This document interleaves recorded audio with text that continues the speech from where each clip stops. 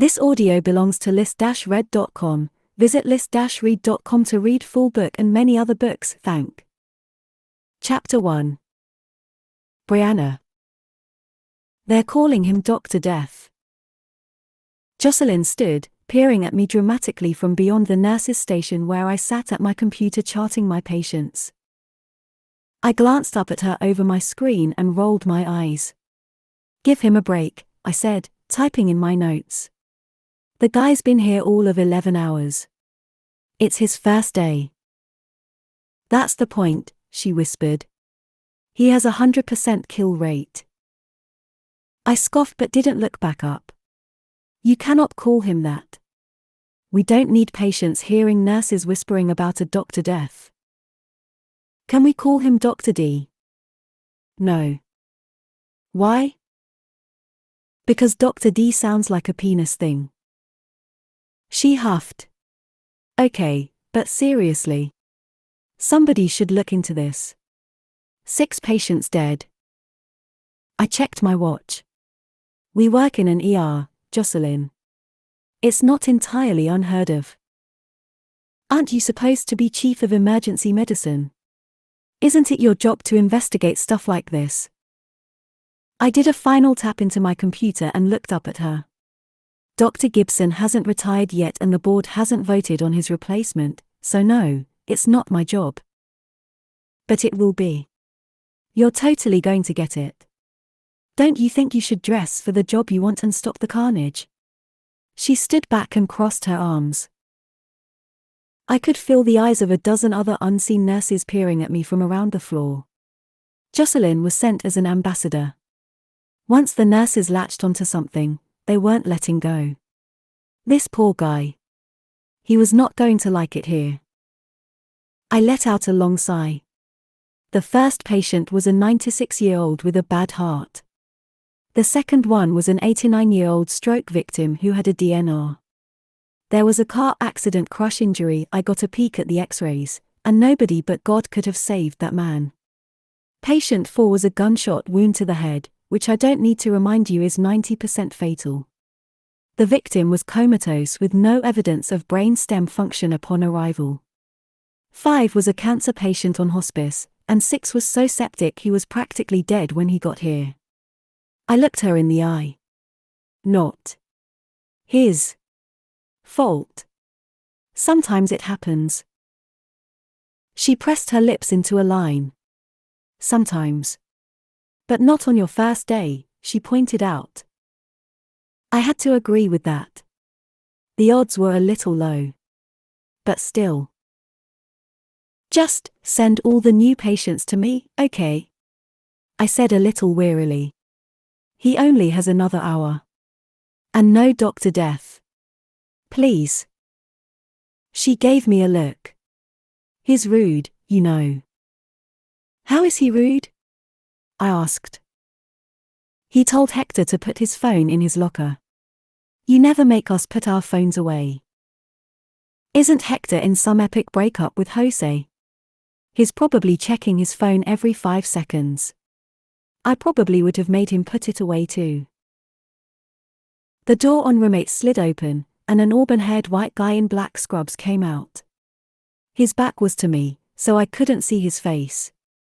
I watched him peel off his gloves and drop them into a hazardous waste basket. He pinched the bridge of his nose, took a deep breath, then dragged himself toward the locker rooms with his head down. Hector came out of the room behind him and looked over at us. He held up 7 fingers and sucked air through his teeth. Jocelyn gave me an I told you so look, and I shook my head. No Dr. Death. Now go. Do something productive. She pouted for a second, but then she left. My cell phone pinged, and I pulled it out. Alexis, I want to come see you on the 19th. I typed in my reply. I'm totally fine. I wasn't fine. But I also wasn't summoning my pregnant best friend out of the warm embrace of her honeymoon period to come hang out with me in the abandoned haunted house my life had turned into. I loved her too much to condemn her. My phone rang in my hand. I got up and ducked into an empty room, and swiped the answer button. I'm telling you, I'm okay, I said. Nope. I'm coming. What time are you off? Alexis. I groaned. I just want to pretend that day is like any other day. It's not like any other day. It's the day your divorce is final. It's a big deal. I'm not going to do anything stupid. I'm not going to drunk dial him. I'm not going to get shit-faced and throw up in my hair. I'm more worried about you throwing Molotov cocktails through his windows. I snorted. I guess that's a valid concern, I mumbled. I didn't exactly have a history of being calm and rational when it came to Nick. When I finally found out he'd been cheating, I'd like to tell you that I acted with poise and grace, a vision of dignity in the face of unfathomable betrayal and heartache. What I actually did was lose my fucking mind. I flushed my wedding ring down the toilet and watered his houseplants with bleach. Then I called his mother to let her know what kind of a man she raised, and that was me just getting started. I'd shocked even myself with the levels of pettiness I was willing to sink to. The grand finale of the depths of my depravity was so embarrassing I forbade Alexis to bring it up to this day. Unless you have a date, I'm coming to see you, she said. Ha! Right. I sat on a gurney and put my forehead into my hand. Since Nick, I had been through some of the worst online dating in the history of the internet. The amount of garbage I sifted through on Tinder over the last year was so bleak, Nick looked like Prince Charming by comparison. Still no luck? She asked. Last month I went on a date with a guy who had a court-ordered breathalyzer installed in his car because he'd had that many DUIs. He asked me to breathe into it so his car would start. There was the one who showed up to our coffee date with a swastika tattoo on his neck. The last date I went on, the guy's wife, which I didn't know he had, showed up to the Benihana and asked if this was what he was doing with the money he said he needed for the kids' school supplies. He told me he didn't have kids. She must have blanched into the phone. Oh, gross. You have no idea how lucky you are that you found Daniel. Seriously. Make a sacrifice to the dating gods for that one. I looked at my watch. I gotta go, I'm on shift. I'll call you after work. Okay. But really call me, though, she said. I will really call you. We hung up. I sat for a moment just staring at the wall. There was a pain assessment chart hanging there. Little cartoon faces in various expressions over coinciding levels of pain. A green smiley face over the number 0. A red crying face over the number 10. I fixed my eyes on the 10.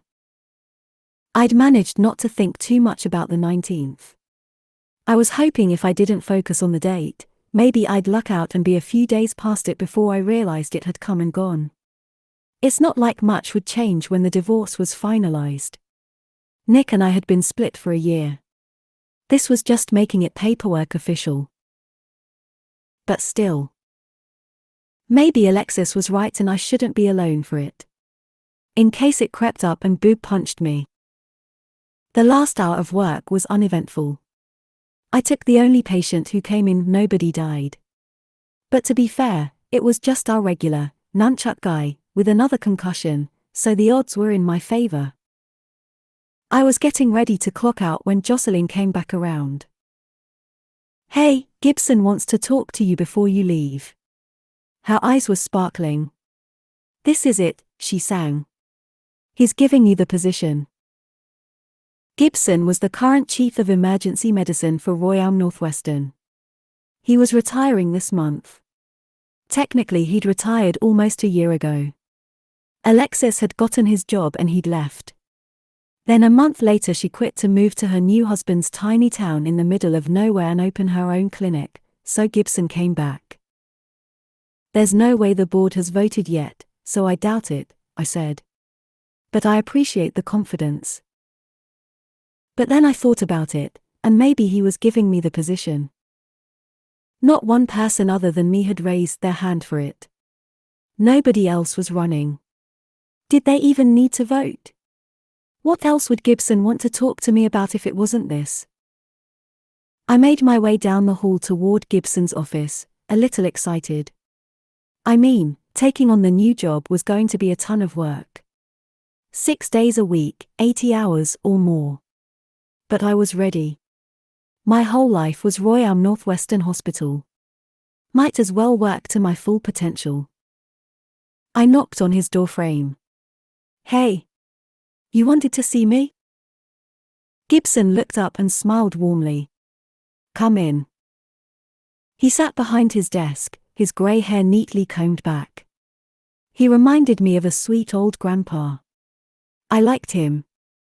Everyone did. He'd been in the position forever. Close the door, he said, finishing something he was signing. I slipped into the chair in front of him. He finished his paperwork and moved it aside and gave me a full, toothy smile. How are you, Brianna? Good, I said brightly. And your brother, Benny? I bobbed my head. As well as can be expected. Well, I'm glad to hear that. Such an unfortunate circumstance. But he's got some great doctors. I nodded. Royal Northwestern is the best. Speaking of which, I'm excited to get started, not that I'm looking forward to you leaving, I added. He chuckled. Is there going to be a vote? I asked. Nobody else is running. He threaded his fingers over his stomach. Well, that's what I wanted to talk to you about. I wanted to tell you personally. I've decided to delay my retirement for a few more months. Oh. I tried to disguise my disappointment. Okay. I thought you and Jody were moving to some villa in Costa Rica. He laughed good-naturedly. We are. But the jungle can wait. I'd like to give everyone some time to get to know Dr. Maddox before we put forward a vote. It only seems fair. I blinked at him. I'm sorry. Who? He nodded in the direction of the ER.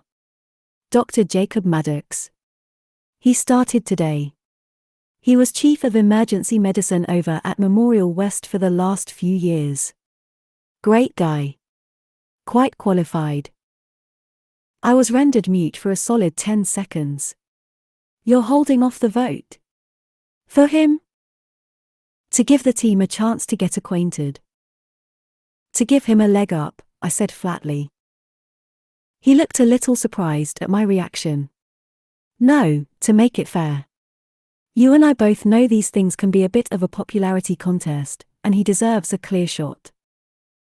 I stared at him in disbelief. You're actually doing this? Delaying the vote so he has a greater chance at taking the position. I've been here 10 years. He looked at me seriously. Brianna, I have to consider what's best for the department. A broader pool to choose from is always preferable. There's no glory in getting the job by default. It wouldn't be by default. It would be on merit. 10 years of merit.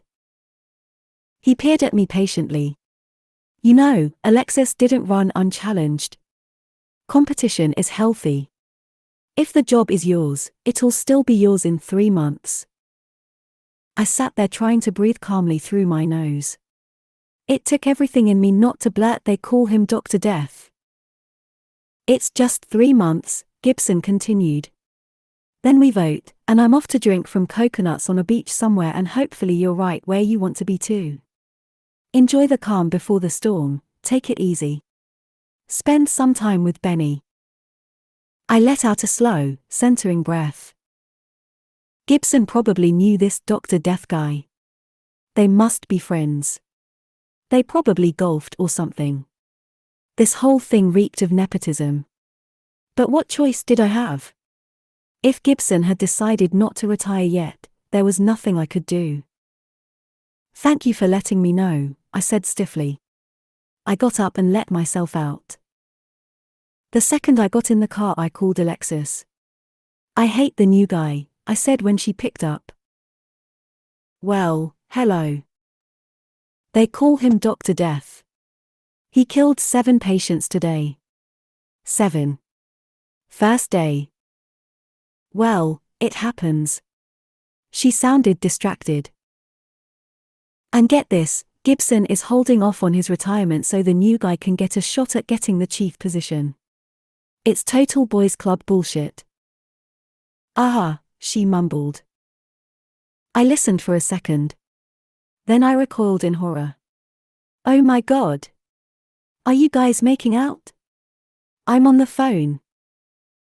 She and Daniel were always all over each other. I think they only came up for air to eat. I rubbed my temple. Can you please toss some cold water on him and talk to me? I'm having a crisis. Sorry, hold on. She whispered something I couldn't hear and giggled. Then he giggled. I rolled my eyes and waited. This year was going to be my villain origin story, I just knew it. A door closed in the background and she came back on. Okay. I am here. Tell me all the things. Okay, so the new guy is some hotshot transfer from Memorial West. I guess he was their chief over there, so Gibson wants to delay the vote so everyone can get to know him better. The guy's a total dick, the nurses hate him. Well, if the nurses hate him, you have nothing to worry about. That's not even the point. Do you think Gibson would do this if the transfer was a woman? I heard her pressing buttons on a microwave. Yeah. I do. Gibson's pretty fair. I don't picture him making this a gender thing. You are supposed to be on my side. I am on your side. Look, there is no way you're not getting it. He did you a favor. He just handed the summer back to you without you being tied to the ER for 80 hours a week. Benny needs you right now. It's better if you're free for the next few months while he gets adjusted. I went quiet. The way things were going with Benny, I'd probably see him as much in the ER as I would at home. I pushed down the knot I always got in my throat when I thought about my little brother. So what does this new guy look like? Alexis asked, clearly changing the subject. I have no idea, I mumbled. He's like a shadow demon. Every time I'm about to walk into a room he's in, he steps out the other door. I've seen the back of his head a few times, but that's it. You didn't introduce yourself when he got there. I mean, I was going to. But we got slammed the second I clocked in. And then when it calmed down, I couldn't find him. It's like the guy hides in a supply closet somewhere when he's not declaring people dead. Look, she said, getting back on topic. Everyone loves you. You're going to be a shoo-in, no matter who runs against you. And that new guy? I give him a month. The nurses will eat him alive. You'll be the first Salvadorian chief in Royam history by the end of summer, te lo prometo.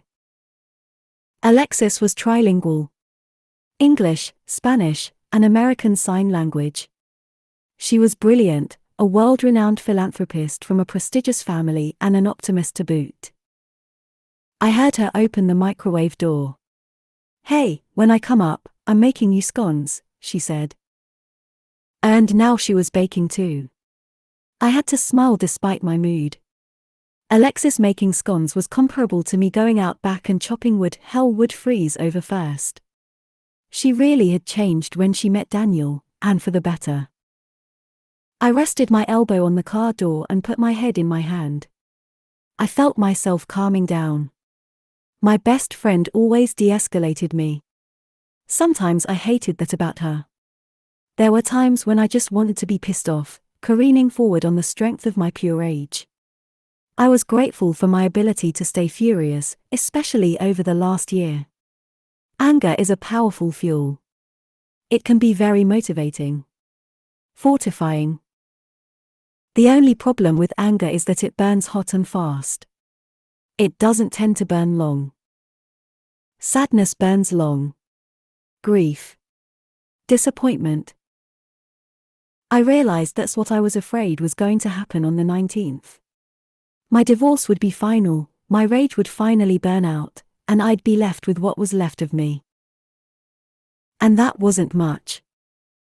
Chapter 2. Jacob.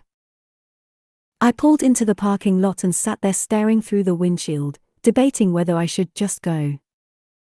Amy and Jeremiah wanted to talk to me. There really was only one reason they would need to at this point. I knew what it was. I'd been expecting it for months now. There was almost a morbid sense of relief that we were finally getting it over with. I looked glumly at the sign on the building. Bad Axe Grill. That was where they'd decided to do this, a damn axe-throwing bar. This is where they were going to drop the bomb. The location of this meeting was only slightly less awful than the news I was about to get. It would be loud. There would be drunks. People in wedding veils and birthday hats hooting and cheering, shouting over the music. It was the kind of place that felt thick, like everyone was sitting on top of one another. Strangers would bump into me, the bathrooms would be filthy and crowded, the tables would be sticky. Like an adult version of a Chuck E. Cheese with booze and obnoxious frat boys. I felt my heart beginning to pound at the idea of being in there. I never went to bars unless I was being dragged. Jeremiah should know better. He was my brother, he knew about my dislike for places like this, that I got overstimulated and overwhelmed. But my guess was he was deferring to Amy, and this was very, very her. She'd take me to a place like this and be bewildered when I'd want to leave as soon as humanly possible. She'd say something like, "But they're famous for their wings. You love wings, that's why I brought you here," as if the right buffalo sauce could mitigate the rest of it. No wonder she'd left. I was boring and withdrawn and impossible to understand. Even after 2.5 years together. I shifted in my seat. I should just go. Tell them I'd talk to them later. I was so drained I could barely think straight. I'd started a new job today. Lost every patient who walked into my ER. I rubbed my temples. I felt like the angel of death. People dying is inevitable in my line of work. You can't save them all, and it's naive to think you have any control over what comes through those sliding doors. But on my first day, the nurses hated me. I could feel the loathing dripping off them my whole shift. And none of the other attendings even came over to say hi. I'd second-guessed everything in the last 12 hours. Quitting Memorial West to go somewhere new, giving up my leadership position, starting over. It had sounded like a good idea in theory, but I think I'd overestimated my adaptability. I felt unmoored, like I was being tossed around on some choppy sea and all the captains of the passing boats were sneering at me instead of throwing me a lifeline. Being in this hellhole of a restaurant would suck the last of the energy from my already depleted soul. Maybe I could do this meeting tomorrow instead. But if I left, Amy and Jeremiah would assume I was hurt. That I wasn't over it. Couldn't handle it. Even if I explained it was the place and not the news, they'd never believe me. I'd dated Amy for years and hadn't succeeded in making her understand my anxiety, so why would she get it now? I wished there was some sort of autopilot I could slip into, like I usually did at work. A muscle memory to move me through the motions. But it would have to be all me. I'd have to be awake for it. Fully aware. I let out a long breath, turned off the truck, and got out to drag myself into the bar. A young woman with a nose ring was working the hostess stand and took me through to a table in the back where my ex-girlfriend and my younger brother sat side by side in a booth. They were laughing and leaning into each other before they saw me, but the second they did they jumped apart.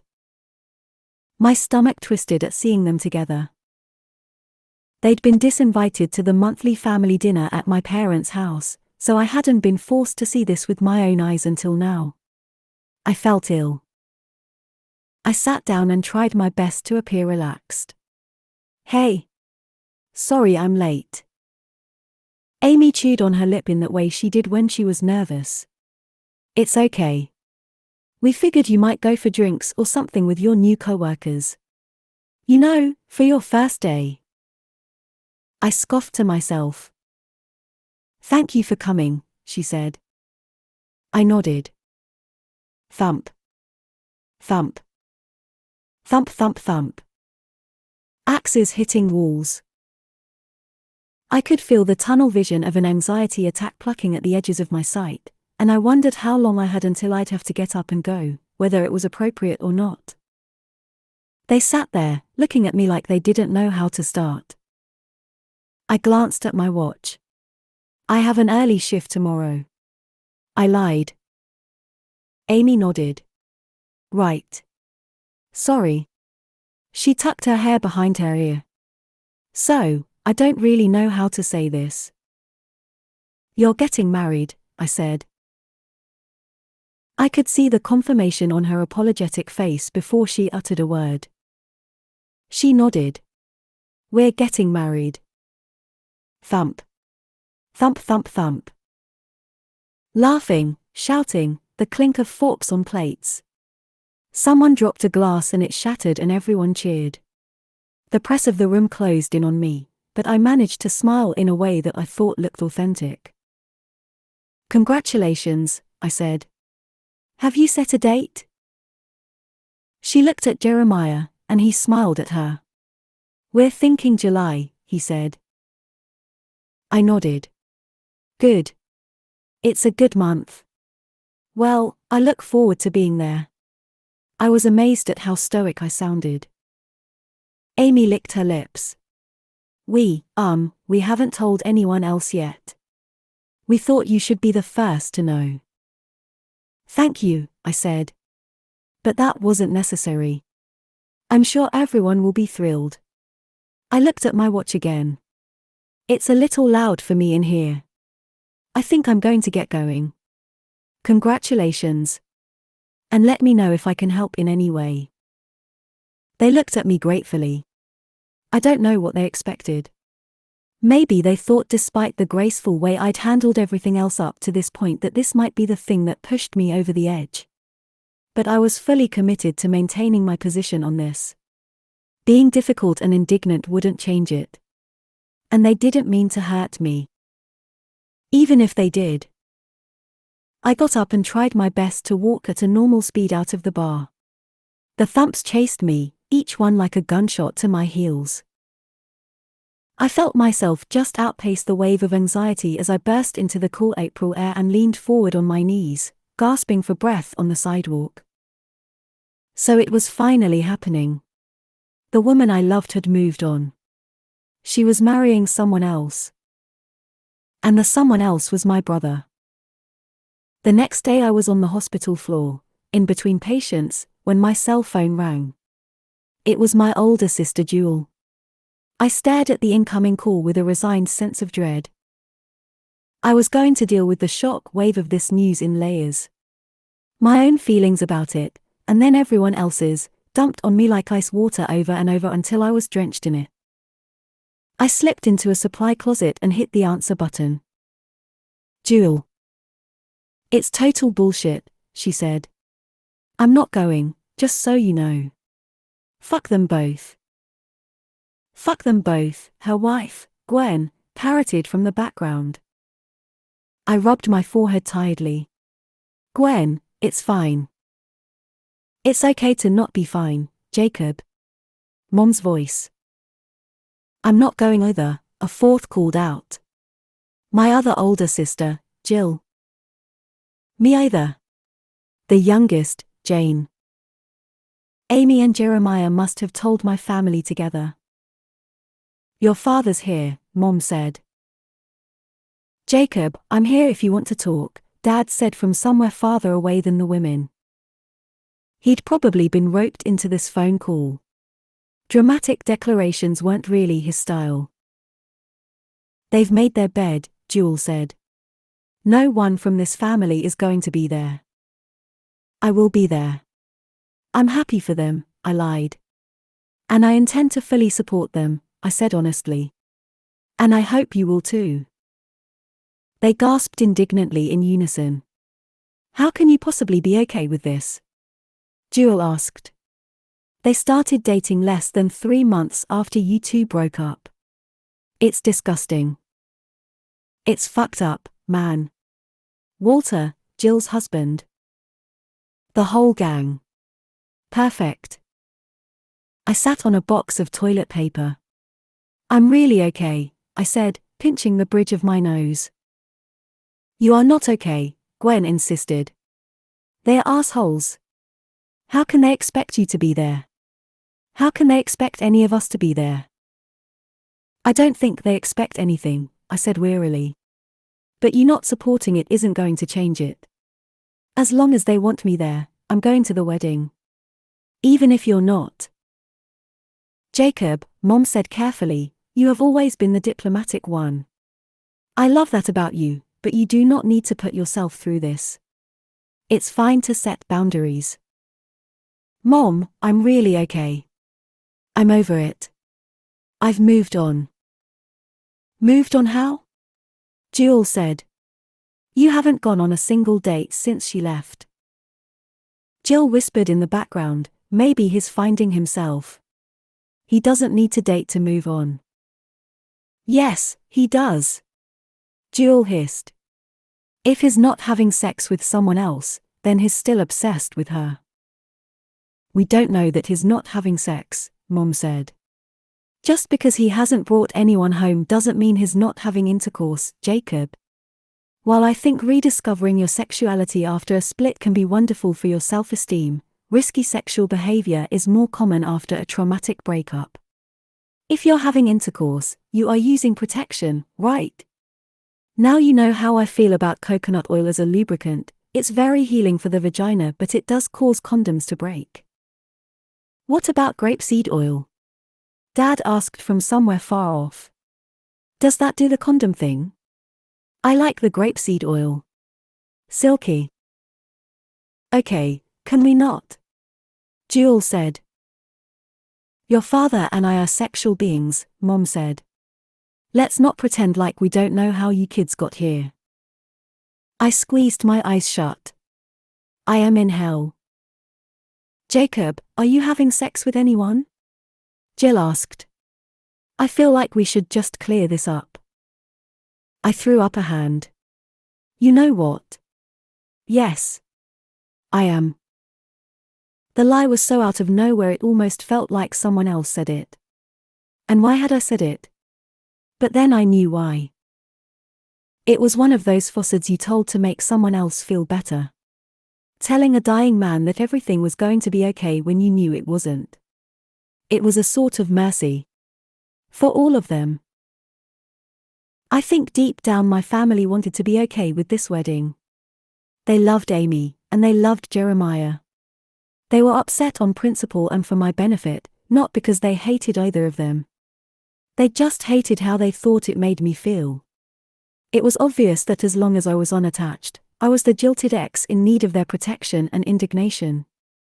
Amy and I would never get back together, so what was the point? Why make this stand in my honor? I didn't want it. Amy and Jeremiah would get married with or without my family's support. And they'd have kids, and those kids would be blameless. Even if the whole family shunned my brother and my ex for the rest of their lives, it wouldn't change a thing. So if I had to tell a white lie to redirect the focus, that's what I was going to do.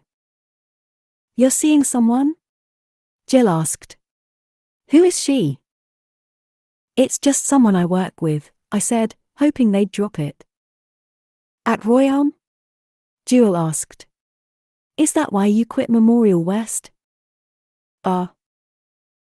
Because we all thought you quit so you wouldn't have to work with Amy because you were so heartbroken and sad. Jill sounded excited. But you quit because you're in love and you want to be close to her. I blinked. Yes. Everyone made an ooh noise. When can we meet her? Jane asked excitedly. I don't know, I stuttered. I'm not ready to introduce her to anyone yet. It's still new. I could feel them bubbling on the other end of the line. Damn. They'd never let this go now. Listen, I said, putting the phone to my other ear. I am okay with this wedding. I have moved on, and I am happy for them. Will you bring your girlfriend to the wedding? Gwen asked, a smile in her voice. Oh, I guess. If we're still together, yes. More squealing. I heard Jules sigh dramatically. Okay, she said. Fine. I guess, since you're okay with it, I hate it less. But I'm still not excited. I do like weddings, though, Jules said. But you're right, I'm still mad at them, she added quickly. I shook my head. Don't be mad at them. Look, I gotta go. I'm on shift. Will we see you on the 19th for dinner? Mom asked. I want lasagna, but your father might smoke a pork roast. Yes, I will be there for dinner, I said. Can you bring a bottle of wine? Yes, I will bring wine. Okay. Love you. They all said goodbye in unison and hung up. I set my phone on my thigh and put my palms to my eyes. I'd have to say I broke up with my imaginary girlfriend when it came around to it. But hopefully it would take the pressure off in the meantime. Maybe everyone would finally stop looking at me like I was going to crumble into dust. Granted, it had been a bad breakup. But at least I got the dog. I dragged myself up and let myself out of the supply closet, and someone crashed into me. I let out an oomph, and my phone flew from my hand and went skittering across the hard floor. The doctor who hit me didn't stop. She launched off me and continued running down the hallway toward the patient rooms. What the hell? I muttered, picking up my phone. The screen was cracked. Watch where you're going, I shouted after her, annoyed. She didn't even glance back. A nurse gave me a dirty look like I was the asshole. Was everyone rude like this here? What the hell was wrong with this place? I peered forlornly at my cell. It still worked, but the corner was shattered. The perfect ending to the worst week ever. I gritted my teeth. I stalked down the hallway in the direction the woman ran. I didn't know exactly what my plan was. Give her my thoughts on running in the halls. Demand she cover the screen repair? I poked my head into the rooms one at a time until I spotted her.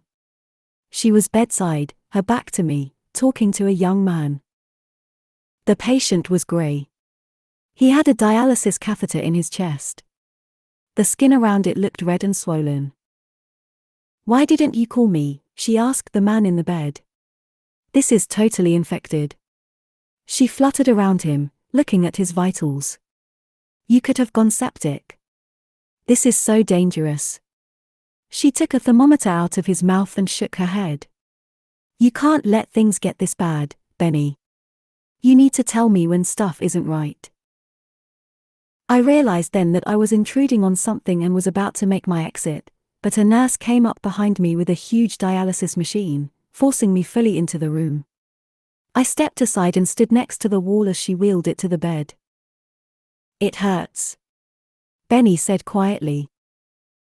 I know, the woman said, a little softer now.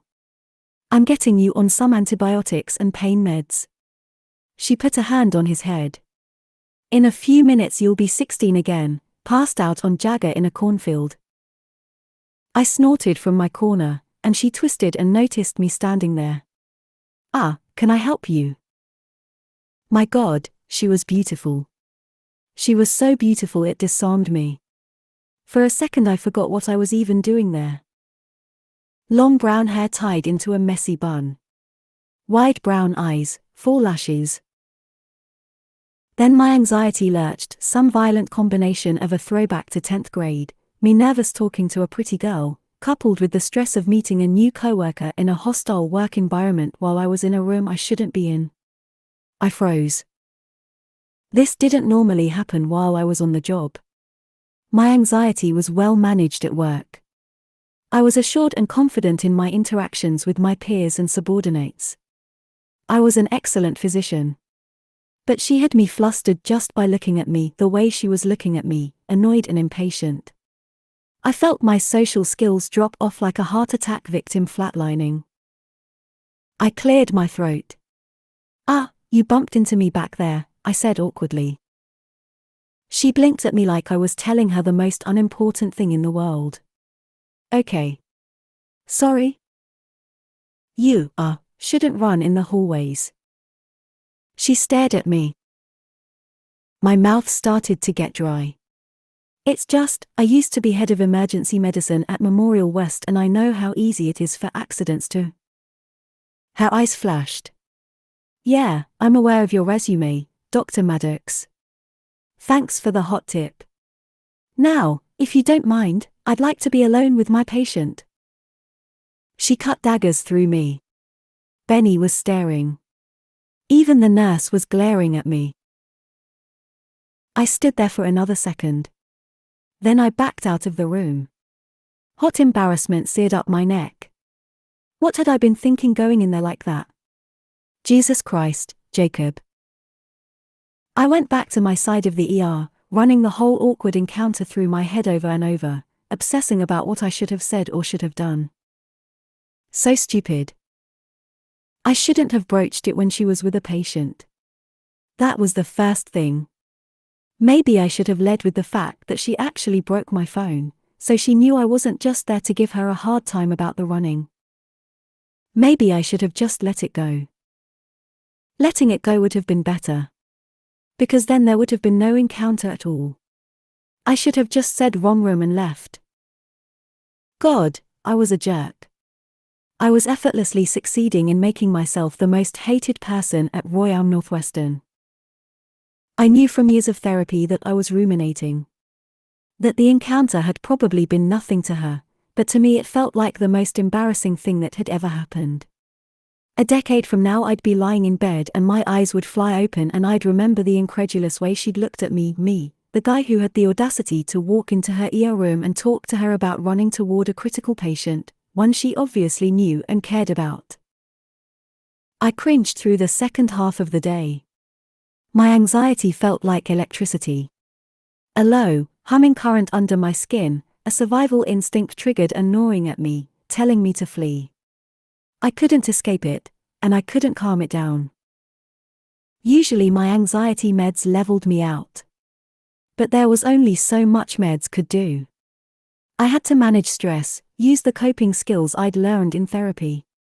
Most importantly, I had to live a lifestyle conducive to wellness. That's what I thought I was doing coming here, getting myself out of the unhealthy situation at Memorial West with Amy and Jeremiah, making a choice that was best for my mental health. But now this. I knew I was being quiet and taciturn and this wasn't helping to endear me to the already cold nurses on my shift, but I was so in my head I couldn't stop myself. I'd managed to trade seeing Amy and Jeremiah every single day for a whole team of people who hated my guts instead. I'd always had a hard time making new friends. I got nervous in unfamiliar social settings, so I would say the wrong thing or become withdrawn, so it took time for people to warm up to me. Maybe I just needed time here too. But something told me this place was different. They were too cliqued up. It felt like high school all over again. I was the outsider and I'd keep being the outsider, especially if I kept messing things up the way I'd been doing. And I didn't even know how to stop. I had another hour of my shift, but I needed a break. My mental battery was empty again. I didn't want to run into that woman in the doctor's lounge, so I headed back to the supply closet. Only when I got there, it wasn't empty. Chapter 3. Brianna. I got Benny situated and managed not to cry the whole time. Then, once he was comfortable, I made a beeline for my sob closet. I like to cry in the supply closet by Gibson's office. Quiet, low traffic. I had a toilet paper box I liked to sit on, and the stuff on the shelves acted as sound insulation so nobody could hear me completely losing my mind.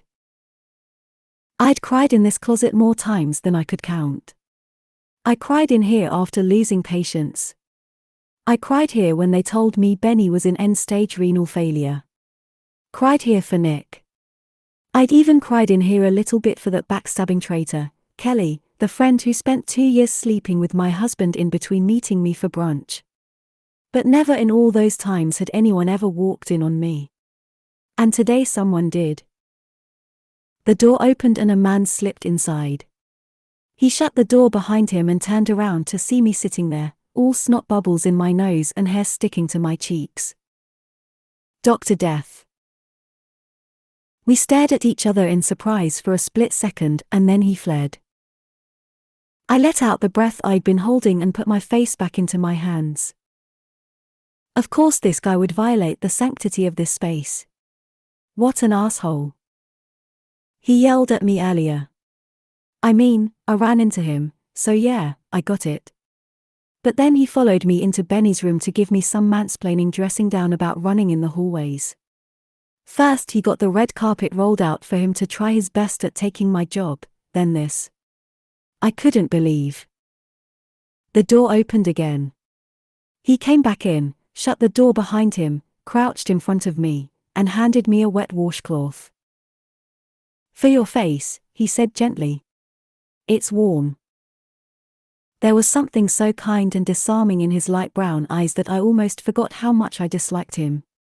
Almost. I paused for a moment, then took it. Thank you. I sniffed. He smiled a little and nodded. But he didn't go. He sat down against the door. I stared at him, wondering what in the world he thought he was doing. I wanted him to leave. The room was totally crowded with him in it, and I wasn't going to keep crying with him sitting here. But then I realized that he probably wanted to make sure I was okay. I guess it would be weird if he just handed me a washcloth and took off, like enjoy your meltdown. I let out a resigned breath and pressed the warm towel into my eyes. It did make me feel better. Are you okay? He asked quietly. I sniffled and nodded, looking anywhere other than his face. The legs of his black scrubs were inched up and I could see his grey socks. They had tiny brown dogs on them. I guess he was a novelty sock kind of guy. He had on a black smartwatch. Toned freckled arms like he worked out. A stethoscope draped around his neck, his hospital badge clipped to his shirt. When I got to his eyes, he was gazing back at me. A 5 o'clock shadow, a full head of thick reddish-brown hair. He wasn't bad-looking. Like, at all.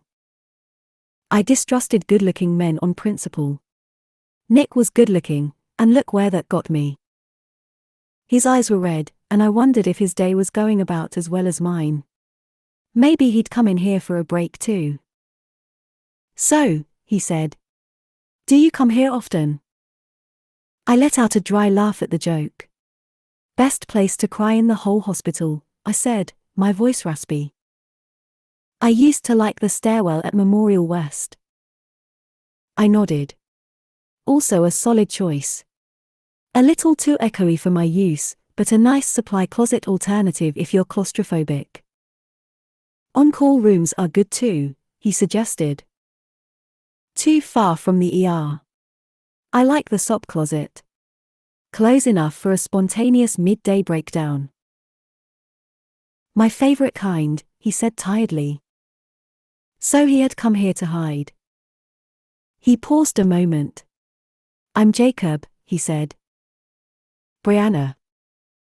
Then we went quiet again.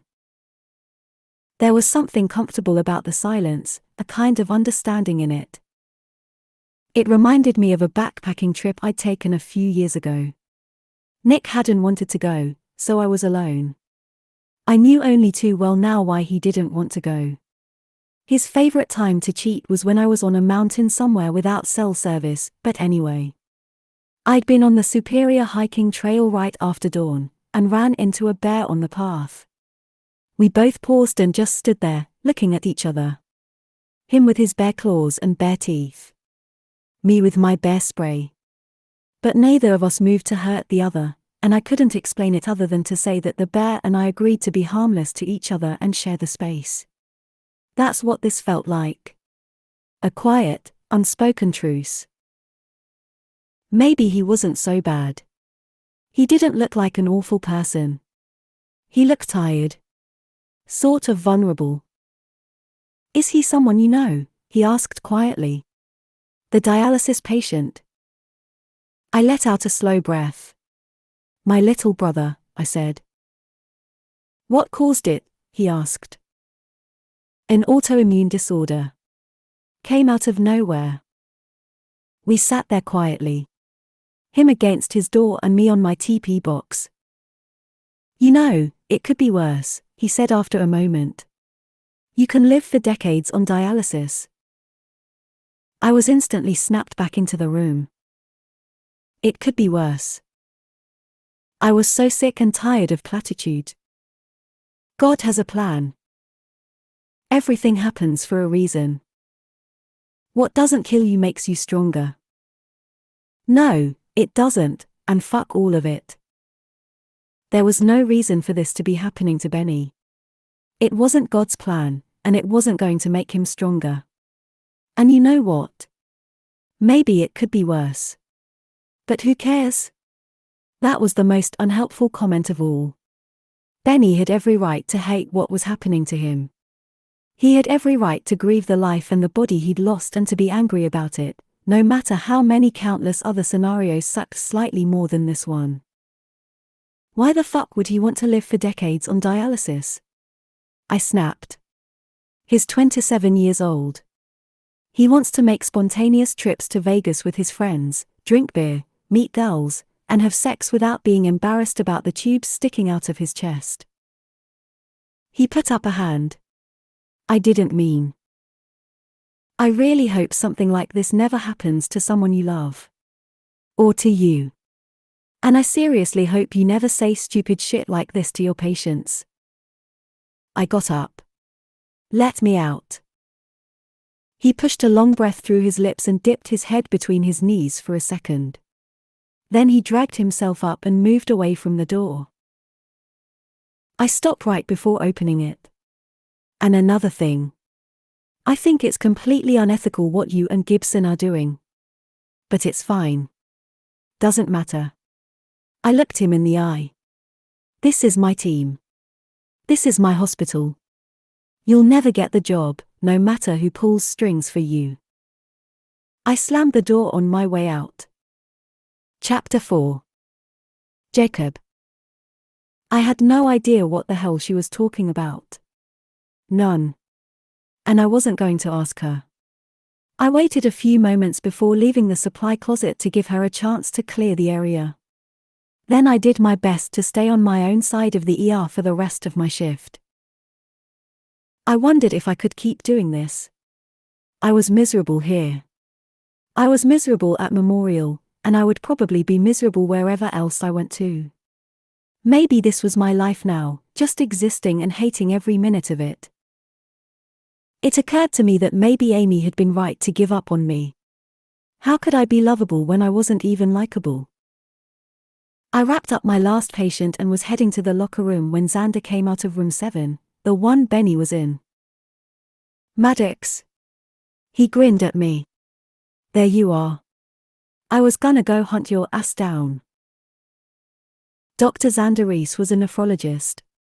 A kidney specialist and a good one. He was also my best friend. We'd been roommates in med school and through our residencies. He was one of the selling points of this move. Knowing someone here had been a plus. It was nice to finally see a familiar face, one that wasn't scowling at me. Maybe Xander was Benny's kidney specialist. I peered past him to see into the room, but the curtain was across the sliding glass door.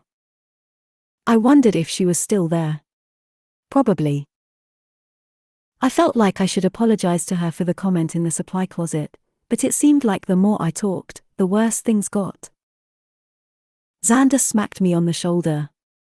Hey, sorry I missed you yesterday, bud, I had rounds at the dialysis clinic. He nodded down the hallway. Gibson sent me to look for you. You're off right now, right? Wanna get a drink? We're thinking Murphy's across the street. I liked Murphy's. And I liked that it was a place I'd been to before. He'd probably picked it for that exact reason. Places I knew were less stressful for me because I had a sense of how loud it was going to be, how crowded. I wouldn't have to ask anyone where the restrooms were. Sometimes I'd Google a place just to see what I could before going. Figure out what I'd order, what the parking situation would be like. Or if there was a big dinner or a party I had to go to, I'd walk through the venue the day before, so when I got there, I'd feel more oriented and less stressed before having to deal with a large social commitment. I'd done that here too. I'd toured Royam twice before I took the transfer. Xander was here, I knew Gibson, I knew the job, I'd felt comfortable with the move. But sometimes even the most thorough due diligence couldn't show you the heart of a thing. Xander was waiting for my reply. Normally after a day like today I'd just want to go home. But I needed to have a positive social interaction so the last one wouldn't be all I could think about. If I didn't put something between me and what happened, I'd fixate on it the rest of the night. Sure, I said. Let me get changed. I'll meet you guys there. I found them in the restaurant 30 minutes later. Gibson waved me over with a friendly smile. He was one of those easy people everyone liked. Gibson and I went way back. We'd never worked together, but we'd had the same job for the last few years and ended up at enough of the same conferences to get pretty well acquainted. Plus he knew Mom. Most doctors did. She was a well-respected physician in her own right. He smiled at me as I sat down. Maddox. How's the new job treating you? Good, I lied. And how's Amy? He asked. Fine. We broke up 8 months ago. He arched an eyebrow. Ouch. I didn't know that. I'm sorry. Is that why you transferred? I picked up a menu and looked at it, though I didn't need to. I'd already checked it out online. In part, yes, I said. She's getting married, actually. To Jeremiah. Xander stared at me. Are you kidding me? I'm afraid not. Gibson leaned back in the booth. And what does your mother have to say about that? Plenty, I mumbled. Xander nodded at me. At least you got the dog, he said. There is that. I'd adopted Lieutenant Dan when Amy and I were together. He was my dog, but we'd shared him pretty equally, and Amy loved him just as much as I did. I half expected her to ask for partial custody, but luckily she didn't fight me on it. She didn't fight me for much, come to think of it. There was nothing to fight over. We'd never lived together, didn't have kids. I looked up at Gibson over the menu. Hey, I wanted to ask you something. There's a doctor here, Brianna, Xander, I think you're treating her brother. Dr. Ortiz, Gibson said a little warily. Is she giving you problems? No. She said something to me about you pulling strings for me. She seemed upset about it. Do you know what that's about? He blew a breath through his lips. She's up to replace me when I go. I mentioned to her that I've put off retiring to give the staff a chance to get to know you before we vote on the next chief. She was not happy with me. I pressed my lips together and nodded. Well, that would do it. I have no interest in the position, Gibson. He looked surprised. No? I just assumed you'd take a stab at it. You took a pretty big step down coming here. My chief days are over. I came here to simplify my life. And was failing miserably. He let out a sigh. Okay. Well, I can respect that. Seems a little unfair to delay the vote on my behalf, I said. I can understand why she'd be frustrated. It wouldn't have mattered, Gibson said dismissively. No shade to you, I'm sure you'd put up a heck of a fight, but it'd be a landslide in her favor no matter how long I waited. Her team loves her and she's a hell of a physician. Then why bother putting off the vote? I asked. He picked up his menu and started to look it over. I don't like the optics of her running unchallenged. It takes validity out of the win, and I don't want anyone whispering under their breath that she got it because there was no one else. It's not fair to her, and it's not a good way to enter a position of leadership. Xander bobbed his head. So you put her up against an obvious frontrunner and let her obliterate him. He looked impressed. I like it. He nodded at me. Fucked up for you, but I do like it. I also liked it. Not the me losing part, but the reason for it. At least it had been well-intentioned. As noble as it sounds, I'm still going to have to opt out, I said. Gibson nodded. Noted.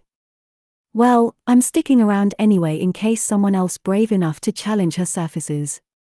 And honestly, I'm happy for the extra couple of months. I'm not ready to leave yet. Quitting after 20 years is a lot. And spending all that time with Jodie. I don't know if I'm ready for it. You're not, Xander said. Trust me. I look forward to my husband's curling trips all year so I can get some peace. Gibson shook his head over his menu. I suppose you don't take a job like this one if you're happy at home. Unless you're in your position. I'd imagine Amy didn't care, since she saw you at work anyway. She cared, I muttered. I didn't elaborate. And anyway, I didn't really want the chief position then either. I was sort of pushed into it by the team. It's not really my thing. Gibson waved me off. If they pushed you into it, it's your thing. You're diplomatic, fair, and you don't lean toward drama. They respected you. Brianna's the same way, actually. Though a little bit more of a bulldog. Xander raised a finger at a server to call her over. Brianna will make a good chief if you ever get the hell out of here. Gibson chuckled. How's the anxiety? Xander asked me. Not easy being the new guy. It's been okay, I lied again. Starting a new job has got to be like your own personal hell, Xander went on. The grown-up version of standing up in front of the class and introducing yourself. I scoffed. It was exactly like that. Only I was naked too and my dog ate my homework. Luckily our server came over before I had to get more into it. Xander ordered one of every appetizer for the table, so the guys didn't order any entrees, but I got a salad. I'd try what came, but I wouldn't fill up on fried foods and sodium. When my mental health was struggling, I had a strict self-care regime. The second I started to notice the glitchy, staticky feeling creeping in, I made a concerted effort to exercise and get enough sleep. I cut out alcohol, processed sugar, and carbs, tried to eat more whole foods. Journaled. It all helped. And right now I needed all the help I could get. I was teetering on some precipice, trying not to fall. Amy and Jeremiah, my family, my new job, all of it prodding me to the drop-off. The guys' cocktails were delivered, and I got my club soda and lime. They went into stories about their patients as I sat back and enjoyed the distraction. I was glad I came. I needed this. A reminder that there were people who liked me. Interactions like this one didn't wear me out. They knew me. They didn't take it personally if I slipped into silence and just listened. They didn't give me a hard time about not having any alcohol, which is something I never did either, to anyone. You never knew what someone's reason was for not drinking. These friends were easy. Not all of them were. Different people had different energy demands. Some people took more from me than others. Dad, for example, was low energy. I could spend days with him in his workshop and never feel like I needed a break. Jill and Jane were easy too. But Mom and Jeremiah and Jewel. They were high-energy people who could drain me in a matter of minutes. There was only so much of them I could handle. Amy was the highest energy of all. There was never silence. She had to fill every moment. In the beginning, I liked it. I didn't have to be charming or force conversation. She'd do it all, and I'd get to sit and listen and laugh at her stories, and she never needed me to contribute. Listening was my contribution. When we went to parties, she handled all the small talk with everyone and I got to just be there. It took pressure off me. My family loved her. It was easy. I think my reserved personality made her feel listened to and the center of attention, the way she liked. And it made me the opposite. She made me invisible, the way I liked. But then one day I realized I knew everything about her and she knew nothing about me. Nothing. And I was lonely, even though I was with someone. So I finally brought it up to her and, well, here we were. Gibson nodded to Xander. Did I see Benny come through today? Yeah. Infected catheter. I sat up. Brianna told me about him, I said, suddenly interested in participating in the conversation. Autoimmune disease. Man, shit luck for that kid. 0 to kidney failure in 18 months. Is his sister donating a kidney? I asked. Xander took a swallow of his bourbon. Not a match. So far nobody is. Gibson shook his head. Poor kid. Lost his job, girlfriend broke up with him. That pissed me off, Xander said, tipping his glass at Gibson. Why'd she break up with him? I asked. Couldn't handle it, Gibson said. No end in sight, didn't want to wait it out. I shook my head. How long does someone like that wait on the transplant list? It can't be that long. Xander bobbed his head. Depends. Can be anywhere from 3 to 7 years. But he's got a rare blood type, the rarest blood type, actually. Might be longer for him. I sat back in my seat. Longer than 7 years, I breathed. God, I can't imagine. No wonder his sister was so upset. I hadn't meant to be insensitive with my comment about dialysis. I'd meant it to be reassuring, because it was true. Dialysis would keep him alive. But the quality of his life would suffer in the meantime. Today had been a prime example of it. Besides the health roller coaster, he'd be strapped to a dialysis machine for 4 hours a day every other day. He couldn't have too much liquid, since his body couldn't get rid of it. No soup or ice cream or watermelon. No drinks with friends. Not even a Coke. Nothing salty because he wouldn't be able to handle the sodium, nothing fried. He couldn't do the thing I was doing right now, eating random appetizers and thinking nothing of it. Will his autoimmune disease damage his new kidney when he gets one? I asked. Xander shrugged.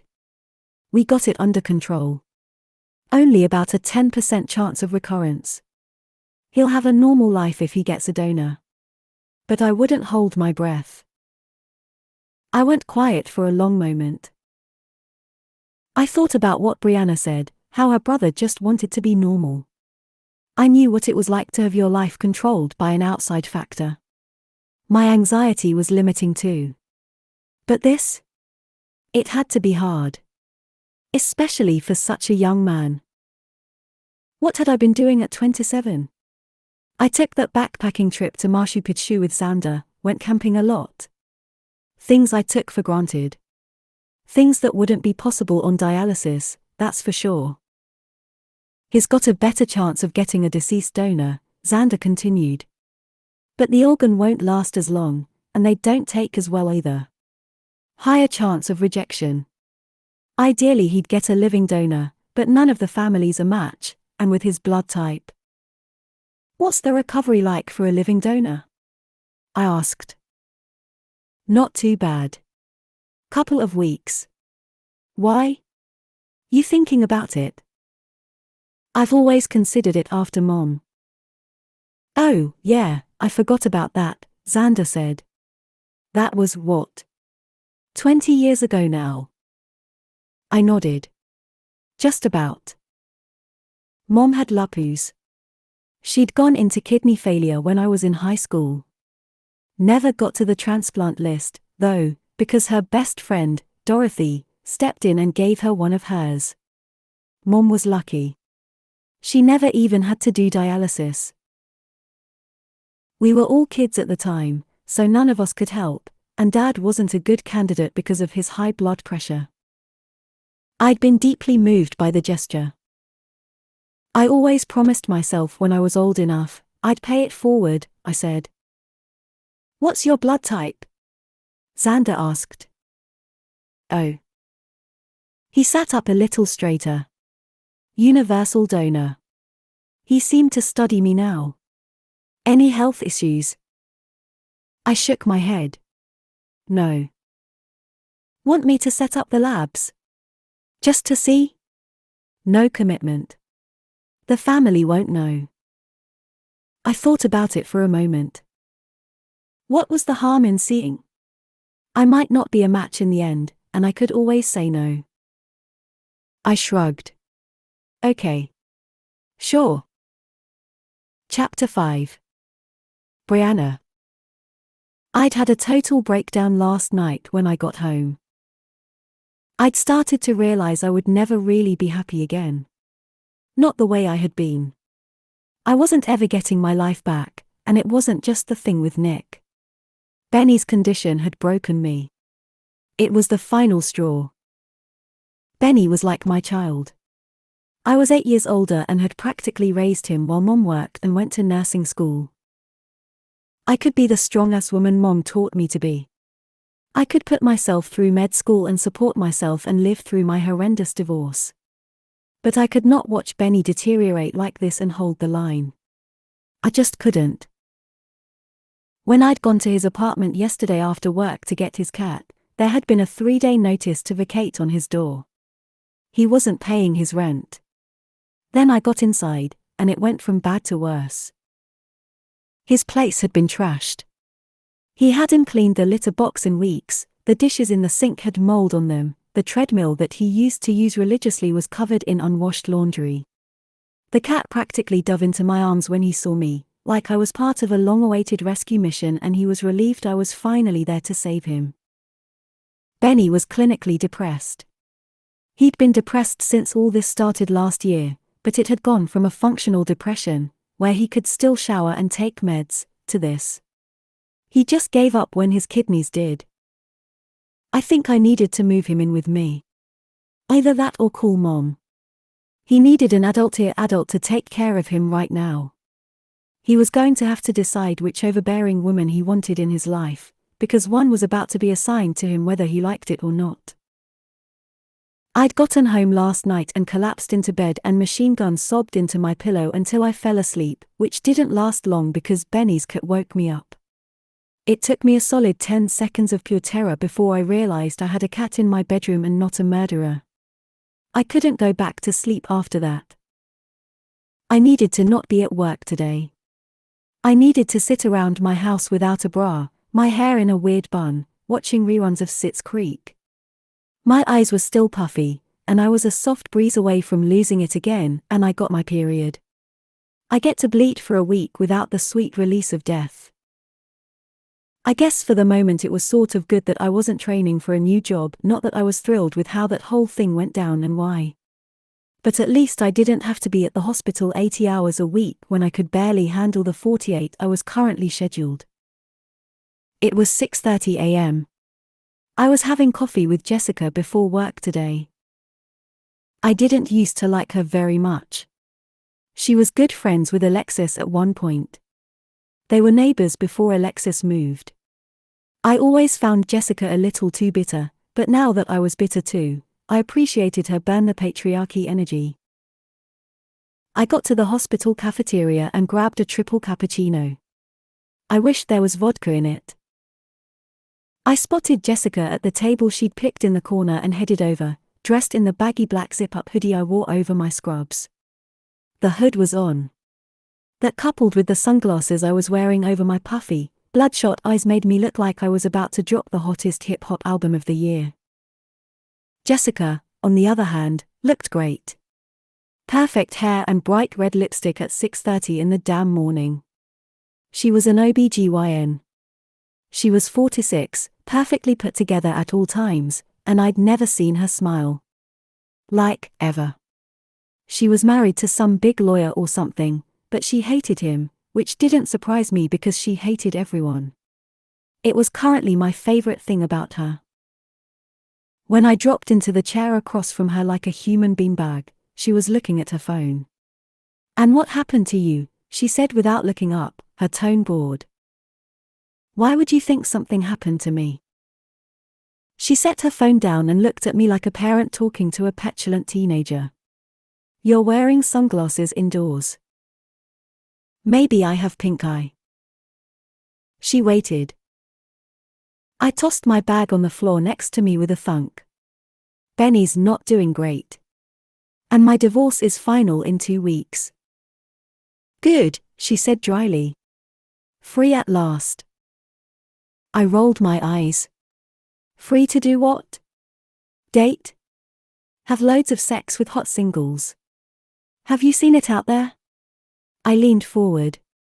And believe me when I tell you that my standards are low. The bar has come way down. At this point I'd settle for a guy simply because he has a penis, more than one towel, and no flags hanging on his walls. I mean, do they actually expect us to have sex with them on a futon in their mom's basement? Like, actually? Yes, she said flatly. That is exactly what they expect. I sat back heavily in my seat. I'm beginning to think men are not sending us their best people. She scoffed, which was Jessica's version of laughing. All they do is lie and throw off your pH balance. They are a constant reminder that we don't choose our sexuality, because who in their right mind would choose to be attracted to men? They are completely worthless as partners. Did you know that when a wife becomes seriously ill, she is 6 times more likely to be abandoned by her spouse than her husband is? I stared at her. Are you serious? She took out a compact and checked her teeth. And the older the woman, the higher the rate of abandonment. I hear there's a saying up in oncology. When the wife gets sick, the husband gets a new wife. She clicked the mirror closed and gave me a pursed lip "Can you believe this shit" look. I blinked at her in horror. That is disgusting. Yes, it is. She agreed. But remember, you can't spell disappointment without men, she sang. I laughed a little too manically before putting my forehead into my hand. That's it, I mumbled. I'm giving up. I should just accept that I'm never having sex again. I'm cancelling my bikini wax appointments. Just gonna let the forest reclaim the land, succumb to my inner swamp witch. I squeezed my eyes shut from behind my glasses. I feel like if I died, it would take me a solid 24 hours to realize I'm in hell. Then I groaned, remembering. And then there's this asshole I'm working with, this new guy I can't stand. Oh? Who? She asked, looking back at her phone, only sounding mildly interested. Dr. Maddox. I made a face. She paused and looked up at me over her screen. Jacob Maddox. I rubbed my forehead tiredly. Yeah. You know him. Wonderful man, she said matter-of-factly. I froze and blinked at her. I'm sorry, what? Her beeper started going off. I know his mother, she said, looking at her pager. I've known the whole family for years. I have an emergency C-section, I need to run.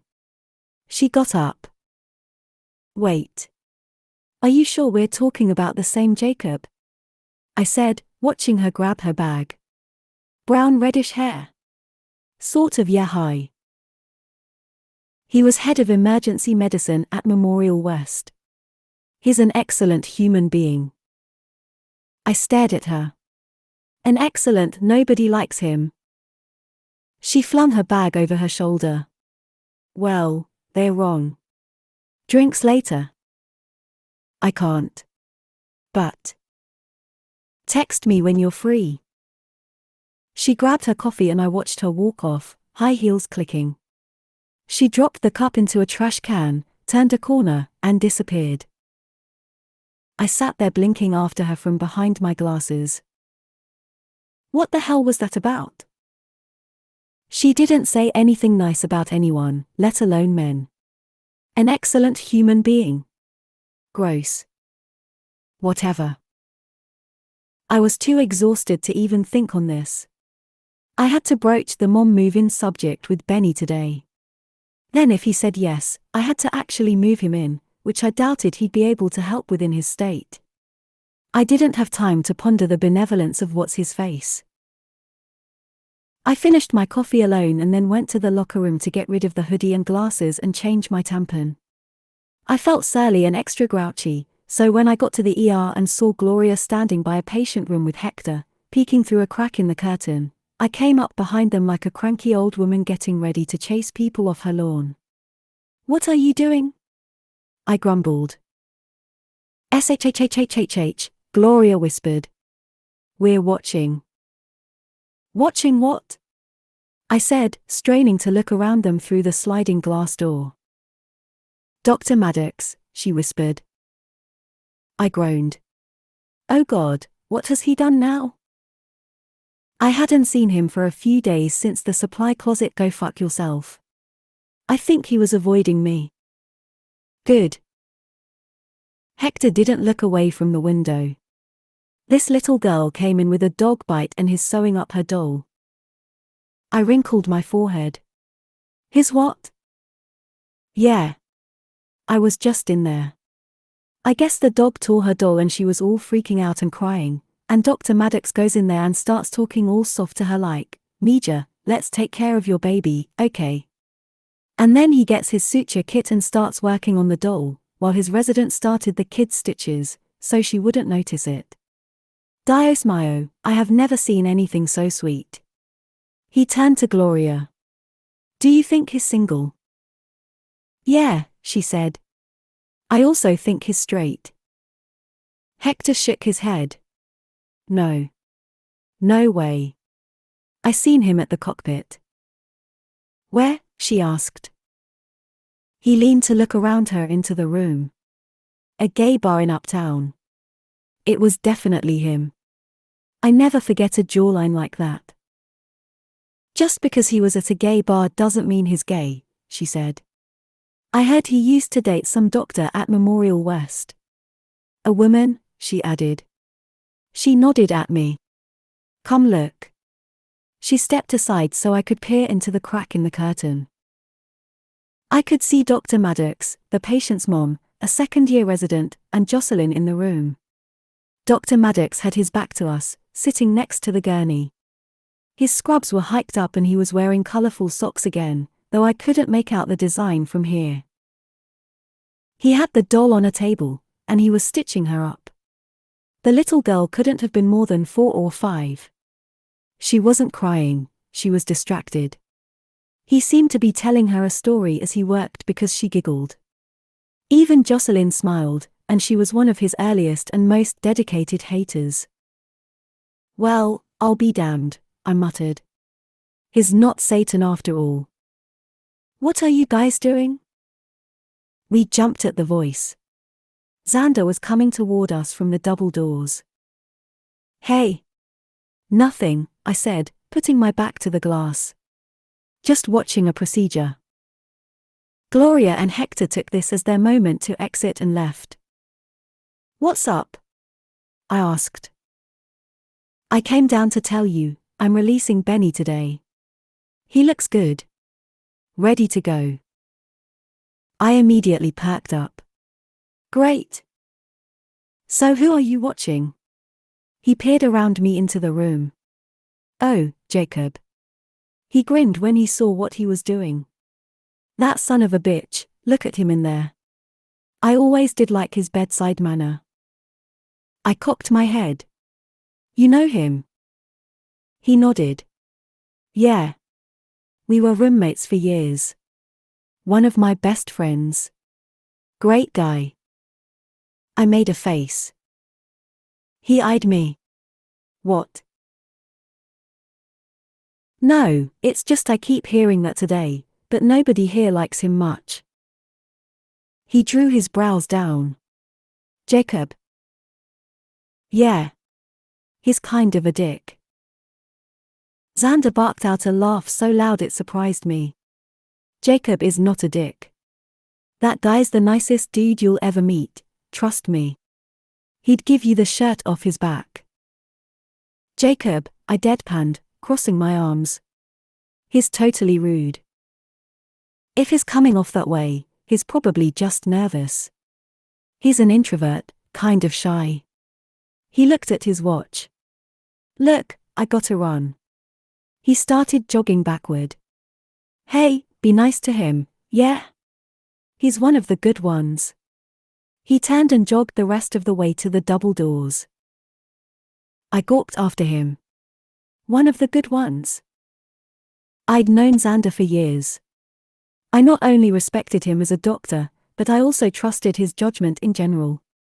I didn't think he'd say that about anyone unless he believed it was true. I mean, it wasn't true. Jacob was definitely an ass. And he was in cahoots with Gibson for the chief position, which I was still pissed about. But I did believe that Xander believed Jacob was a nice guy. And Jessica also believed Jacob was a nice guy. Gibson must like him too. Huh. I looked back through the glass. Jacob was finishing the doll. He wiggled it in front of the little girl and then bopped her gently on the nose with it before handing it to her. She clutched it and beamed. I felt my face soften. I mean, he had brought me that warm washcloth that day in the supply closet. He could have just taken off, especially after I snapped at him in Benny's room. And I never really apologized for running into him that day either. Now he was over here saving dolls from certain death. I guess he wasn't all bad. I chewed on my lip. If Jacob was shy, losing all his patience on his first day and then pissing off the entire nursing staff wouldn't help matters. No one really gave him a shot after that. If he really was one of the good ones, like Xander said, that kind of made me feel bad, like it was his first week at a new school and I was one of the mean girls. Maybe I was one of the mean girls. I was so crabby lately I was probably shorter with him than I would have been if my life wasn't a dumpster fire. Benny was an introvert too. He had a really hard time in school. Through the sliver in the curtain, I saw Jacob get up and I started for the nurse's station, but I only got a few feet before I let out a groan and turned back around. A moment later, when the door to Jacob's room slid open, I was waiting outside. I stepped in front of him with my arms crossed. Hey, I said flatly. He froze with his hand on the door. Hello, he said, looking like a deer in headlights. Bring them desserts. He blinked at me. What? You should have brought the nurses donuts on your first day. You showed up empty-handed, that was your first mistake. Cupcakes might save you, but not the cheap stuff. Nadia cakes, 2 dozen, get a keto one for Gloria, at least 4 gluten-free ones, and 1 vegan. Hector doesn't do animal byproducts. Bonus points if you get a doggy cupcake for Angelica's new puppy. He stared at me, and I turned and walked away. There. I was nice to him like Xander had asked. I gave him the tools to dig himself out of his nosedive with his team. Whether he chose to take my advice was on him. My conscience was clear. I was no longer a mean girl. Hey, he called after me. I let out a long breath and turned back around. What? He stood there with this earnest, hat in hand, puppy dog look that made it hard to keep my flat expression. I registered again, almost to my own annoyance, that he was cute. He had this super sexy, strong quiet type thing about him. Deep, gentle brown eyes, a square jaw with just enough scruff to look a little rugged but still put together. He was maybe 5'9", 5'10", to my 5'4". mid-30s, in shape. His hands were plunged into the pockets of his black scrubs and he had veins running down his toned arms. I loved well-hydrated veins. I shook it off. Was he hot? Yes. Fine. Doesn't matter. Super annoying, though. Yeah? I said impatiently. What about you? He asked. What kind of cupcake do you like? Red velvet, and I don't want one, I said, turning back around. I didn't want anything from him. Chapter 6. Jacob. After my shift, I stopped and did the second round of labs Sander had ordered. Then I called in the cupcakes Brianna told me to get for the nurses so they'd be ready in 3 days when I went back to work. I didn't know why she was helping me. It clearly pained her to do it. Did Gibson say something to her? I hoped not. I didn't need some intervention from the boss on my behalf, some forced play nice. I walked Lieutenant Dan and got something on Grubhub.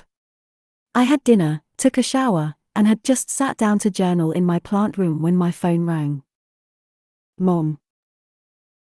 I didn't answer it. I'd been ignoring everyone's calls and texts since the phone call last week. I knew what they wanted to know about my girlfriend.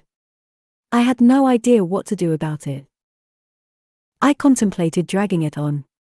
Making excuses for why she could never make it to anything and then eventually saying we broke up.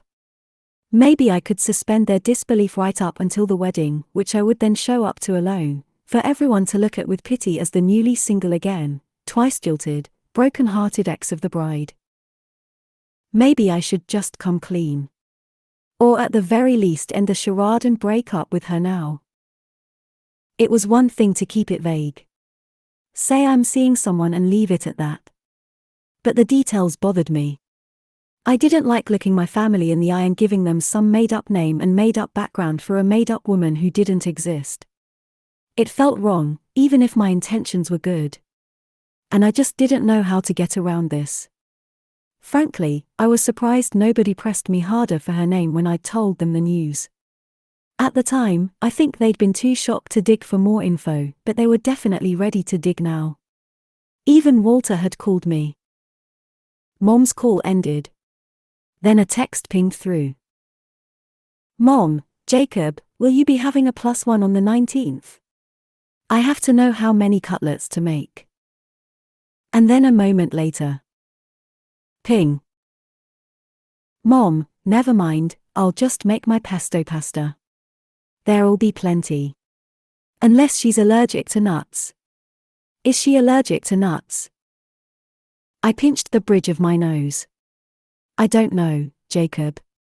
Is your imaginary girlfriend allergic to nuts? God. How was I going to do this when I had all of them pecking at me in person?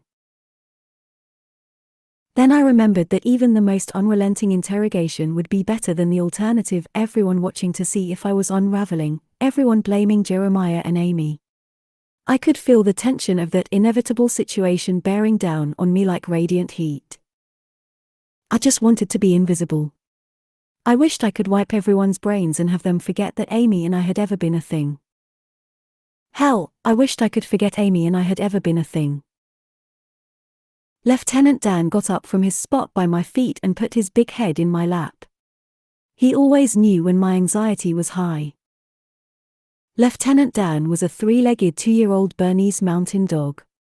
He was also one of the many reasons why I wasn't interested in a chief position at Royal Northwestern. When Amy and I shared him, he was never home alone for more than a few hours, even if I was working my 80-hour week. But now he just had me.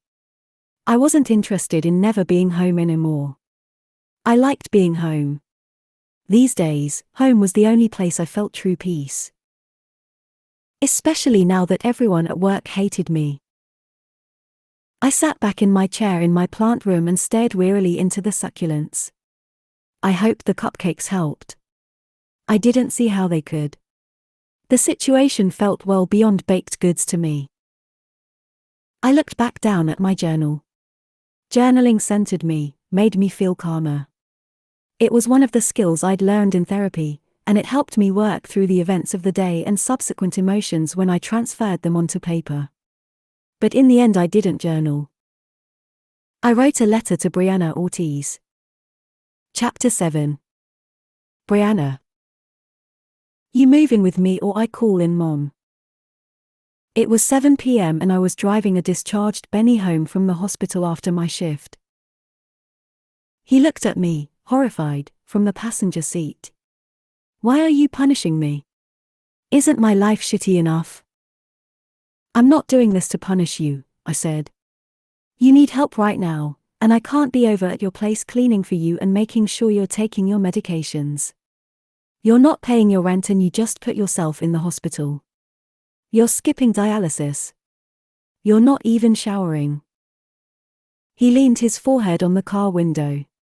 He looked so frail and exhausted. So different from the healthy, fit, virile man he was just 18 months ago, before this nightmare started for both of us. You know what? Maybe Mom did need to tap in. I didn't know if I had the mental and emotional fortitude to take care of him and me. But then I wasn't sure I had the mental and emotional fortitude to deal with her either. Calling her was definitely the nuclear option, and I did not take it lightly. When the lid blew off the Nick thing last year, Mom had flown in from Arizona, where she'd retired with her husband, Gil, and mothered me to within an inch of my life. I'd had to call Gil to physically retrieve her when she wasn't showing any signs of leaving when the 1-month mark hit. She never stopped cooking. Not for a second. She filled my entire freezer, then bought a deep freezer for the garage and filled that too. The day she left, she cooked hot dogs, put them in buns, and wrapped them in foil in the fridge like I couldn't figure out how to assemble them once she was gone. I was still eating the leftovers a year later. It would be full chaotic Mom energy if I summoned her home. I turned onto the freeway. It's Mom or my place, I said. I don't want to give up my apartment, Benny said tiredly. I know, I said, merging into the left lane. But your apartment looks like shit. You're barely taking care of the cat. Just move in with me. It's only for a little while. You can have your old room. You can have my old room, it's bigger, I said, trying to sell it. He paused before replying like it was wearing him out just to conjure sentences. I don't want to mess up your dating thing, he mumbled. There's nothing to mess up. I'm like the most single person you've ever met. You seriously wouldn't be cramping any of my style moving in. I have nothing going on right now. He didn't reply and I glanced at him. This is only temporary, Benny. You'll get a transplant and you'll get your life back. He stayed silent for a long moment. I'm going to be dealing with this for the rest of my life, he said quietly. It won't always be this bad. Once you get a kidney. I won't. You know I won't. You just don't want to admit it. Now I went quiet. I didn't know what was better. Trying to keep his hopes up or managing his expectations. Okay, I said. So let's say you don't get one and this is just your life now, it can still be a good life. It can be a great life. Why don't we get you a home dialysis machine? You can do it at night while you watch TV. You only need to do it for 2 hours if you do it every day. There was no reply again, so I had to look over at him. I can do it from home, he asked tentatively. Yeah, totally. You have a doctor for a sister. You can't do it when you're living alone, but if you move in with me, I'll be there to sterilize the equipment, monitor your vitals. He looked slightly if not hesitantly optimistic. And if you do daily dialysis instead of 3 times a week, you can have restricted foods since the fluid won't build up. He sat up. I can have ice cream? I nodded. Yep. We might even be able to get you off some of the meds with the more frequent dialysis. You'll feel better, you'll have more energy. I think this was the first time I saw him smile in months. Well, he sort of smiled. It was more of a neutral frown on the cusp of a smile, but still, it was progress. Benny, you can do this. You just need to get adjusted. I can help you. Please let me help you. The silence hovered between us. Okay, he said finally. Okay. You'll move in. Yeah. I guess. I let out a breath. I felt simultaneously relieved and sad. Relieved that I'd be able to take care of him, that I wouldn't get any more surprise ER visits, that him being with me would give him a better quality of life. And sad that a certain chapter was ending for both of us. Because both of our lives had officially come to an abrupt stop. We were adults, regressing. It was like the clock had just wound back 20 years. Suddenly I wasn't grown up, 35-year-old married Brianna anymore. He wasn't bright, driven Benjamin working in IT, training for a 5K. I was the older sister again, in charge of watching a brace-faced Benny while Mom took night classes and worked a double. And I was going to have to watch him. Because I didn't trust him with himself. I got him home to his apartment and made him dinner. He barely touched it and went straight to bed. I drove home after starting a load of dishes and watering his wilting plants that still looked twice as alive as my brother did. I was so mentally drained by the time I got back to the house I just plopped on the sofa wrapped in a blanket and passed out there until the cat unceremoniously walked across my body at 2 a.m. Then I dragged myself to my room and stared at the ceiling in the dark, unable to go back to sleep. I was getting further and further away from the me I'd planned. Of the life I had planned. In 2 weeks, I'd no longer be married. I would, from this day forward, be alone. I was never doing this relationship stuff again. Any of it. I'd always told myself that what happened to Mom with Dad was isolated. That most men didn't walk out on their pregnant wife and 8-year-old daughter, leaving them homeless and destitute. I believed in love. And when I met Nick, I'd believed I'd found the one. I was almost snide about it.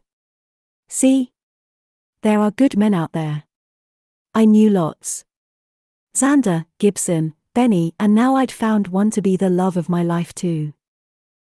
But having men as friends and peers and family is very different than having them as partners. Everything Mom had told me my whole life about being in relationships with men turned out to be true. They can't be trusted.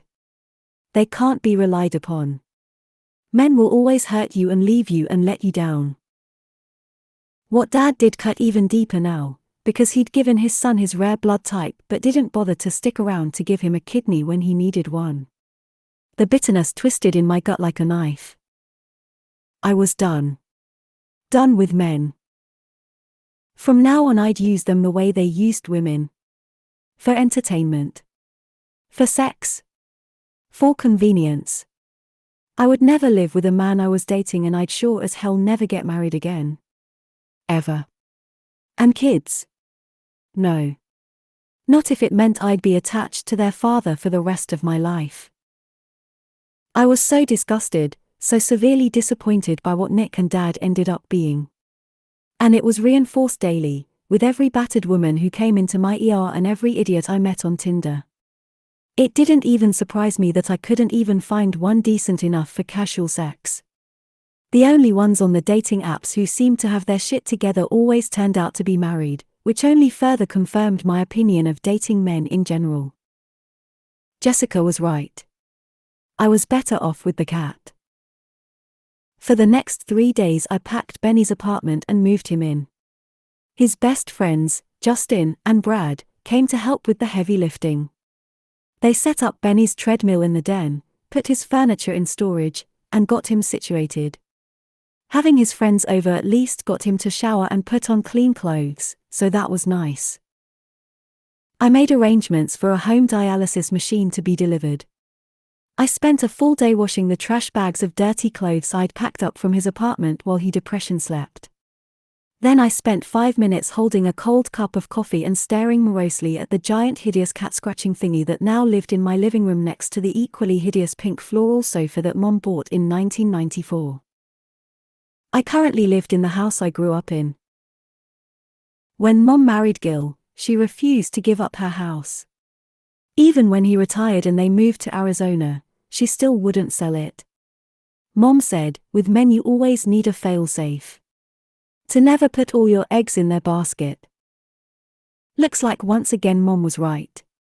When I left Nick, at least I had some place to go. I'd never decorated Mom's house when I moved in. I didn't really plan on still being here a year later, and decorating it made my situation feel permanent. So I just lived here in the faded remnants of my childhood. The whole place looked like a time capsule from the 1970s. Macrame wall art, oak cabinets and brass hardware, brown shag carpet, peeling linoleum in the kitchen. It was depressing. And now there was a cat tree the size of a real tree in here too. Why did I live like this? I could afford an apartment. I could afford a house. But I felt paralyzed by the idea of it.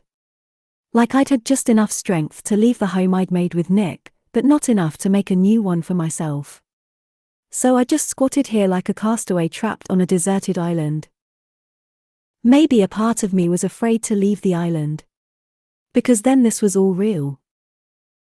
I took an extra day off work to finish moving Benny in.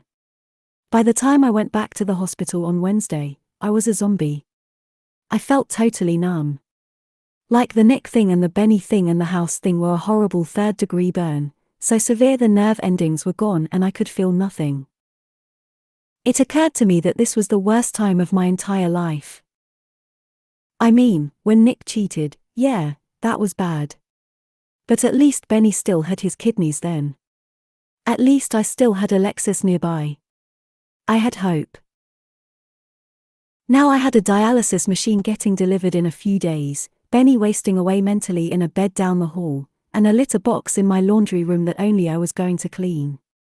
My best friend was 2 hours away and too busy with her new life to be the diversion I needed to not think about all this. There was nothing for me to look forward to.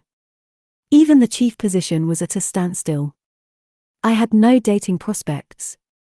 No joy in my life. Not a single distraction. I hadn't had sex in a year. I was just getting older. Heading in the wrong direction in every way, my life crumbling around me. And I was bored. That was the worst thing of all. The boredom. The monotony of my uneventful, unremarkable, depressing fucking life. If Benny wasn't a factor, I'd do Doctors Without Borders or something, walk the earth. What was the point of being in Minnesota? It was cold here, everything reminded me of Nick, or, worse, Kelly. I was alone. I didn't even really want the chief position if I was being honest with myself. It just seemed like something everyone expected of me after Alexis left, and I figured why not, what the hell else was I doing? At least I'd be building my resume. This wasn't the life I wanted. And I didn't know how to change it. It was quicksand. Jocelyn was at the nurse's station when I came onto the floor clutching a triple cappuccino and feeling as tired as I looked. I had no idea how I was going to make it through the day. "Hey, someone left something for you." She nodded to a spot behind the counter. I leaned over wearily to look. There was a jumbo-sized red velvet cupcake with an envelope taped to the container with my name written on it. I smiled for the first time in days. "Alexis." "Who's it from?" I asked. "Don't know. It was here when I got here yesterday." She tapped a pen on the counter and eyed me. "Hey, you okay?" You called out. "Fine," I said, leaning down to pick up the card. I set my coffee on the counter and slid a finger under the seal on the envelope. It was a letter. A long letter. Handwritten. From Dr. Maddox. I blinked at it. Dr. Maddox? Why? I looked around, like he might be somewhere watching. I didn't see him. "Who's it from?" she asked. "Nobody. I'll be right back." I grabbed the cupcake container and hurried to the supply closet.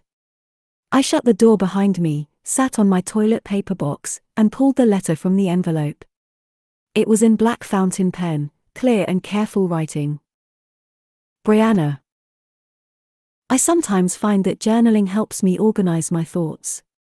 I seem to be having a hard time saying and doing the right things recently, so I figured writing this down might be best.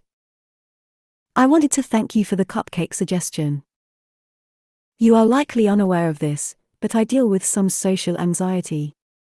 It's worse when I'm in a new situation with people I don't know. Interaction doesn't come naturally to me in those circumstances and I struggle.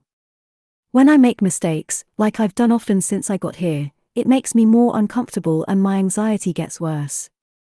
I get more nervous, and that makes me more withdrawn. It's a bit of a self-perpetuating cycle. So your help was deeply appreciated, even though I know you didn't have any reason to give it. There are a few things I want to address.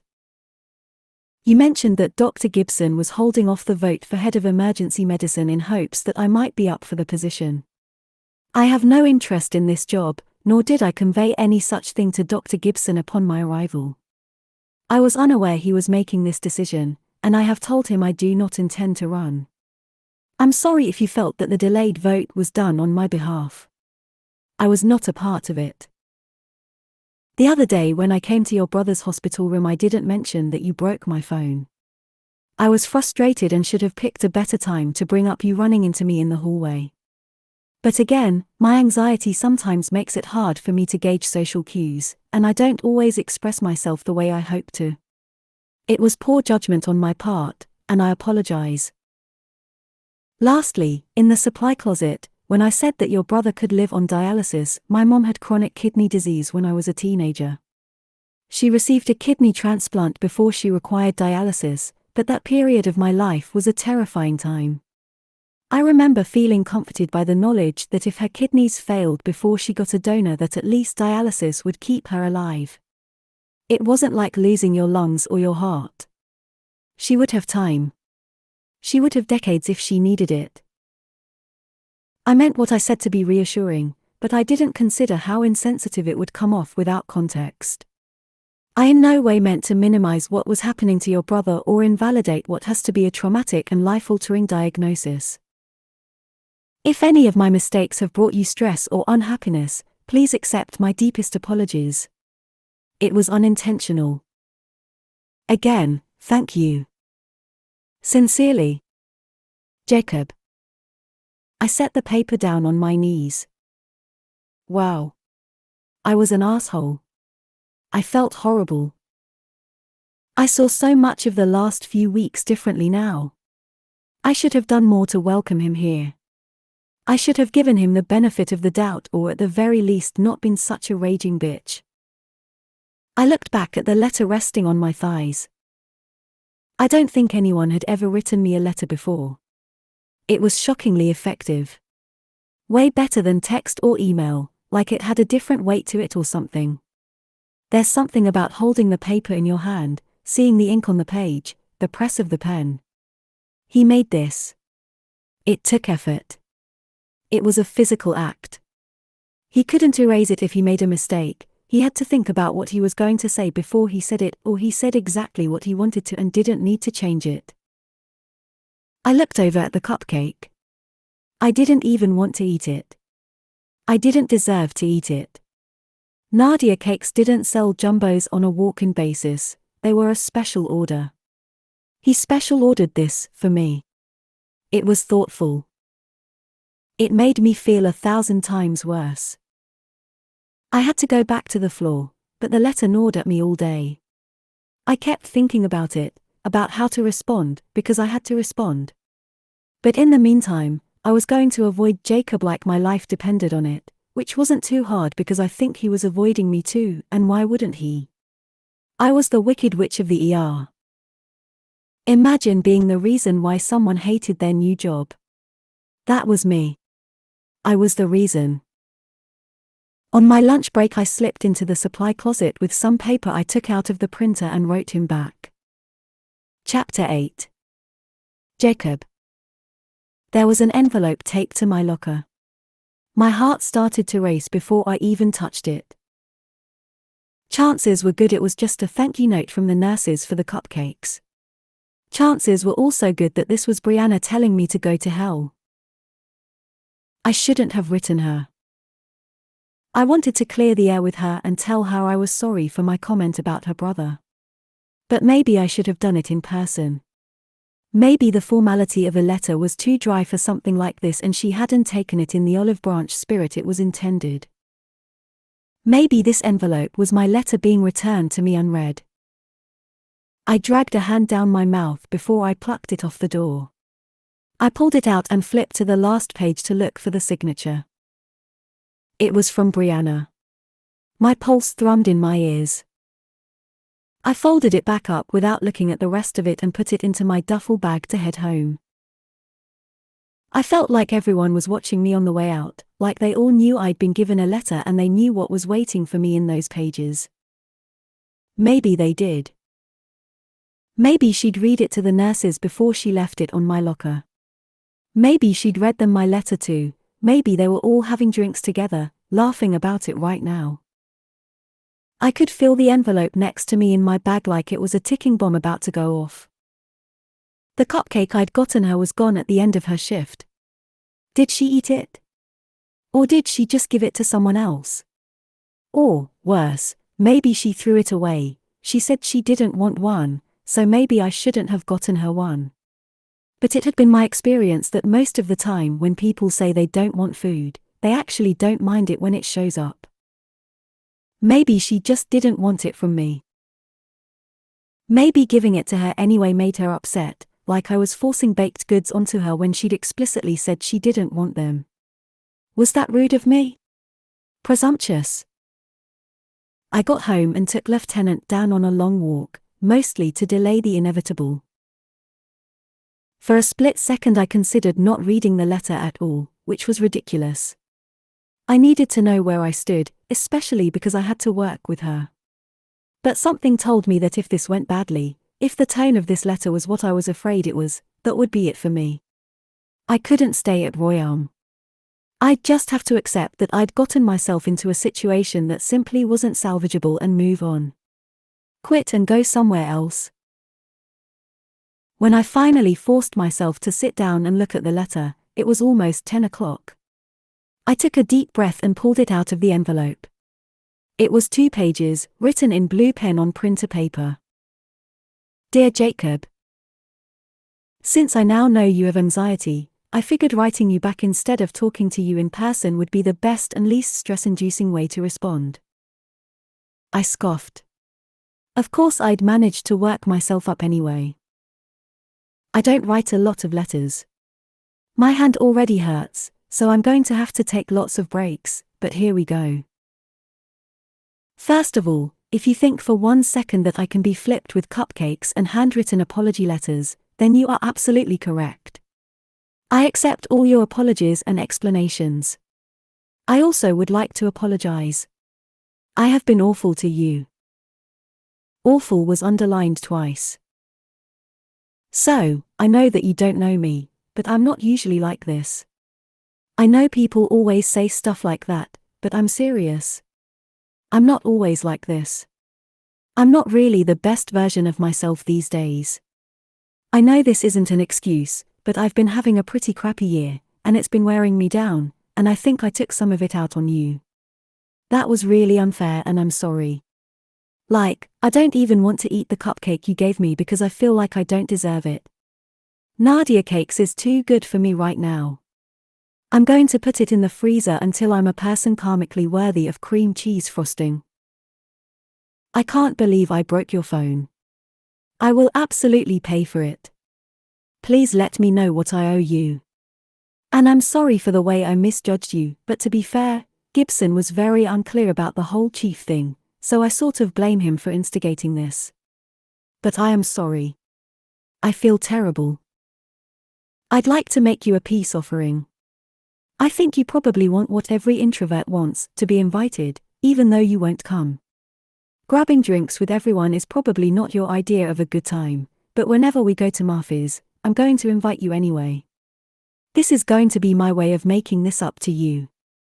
Know that you are welcome and wanted, and if you ever do decide to take me up on it, I will sit next to you at the bar and I won't force you to make small talk with me and I won't let drunk extroverts anywhere near you.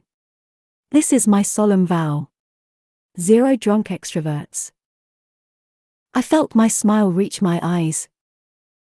Please know that, okay, seriously. Do you write letters like this often? Because my hand hurts. Then there was a word scratched out. There were a lot of words scratched out, actually.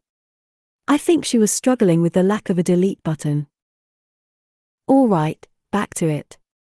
I took a 5-minute break to do hand stretches. If any of my mistakes have brought you stress or unhappiness, please accept my deepest apologies. Regards, I've always wanted to end a letter with regards, oh, and to get one where someone signs it yours truly and calls me dearest. It's so Mr. Darcy. Brie. P.S. I need to get actual paper. I think lines would have helped. I smiled softly at the signature on the page. I couldn't explain the lift I felt in my chest.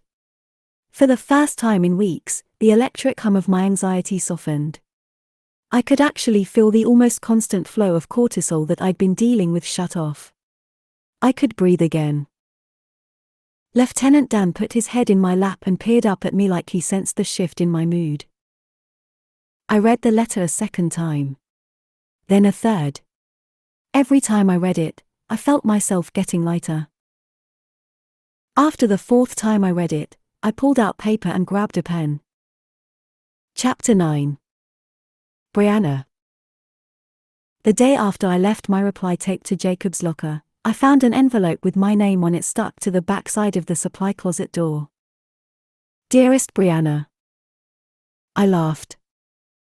Thank you for your kind reply and for offering to repair the phone. I had insurance and the cost was minimal, so that won't be necessary, though I appreciate the offer. I will however accept your invitation to be invited and never come. That sounds like an excellent time.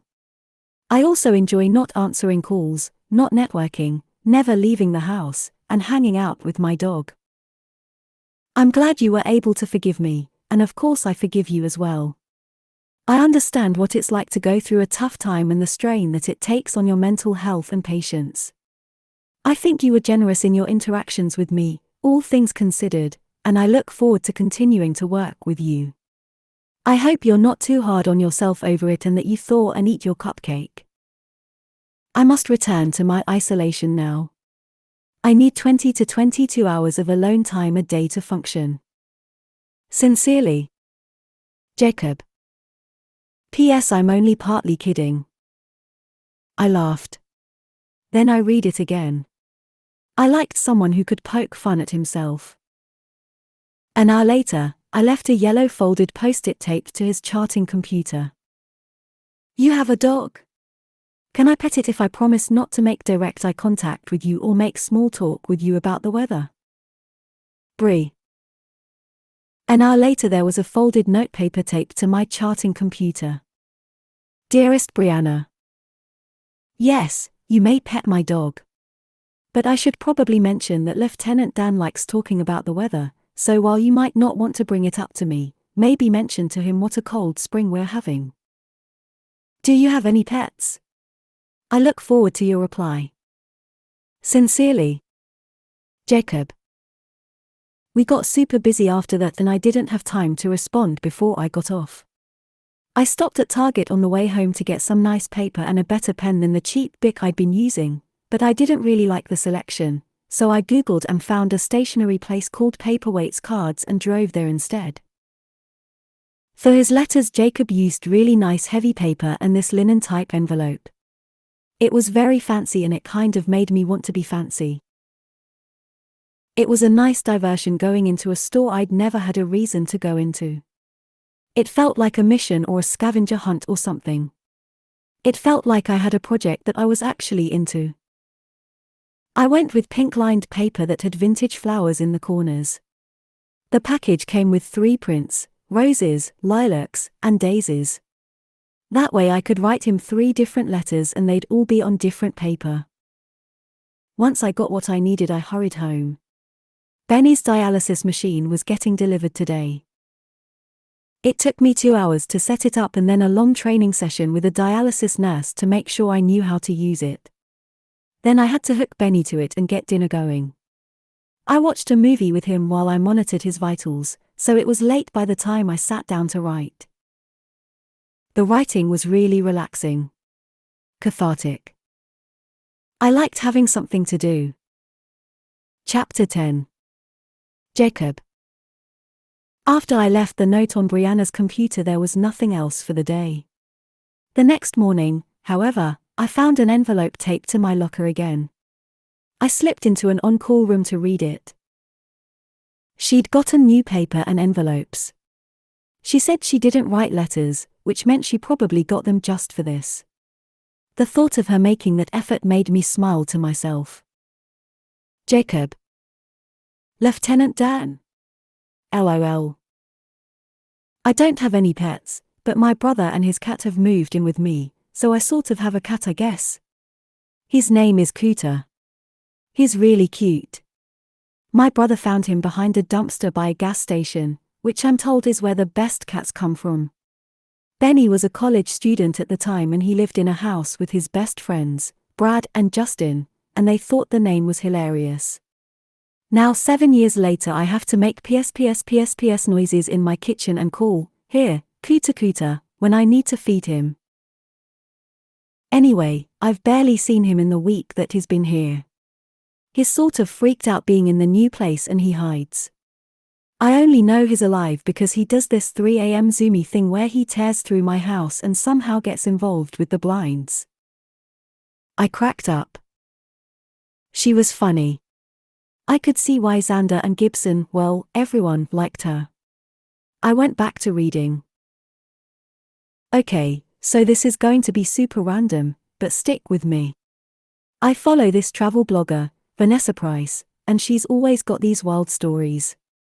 Once, before she was married and her husband went everywhere with her, she got locked in a tower in Ireland by this owl who thought it would be funny. She was so pissed. I guess towers are really drafty. Lots of bugs, not as romantic as they sound. He gave her this Shetland pony as an apology gift and she was like, "Thanks for the tiny horse, Dick, I want my 5 hours back." I barked out a laugh. I was just thinking, what if I sucked at apologies and instead of giving you drunk extrovert protection, I'd just given you a small horse? Don't you feel lucky? She drew a wide-eyed smiley face and a stick horse and signed it with the letter B. I read this one twice before I left to start my shift. On my lunch break I grabbed a spinach wrap and some paper and wrote her back. Chapter 11. Brianna. Right before I left for the day, I found an envelope in my locker. I broke into a grin the second I saw it. It was a little long, and I got a flutter of anticipation when I saw all the pages. This was fun. I was actually having fun, for the first time in I couldn't remember how long.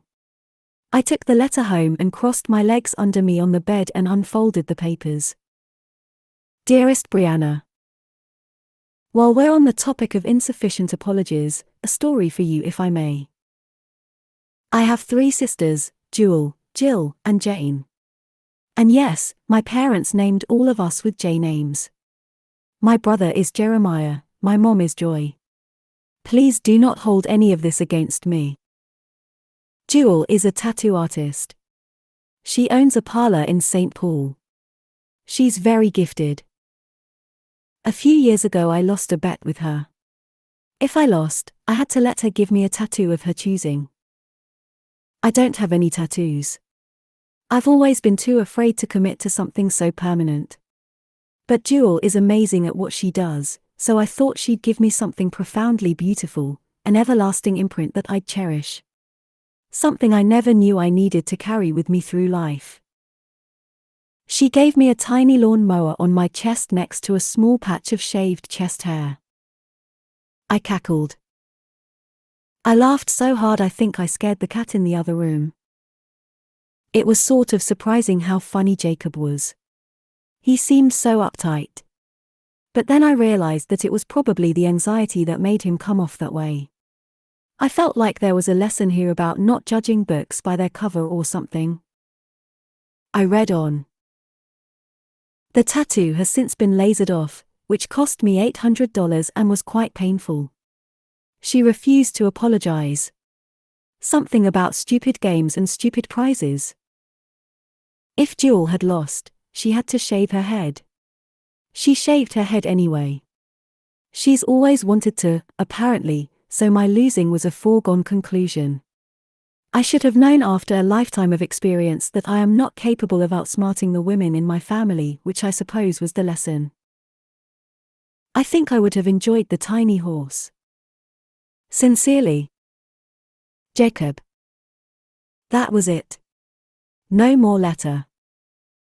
I was starting to wish I had his number. Well, I did and I didn't. Part of the fun was the letter thing. But then it was over so fast. Just a couple of minutes and then nothing for like a whole day. I wondered if I would have this much fun talking to him on the phone or texting him. I bet I would. Benny was still sleeping. I had to wake him up for dinner and do his dialysis, but I decided to wait so I could write Jacob back really quick. If I didn't deliver a letter tomorrow, it would be longer until I got one from him again. I was about midway done when Benny came dragging into the kitchen. "What are you doing?" he asked, sounding so out of it I wondered if he'd even understand the answer. He looked like a sleepwalker. He was wearing the same clothes as yesterday. A grey wrinkled t-shirt and checkered pajama bottoms. He needed to shave. I'd known moving him here wasn't going to be a quick fix, but I was hoping he'd be doing a little better by now.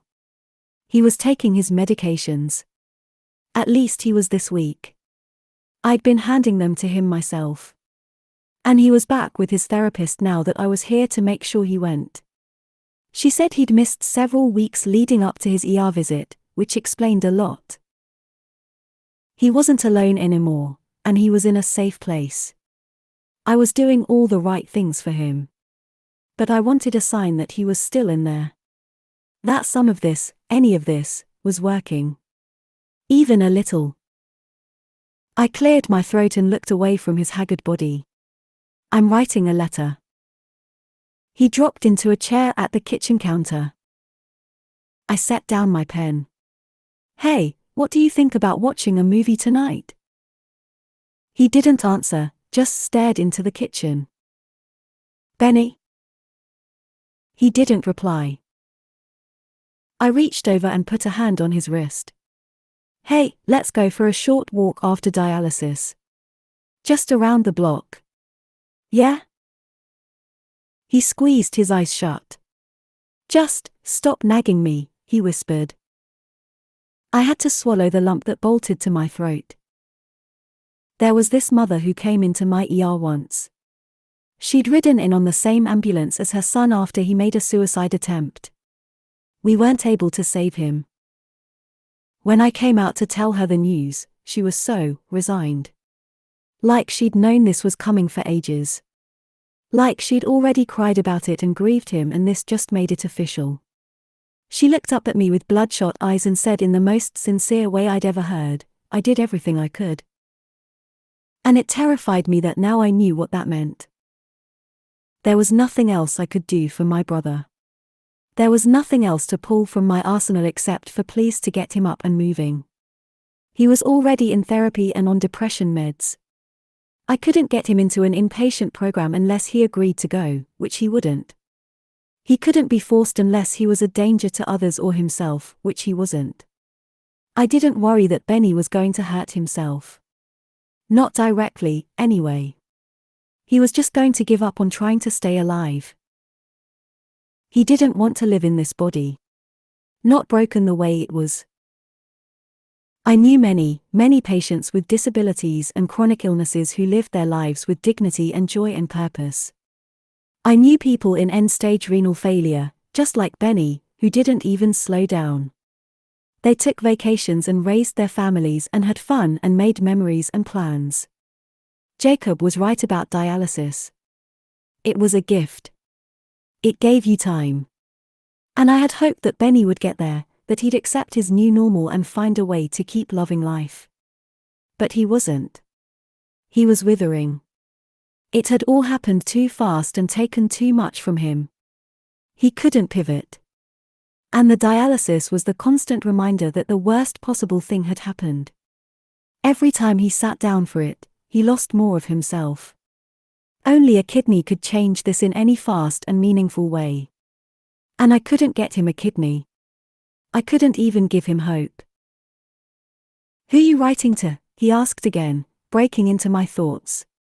His tone was conciliatory. He probably felt bad for snapping at me. I sniffed. "I'm writing to a friend.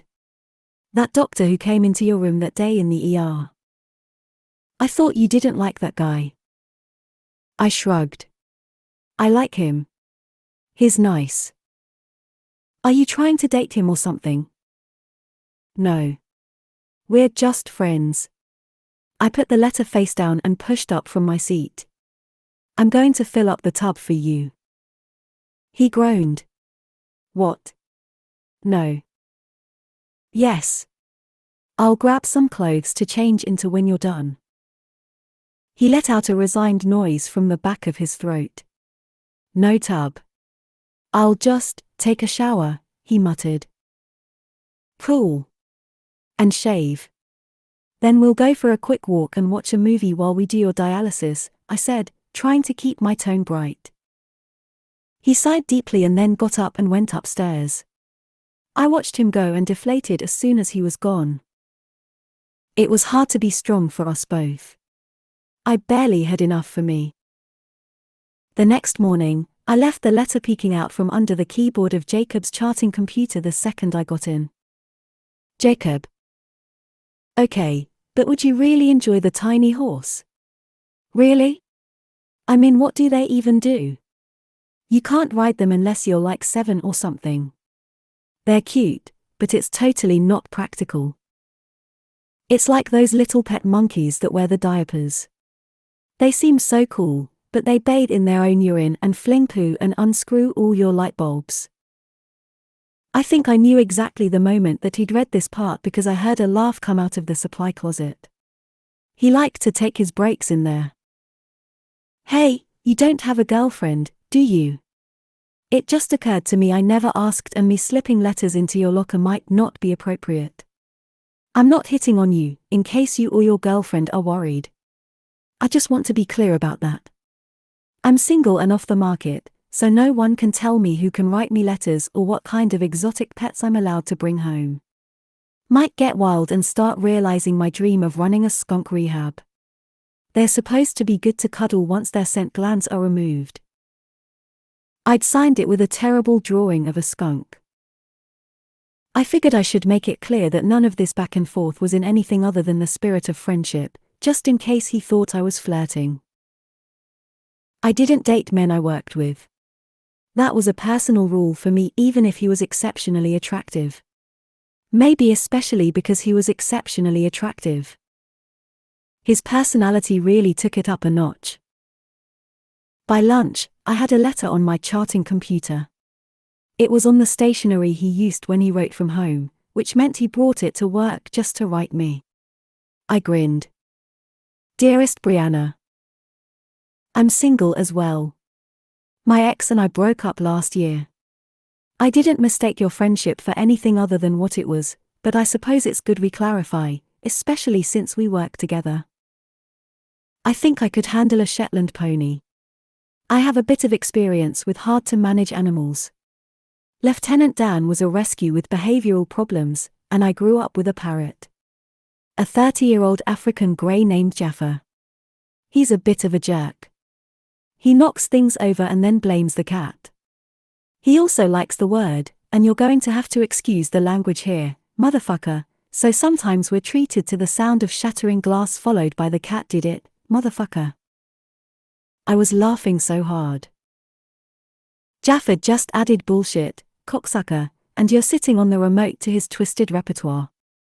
We have no idea who taught him this, though I suspect it was my grandfather, who seems to enjoy a certain level of chaos at elegant family gatherings. I replied on my lunch break with a hurried story about a patient I'd had that day who cut off his own pinky toe to prove to his friend we could reattach it. We did, so I guess he was right, but still. Jacob wrote back by 5 about a guy who won a bet that he couldn't eat a whole container of sugar-free gummy bears. He had severe diarrhea. Jacob had to prescribe him Desitin for his diaper rash, and the guy's friends were cracking up so hard Jacob had to kick them out. Then our shifts were over. We went home and now both had 4 days off because Jacob and I had the same schedule, 12-hour shifts for 1 week with 4 days on and 3 days off. Then the next week it was 3 days on and 4 days off. 4 days, no letter. It sucked. Now I really had nothing to do. I was so bored. My first day off, the weather was nice, so I took Benny out for ice cream, which I hoped would cheer him up, since he hadn't been able to have any for the last 6 months. He just poked at it and said it tasted weird. Probably his meds affecting his taste buds. I stopped at a park on the way home and made him walk with me around the lake. He acted like he'd been kidnapped, and he looked miserable the whole time. When we got back, he went straight to his room. If I didn't have to be here, I'd probably drive down to see Alexis for the long weekend. I guessed I still could. Do Benny's dialysis now, get back by tomorrow night in time for it again. But I didn't really feel good about leaving him alone, even if he didn't care if I was here. So I just stayed. Doing nothing. The next day off, I did laundry. I did the dishes. I cleaned the litter box. Then I lay on the sofa and started scrolling through TikTok. I realized that the only thing that I looked forward to these days were the letters with Jacob. He was so interesting. And fun. I wondered what he did on his days off. Maybe his letter would be about how he spent the long weekend. I wondered if he was on TikTok. I typed his name into the search bar, but nothing came up except a slightly viral video with a couple thousand likes on it. Some patient a few months back at Memorial West, recording Jacob from across the ER, talking about how hot her doctor is. I went straight to the comments, and they did not disappoint. I think I laughed for a solid 5 minutes. I know where I'm getting my next pap smear. This is why your grandmother always told you to wear clean underwear in case you're in an accident. And the top comment said, as if Minnesota isn't wet enough already. I died. I hoped Jacob didn't know this existed, he would probably be mortified. I hearted the video and the comments. I continued my quest still smiling and went to Google, but all I got was his bio on the Royal Northwestern website. No Facebook or Twitter. I went to Instagram. He didn't come up on a search, but when I combed through Xander's friends, I found him. His page was private. I immediately sent him a friend request. A few minutes later he approved it. I sat up with a smile and went right to creeping on his wall. He only had 23 friends, but there were a ton of pictures. I scrolled down and went all the way back to the beginning, about 3 years. Most of it looked like family photos. Shots at Christmas, barbecues, lake pictures. Jacob wasn't in most of them and he didn't seem to take selfies. Even his profile picture was just a nature shot. There were lots and lots of Lieutenant Dan. His dog only had 3 legs. I burst out laughing the second I saw it. He'd named his dog after the amputee in Forrest Gump. Jacob had never mentioned the missing leg thing. He was surprisingly funny, in this self-deprecating, understated kind of way.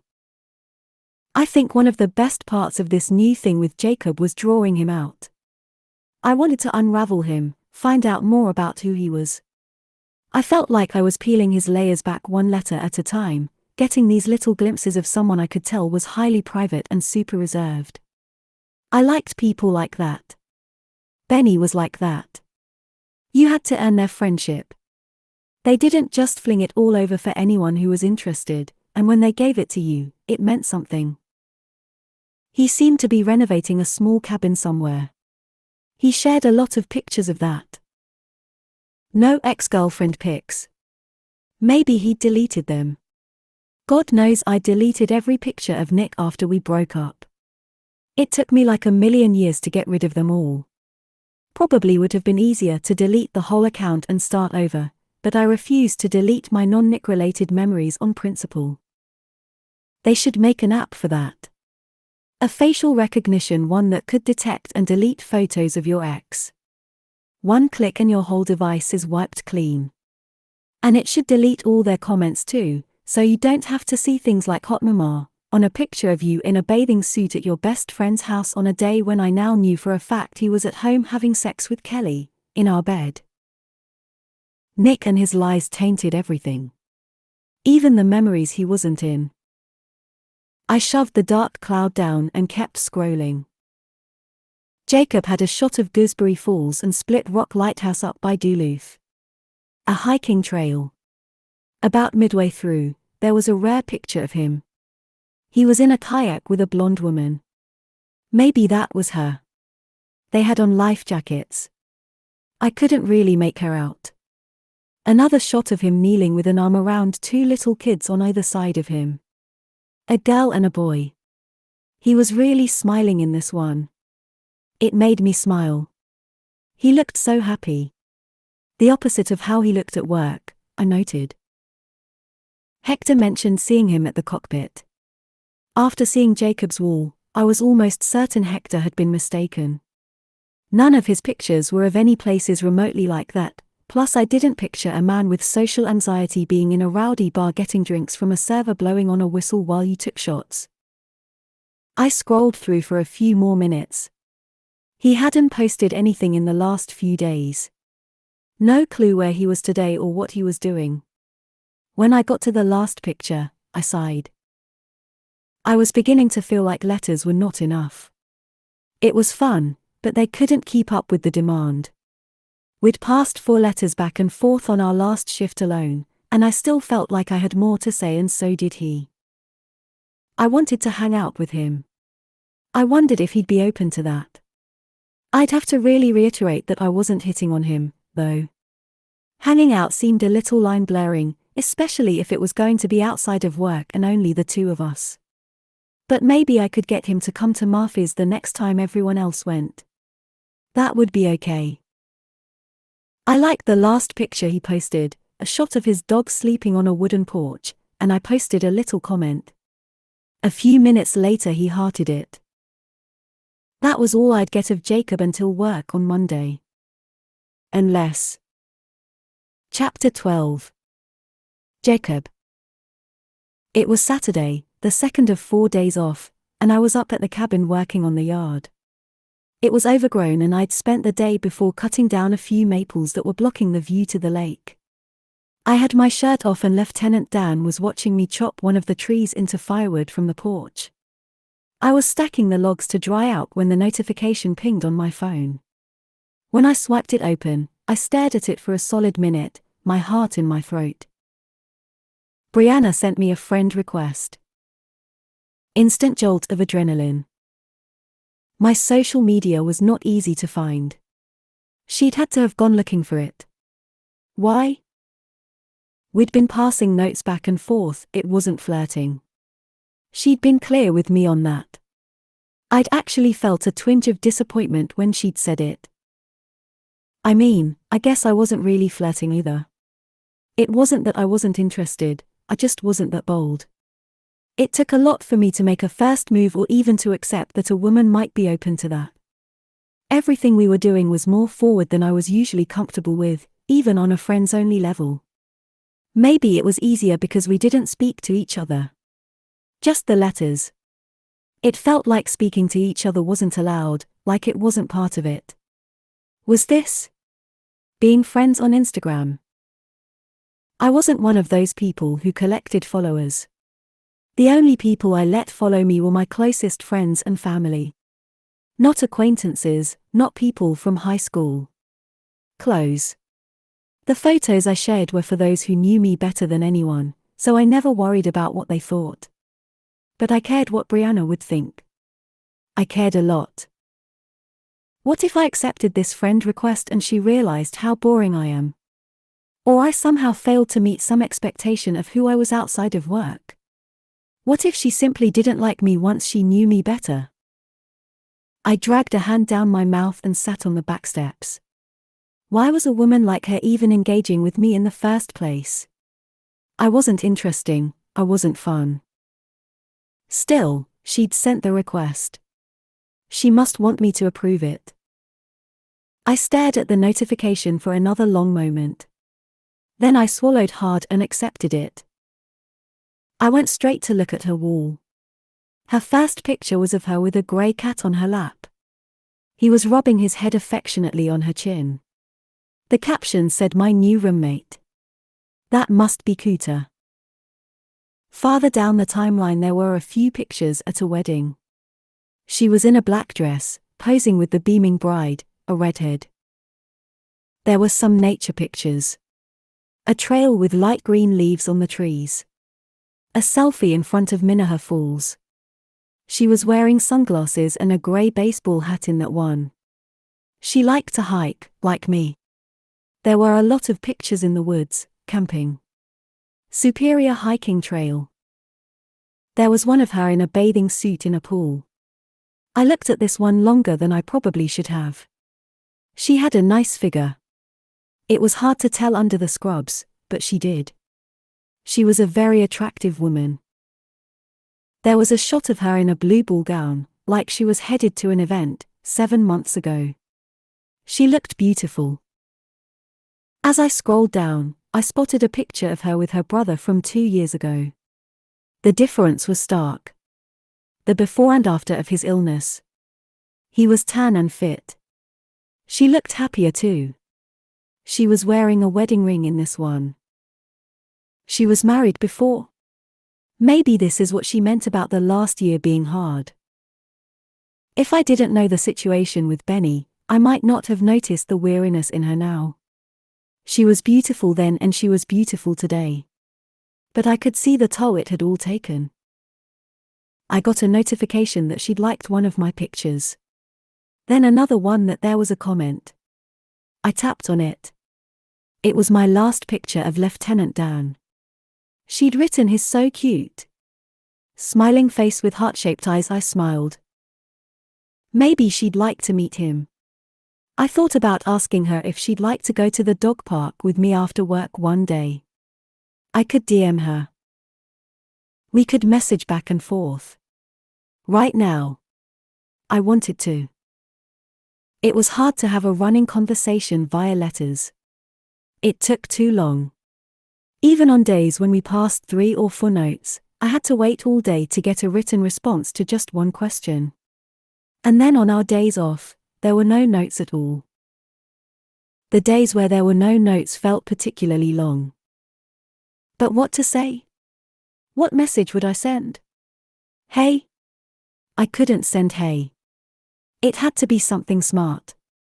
Or funny. Not hey. A notification popped up. I had a message. From Brianna. My heart lurched. I hurried to click on it. Brianna, hey. My mind started to race. What should I reply? Hey to. Maybe I should ask an open-ended question. That way she'd have to respond so it wouldn't just be hey hey and then nothing. Another message popped up. Brianna, what are you doing? Panicking. I stood and started to pace. I typed into the message bar. Me, not much. At my cabin this weekend. You? I read it over 5 times before deciding it was good. I changed you to you and then back again. I hit send and stared at the screen. No new message came through. I waited a few minutes. Then I decided to go back to her wall, just to have something to do. But when I got there, I saw a red number 1 on the message arrow telling me there was a DM. I went to tap it, but there was nothing there. Shit. It was the Wi-Fi. My messages weren't loading. No. The cabin had crappy internet. Crappy cell service too. In fact, this was one of the reasons I came up here this weekend, to have plausible deniability when my family couldn't get in touch to interrogate me. I knew if I'd stayed home, they would have shown up to corner me, so I fled up north. Only now my plan was backfiring because the only person I actually wanted to be able to talk to couldn't get through. There were times when I couldn't get Instagram to load for hours. My cell phone had only one bar unless I went over to the little cabin-themed restaurant down the street to get a signal. I was going over to the little cabin-themed restaurant down the street to get a signal. I pulled on my shirt, grabbed my coat and wallet and Lieutenant Dan's leash. I clipped it to his collar faster than I've ever moved in my life and then started running with him the quarter-mile to the restaurant. As soon as I made it to their patio, their Wi-Fi connected to my phone and her message pinged. Brianna, nothing. So bored. I stood there, panting. A server nodded to an empty table and I realized how I looked, sweaty and out of breath, like I went jogging in my jacket and work boots. The server set a menu on the table and I took a seat and stared at the screen wondering what I should reply. But before I got the chance to, she sent another message. Brianna, can I just call you? She wanted to talk. On the phone? I raked my hand through my hair. I did want to talk to her. But this didn't really give me the time to change mental gears and get used to the idea that it was happening right now. I didn't really do spontaneity, especially in social situations. But I did want to talk to her. I wanted to talk to her a lot. Me, sure. I typed in my phone number. My cell rang immediately. I picked up on the first ring, and then kicked myself for looking so eager. Hey, she said brightly. This was the first word she'd spoken to me in person since the day over a week ago when she'd told me what cupcakes to bring. Hey, I said back. Sorry, it's just typing takes so long. Better just to talk to you, she said. Yeah. No problem. Okay, so I have to ask, she said. And I need you to be super honest. Are you sending me all the butt stuff? I choked out a laugh. What? I have gotten all of the weird butt stuff patients this week. A zucchini, a headless Barbie, an antique candlestick, and the guy asked me to be careful pulling it out because it was his mother's. Are you sending me these? Do you have an arrangement with the charge nurses? I shook my head with a chuckle. No. But if it makes you feel any better, I've gotten all the drunk frat boys this week. One pulled out his phone, stripped naked and took off, and I had to tackle him before he escaped. Do you have an arrangement with the charge nurses? Of course. But I'm not sending you all the naked drunk frat boys. I'm only sending you the runners. I laughed so loud the waitress looked over at me. The last drunk frat boy I got thought he was in a drive-thru, she said. I had to be all like, sir. This isn't an Arby's. I had to pinch tears from my eyes. God, she was funny. Every day is a full moon around here, she said. Was it this busy at Memorial West? I shook my head. No, not this bad. But then they weren't a level 1 trauma center, so. Yeah, it keeps us from getting bored for sure. Do you like it better? I nodded. I think I do. Never a dull moment. She sounded like she was stretching. Why'd you pick emergency medicine? I'd think it would be a hard specialty with your anxiety. This was a common misconception. And I understood it. High-stress job, not great for the nerves. But it was perfect for me. I'd always known what I was and was not capable of, even as a child. Your parents tell you that you can grow up to be anything. But I knew from the earliest age that wasn't true. I remember my teacher telling me I could be president one day, and me replying that I didn't want to because I didn't like parades. I did a short stint in the emergency department when I was in residency in Las Vegas, I said. You lived in Las Vegas? Just for a few years. Xander and I were roommates, I don't know if you knew that. We go back a long time, he's one of my oldest friends. Anyway, he wanted to live there. It was close enough to Utah and I wanted to hike all the parks there, so I went with him. It was between pediatrics and emergency services, but I ended up picking the ER. It's so fast-paced it makes me focus. It's like my brain gets quiet because it only has time for the task at hand. It's actually pretty relaxing.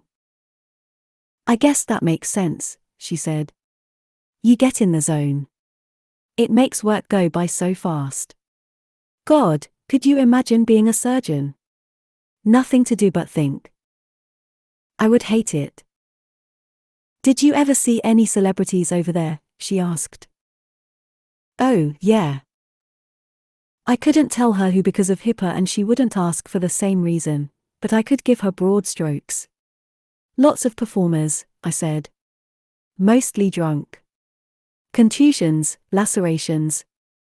Once I had a big musician come through. He had a bruised hand, but I wrote it up as a fracture. You did? Why? I shrugged. Something told me he needed to take some time off. That was nice of you. But what if you'd gotten busted? I'd just do what our residents do to us. Act like I don't know what I'm doing. She laughed. It's a time-honored tradition. I smiled. Then the server approached the table. Can you hold on a second? I asked. I put her on mute and ordered a salad and a club soda with lime. I wasn't hungry, but I was taking up the table. And I got Lieutenant Dan a grilled chicken breast with no seasoning and a bowl of water. Okay, I'm back, I said. So, what do you do for fun? She asked. Hector said he saw you at the cockpit. Do you like bars? I shook my head. No, definitely not. I'd had a nightmare once about being in a crowded bar that didn't have table service and I had to order at the packed counter, squeezing in and shouting at the bartender. I'd woken up in a cold sweat. He must have seen me there last summer, I said. I've only been in there once. Jewel's wife, Gwen, owns that bar. I went to the farmer's market with her. She wanted to bring stuff back. I carried a watermelon. You carried a watermelon? She sounded amused. Yep. Nobody puts baby in a corner. She laughed at my dirty dancing reference and I smiled at making her do it. So if you don't like bars, where do you take dates? She asked. I'm not dating. I'm just trying to get used to the new job right now. You're not dating either, right? She sighed. I was trying to date for a little while. But it's bad out there. Really? I asked. How bad? Oh boy, strap in. Bad. There was the guy who brought his 3 cats with him.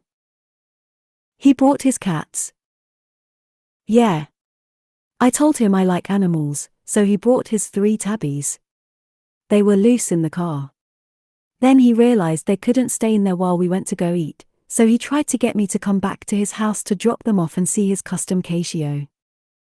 A what? An enclosed patio for a cat.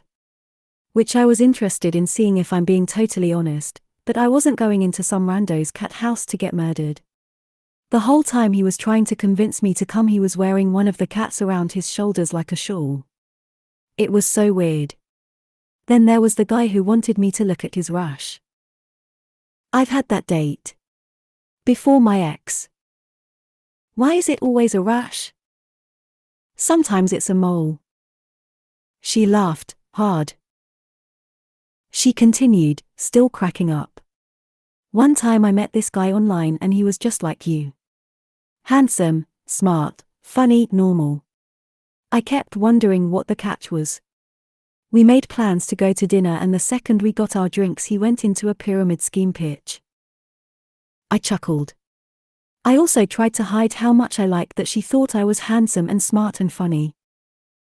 God, sometimes I think I only attract the weirdos, she said. You're a beautiful, intelligent woman, I said. You attract everyone. She went quiet at this and I wondered if I'd said something I shouldn't have. It just sort of came out. Maybe it came off as flirting and she didn't like that. But when she started talking again, she had a smile in her voice. It's amazing how much this dating stuff wears you down after a while. I'm over it. At this point I'd be excited if someone just had their shit together enough to have a headboard. Huh? Do you have a headboard? She asked. Yes. Absolutely. The server set my drink down in front of me. Congratulations. You're the 1%. I was happy I seemed to have fallen into a category that she approved of, a man in possession of complete bedroom furniture.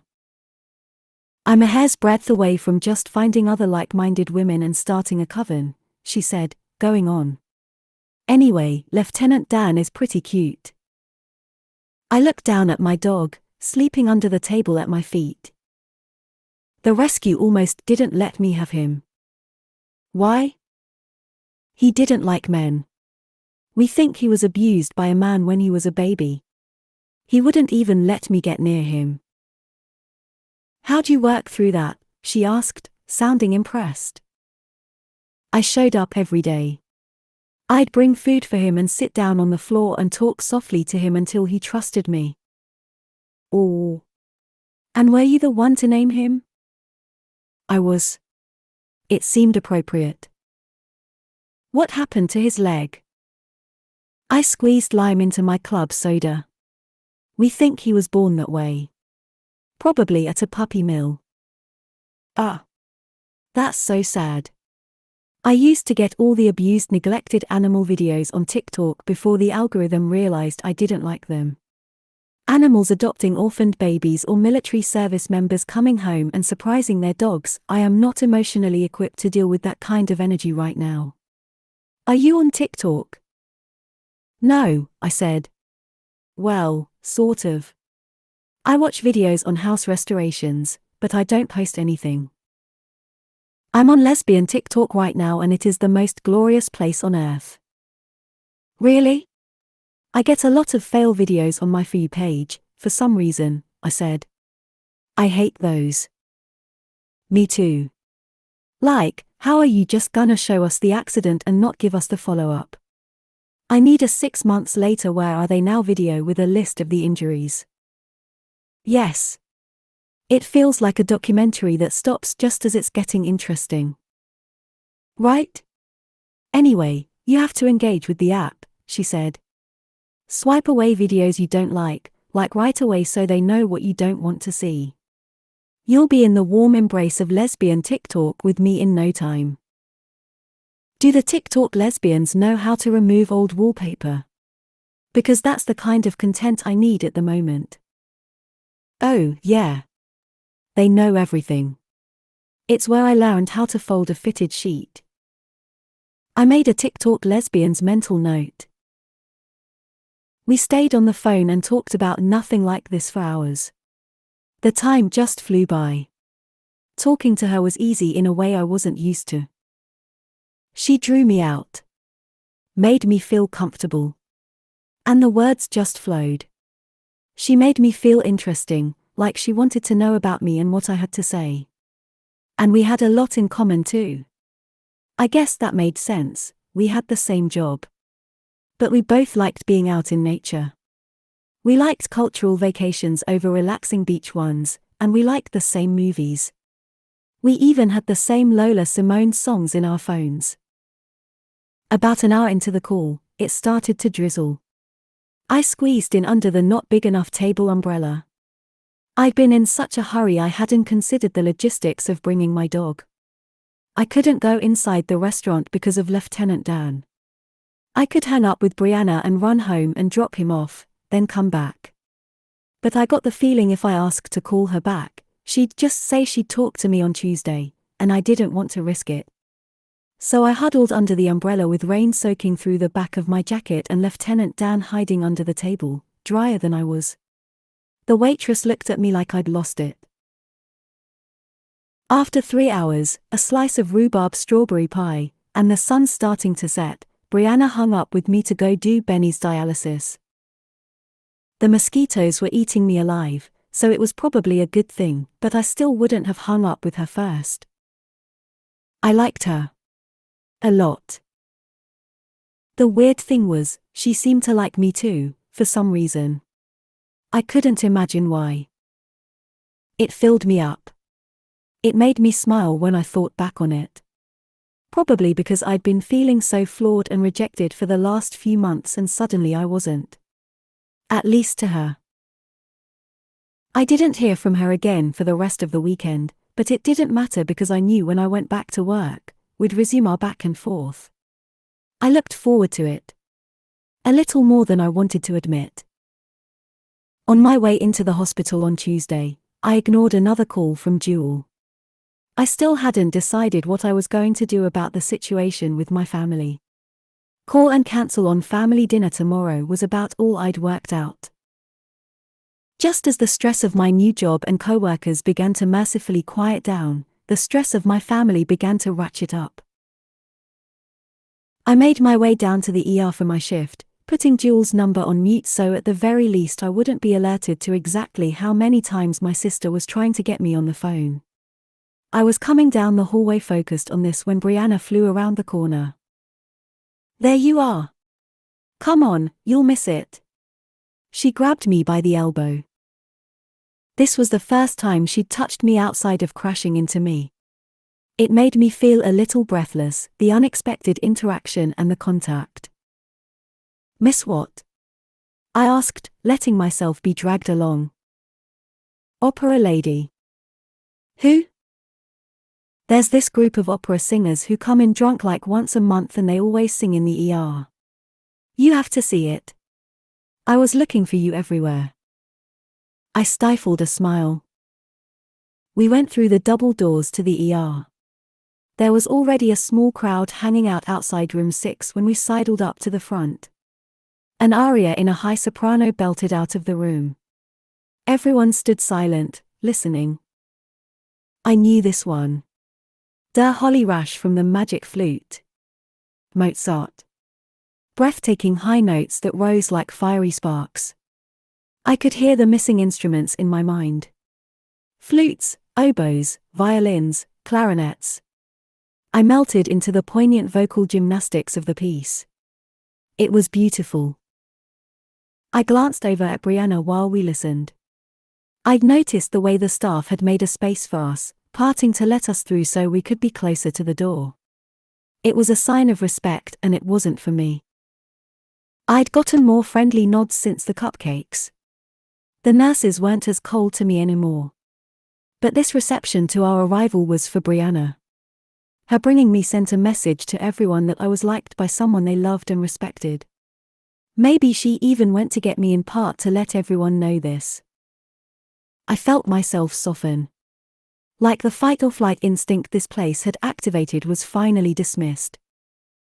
I was always braced here. Braced for confrontation, braced for open dislike. Braced for unpleasantness in general.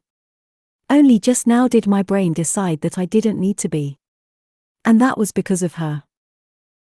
I liked coming to work now. I looked forward to it. I got a little jolt of dopamine every time I saw a letter. I got a little jolt of dopamine every time I saw her across the ER. I knew for her they were probably just notes. She was likable and easy. She probably had this fun little back and forth with everyone in one way or another. But for me it was a lifeline. An outstretched hand while I was falling, an umbrella in a downpour. Friendship in a hostile place. I'd been doing something for her the last few days. I'd been watching Schitt's Creek. I didn't usually watch new shows. I just rewatched the same ones over and over. I like the familiarity, the predictability. If I rewatched a show, there were never any surprises. No emotional jump scares. I didn't have to process new feelings or stress over cliffhanger. I knew where it was going and how it would end. Music too. When my anxiety is extra high, new music is too draining to process. I'd lean on old playlists. A lyrical safe space, the comfort of repetition. And my anxiety hadn't been as high as it was right now in longer than I could remember. But I'd been watching Schitt's Creek because Brianna had mentioned it on our phone call the other day, and I wanted to understand her references. I wanted to have things in common with her. I wanted to try the things she liked. It was a small, invisible gesture of friendship from me. Something she'd likely never even fully appreciate because she didn't know the effort that came with it. She'd just think I watched the same popular show she does and that would be it. This was me making space for her, even though she would never know it. My way of saying thank you for her friendship, even if it was too quiet to hear. The singing stopped. Half the group was dabbing at tears. Everyone started dispersing and I turned to Brianna. "She's good," I said. "Amazing she can do that drunk. You should hear the tenor."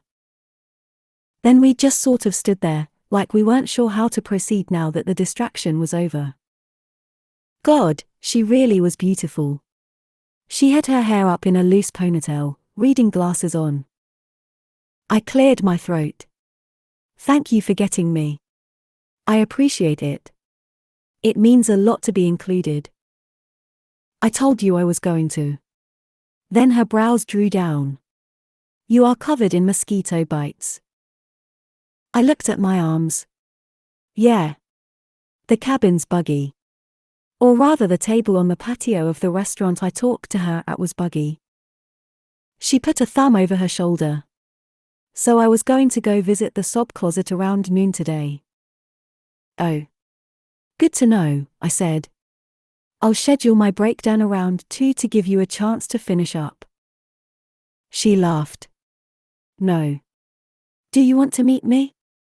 I was just going to have my lunch in there. There's a new box of paper towels, so we both have a seat now." The corner of my lip twitched. I could eat at noon. You don't want to eat in the doctor's lounge, though. Or the cafeteria. Not that I wanted to. Frankly, I preferred the supply closet. Most days I ate lunch there or in my truck. I liked the quiet. But it was an odd choice for her. She shook her head. "The closet's quiet." "The closet is quiet," I agreed. She smiled. "Cool. See you at noon." She made a finger gun at me and joined a small group of nurses who were waiting for her. I watched her walk down the hall and turn a corner. Then the panic set in. I obsessed over what to eat for the next 4 hours. I didn't want anything that would stink up the small space. No feta cheese or heavy garlic. We wouldn't have a table, so nothing that required silverware. Soup was out of the question. I didn't want anything crunchy since it would be amplified in the tiny room. No apples or chips. I finally decided on a sandwich, no onions and no spinach in case it got stuck in my teeth, with a fruit cup. It occurred to me that this overthinking was very likely not happening on her end. But I was too self-conscious for this. Eating was intimate. It took me a long time to truly feel comfortable doing it in front of someone. It took me a long time to feel comfortable doing a lot of things in front of someone. At noon I let myself into the supply closet with my food. She was in the same spot as last time, looking at her phone. When she saw me, she peered up and smiled warmly. "Hey." She had a cup noodles on the floor next to her and she picked it up as I shut the door. "I waited for you to eat," she said. "You didn't have to do that," I said, sitting on the paper towel box. She pulled out a plastic utensil and took the cover off her noodles. So what did you get? Just a sandwich, I said, leaving out the part where it took me all day to decide on it. I unwrapped it on my lap and felt a twinge of dismay as I realized they'd put vinegar on it. I looked up at her to see if she had any reaction to the smell, but she was twisting noodles around her fork and pulling them to her mouth, catching the fallout in the cup, and I realized this woman didn't care. She didn't care what she looked like eating, and she probably didn't care what my damn sandwich smelled like either. Hell, the whole room smelled like soup. I relaxed a little. I had to remember that not everyone overthought everything the way I did. Wouldn't it be amazing to live like that? To not carry that burden around with you. To not feel constantly overwhelmed and overstimulated and second-guess every little thing. It got better the more I got to know people. At Memorial West, my anxiety was hardly a problem at all. They were my friends there, my team. I was used to them and comfortable around them. All things considered, I was comfortable around Brianna too, I realized. Brianna made me nervous, but she didn't make me uncomfortable. That was a big distinction. For me, nervousness usually got better with time. Uncomfortable didn't. At least it didn't with Amy. Amy never stopped making me uncomfortable. She still did. Mostly because I don't think she knew me well enough to know how not to. I took a bite of my sandwich while Brianna ate her noodles, and we fell into a silence. But unlike most silences, this one didn't feel awkward. It was like the pause between our letters. Just a small break in the dialogue. Brianna reached down and picked up a Snapple. "What's on your socks?" she asked, nodding at my ankles. I pulled my pant leg up to look. Elephants. "Do you always wear animal socks?" "I do it for my niece and nephew. They like them." "Are you going to see them today?" I shook my head. "No. But kids like them, so I always wear them to work." She smiled. "Can I ask you a question?" she asked, putting the cap back on her drink. I wiped my mouth with a napkin. "Sure." "You said your mom had a kidney transplant." I nodded. "She has lupus. Her best friend donated." She paused for a moment. "How is she?" "She's great. Healthy. Her lupus is managed for the most part." I peered at her. "How's your brother?" She shrugged, looking into her soup cup. "He's not really thriving on dialysis. I thought by now he'd at least be getting adjusted, but..." She went quiet again. "He's so depressed I'm beginning to think that his infected catheter was on purpose." I blinked at her. "You think he's suicidal?" She poked at her soup. "I don't think he wanted to die so much as he just doesn't have any interest in living like this anymore." I stared at her. I had no idea it was that bad. She still didn't look at me. I think if it had been more gradual, it wouldn't have hit him so hard. But it all happened so fast. He lost his job because he couldn't work with his health issues. Then his girlfriend broke up with him a few months into it, which didn't help. I knew this. Gibson had mentioned it. But having it confirmed was upsetting all over again. "Because he was sick?" I asked, incredulous. She gave a one-shoulder shrug. I don't know that she left because he was sick, or more that he stopped being the person she knew he once was. He got moody and short with her, self-conscious about his body. He didn't want to be touched. Maybe he pushed her away. I don't know. Not a good enough reason. I could never leave someone I love when they need me, especially if they were sick. I studied Brianna's face. She looked so tired when she talked about her brother. "Any status on a donor?" I asked. She shook her head. "No. I have a website for it, and we all have helped Benny find a kidney. You could be the match. Stickers on our cars. But it's been 8 months since I started looking for someone." Do you have any more stickers? I'll put one on my truck. She looked up at me and brightened. You will? Yes, of course. She beamed at me like this tiny thing was everything. Thank you. And thanks for having lunch with me, she said. Anytime, I said, meaning it more than I think she knew. Maybe next time we can do the cafeteria. She laughed a little. I know you don't like loud, crowded places. I never see you in the lounge. I just figured you'd be more comfortable here. Now my face went soft. She'd picked here on purpose. For me? Brianna had just managed to do what Amy never could after almost 3 years together. She took me someplace to meet for lunch that wouldn't make me anxious. It wasn't Amy's fault I was like this. But I wondered if we'd still be together if every date with her didn't wear me out. Would we have seen each other more if it wasn't so exhausting for me? Maybe she would have known me better if she'd understood how to get to know me better. Like this. Putting me at ease. Meeting me halfway. Someone knocked on the supply room door. I was sitting against it, so I had to get up to open it. Expecting someone? Brianna teased.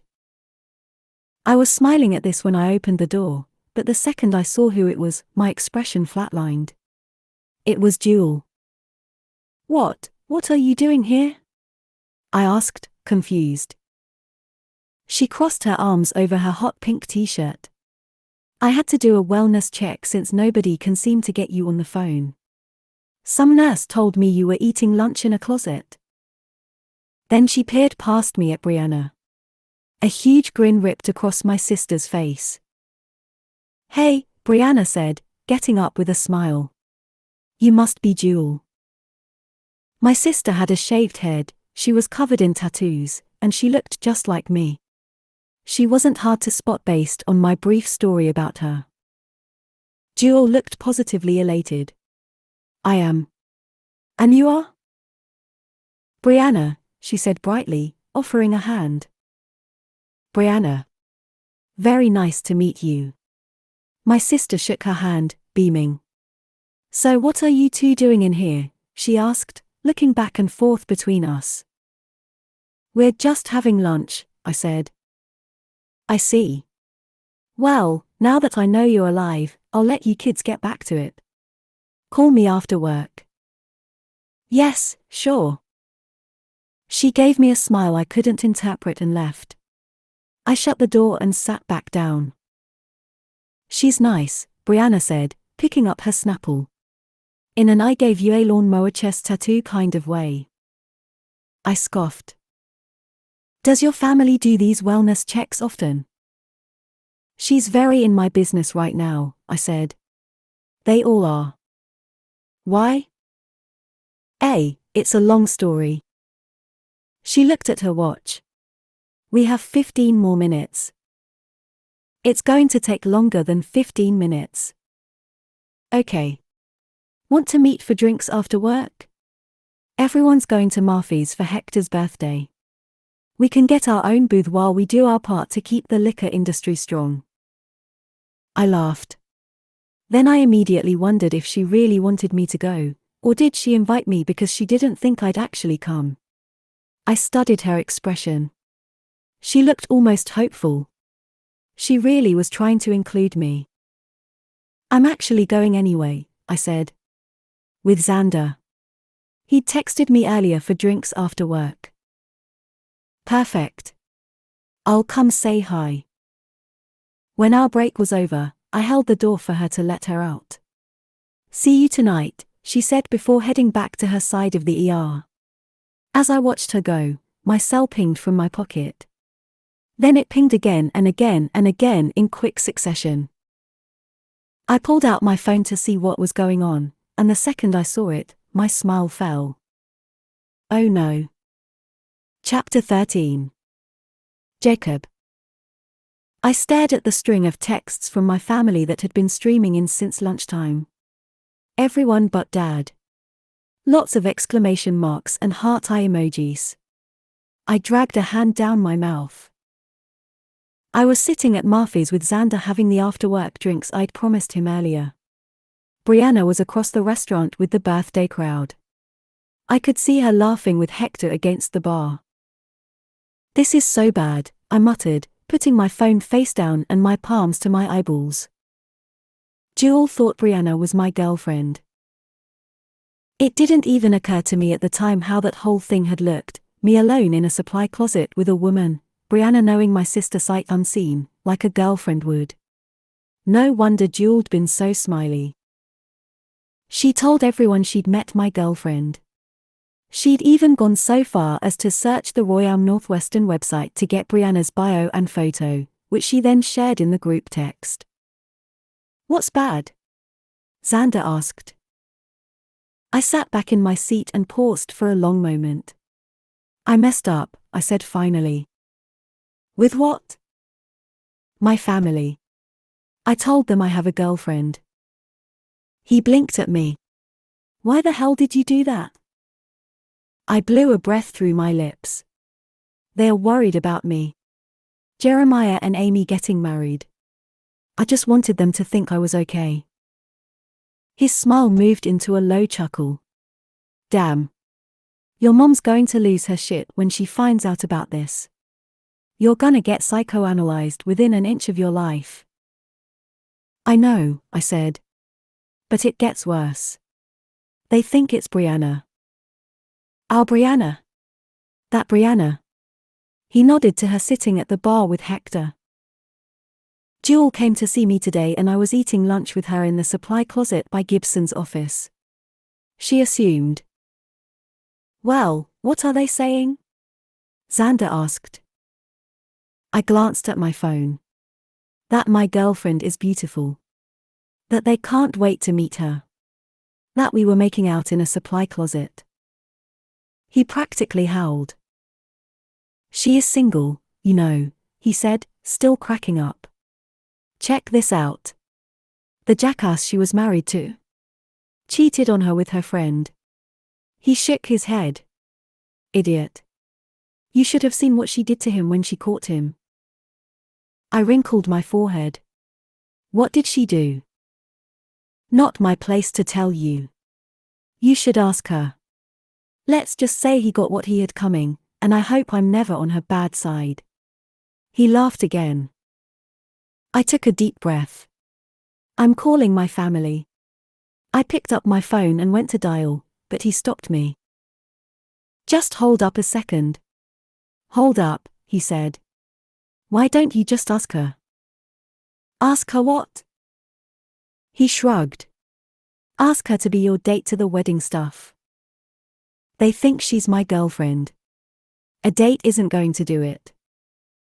He shrugged again. "Well, ask her to be your girlfriend." I stared at him incredulously. "Not for real. Ask her to help you out." When I didn't reply, he leaned forward on the table. "Look, Brianna is cool as hell. She'd probably do it. Especially if you're her brother's kidney donor." He bounced his eyebrows and grinned. I stared at him a second. I was a match. He shook his head. "You didn't just match. It was perfect, well, as perfect as it can get, outside of growing your own organs. I mean, this kid's not gonna find anything better, I'll tell you that." A match. In the last 2 weeks Xander had sent me for a physical and a mental health evaluation, in addition to the labs. I guess that should have been a good indication that things were lining up. Still, the news surprised me. "Give me the broad strokes." "Okay," he said, leaning back in the booth. "Well, all the standard surgical risks. Pain, infection, hernia. Bleeding, blood clots. General anesthesia, 2 to 3 hour surgery for a laparoscopic nephrectomy. Afterward, a couple of follow-up visits. No driving for 2 weeks, no lifting anything over 10 pounds for a month. That's it. Donors have the same life expectancy as non-donors. You'll go on with your life." I sat back in my seat. I need to think about this. Of course. It's not really a good time for me. I've got wedding stuff for the next few months. We can schedule it when you want. And I don't know if Gibson will give me the time off. He will. I already asked him. I snorted. Look, I'm not trying to pressure you, he said. But I'd be lying if I said I didn't hope you did it. This is the best possible scenario for this kid. And Brianna's a friend of mine, and I want to see her relax a little bit. It's been hard on her. Brianna. That was a bonus to doing this, if I was being honest. I liked her. Not that she'd know it was me if I did decide to do it. I wanted to donate anonymously. I need to think about it, I said. It was a big decision. He nodded. Okay. But I'm just saying. This would definitely get you a wedding date. If I do it, I don't want anyone knowing it's me. He looked at me like I was speaking in tongues. Why not? Man, you'd be the hero of the whole ER. They'd probably throw you a damn parade. That is exactly why I don't want anyone to know. I wouldn't be doing it for the recognition. I'd be doing it to help him. I don't like that kind of attention. I didn't even tell anyone it was my last day at Memorial West. I didn't want anyone to make a big deal about it. I didn't even like people singing happy birthday to me. Getting tearful thank yous from Benny's family and backslaps and handshakes from strangers was my idea of hell. If I do it, we're doing it anonymously and we're doing it at the transplant center down at the Mayo in Rochester, not here. I don't want anyone poking their head into my recovery room. He let out a sigh. All right, all right. It's your thing, I will respect it. But I still think you should ask her. I rubbed my forehead tiredly. I can't ask her to do this, I mumbled. Why? What's the worst thing she can say? No? He took a swallow of his old-fashioned. Just tell her what you told me. Level with her. Plus your family's fucking hilarious. She'd probably have the time of her life over there. I let out a long breath. She'd probably think we're a bunch of weirdos. The idea of her being submerged into that chaos was enough to give me heart palpitations. Grandpa trying to run people into the bushes in his electric wheelchair, Mom talking about sex toys and lubricants, while Jaffa squawked profanities. No. God, no. Xander swayed his tumbler at me. Your family is awesome. Hell, I'd be your date if I could. And I wanna see if you can pull this shit off. He chuckled into his glass. I looked at my phone and the string of texts. They didn't even need me for this conversation, they were off to the races all on their own. They bought this hook, line, and sinker. And why wouldn't they? It felt like some strange self-fulfilling prophecy, like I'd created Brianna by speaking the lie into the universe. She was exactly the kind of woman I would like to bring home to my family. Smart, successful, likable, beautiful. And she worked with me, just like I'd alluded to when I told them I was seeing someone. Absolutely nobody would feel sorry for me because my ex was marrying my brother if I showed up with this woman on my arm. She was, for all intents and purposes, perfect. But I had no idea how to broach this subject with her. At all. And part of me worried that if I did, she'd be so turned off or weirded out by it that she'd stop talking to me altogether. This new friendship was the only good thing happening to me at the moment. I didn't want to jeopardize that. Still, the idea of admitting to my family that there was no girlfriend, I couldn't tell which scenario was worse, the one where I may be scared off the only friend I'd made since coming here, or the one where I showed up alone while Amy married Jeremiah and everyone watched to see if I'd die of a broken heart. How did I get myself into this situation? I breathed. Xander shook his head. Just ask her. Trust me. She's one of the coolest people I know. I glanced at my phone again. This time Dad had texted. Can't wait to meet her. Everyone wanted me to be okay. They were so happy because this was proof that I was okay, that I'd moved on, that I was whole. It was permission for them to let the Amy Jeremiah thing go, to be excited for them, to accept this new reality. I could feel the elation coming through my phone, the collective sigh of relief that this was a real thing, a real woman, real closure to what had happened. If I'd had any doubts about how badly my family needed this was the answer. I glanced at Brianna across the restaurant. This time she was looking back. She waved, and leaned in and said something to Hector. He looked over at me and waved too. Then she jumped off her bar stool and headed in our direction. I got instantly nervous. Like she'd somehow know about the miscommunication with my family and demand an explanation. I felt myself clamming up the closer she got, like my ability to speak was being sucked into a vacuum. "Hey," she said as she got to the table. "You came." She smiled at me in a way that made her whole face light up.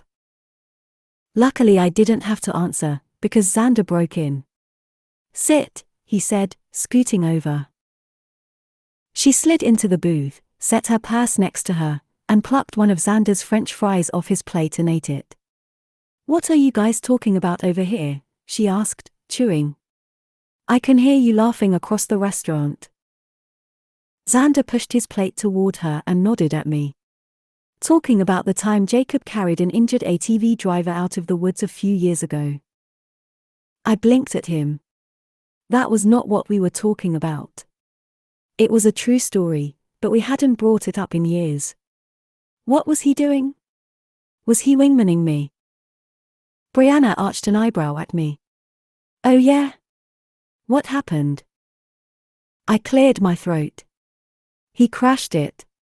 Broke both feet. We couldn't get a signal to call for help." "And you piggybacked him?" I nodded. "It took 3 hours." "And that was funny?" she asked, looking back and forth between us. Xander didn't skip a beat. The guy threw up down his back on the hike out. Brianna choked on her giggle.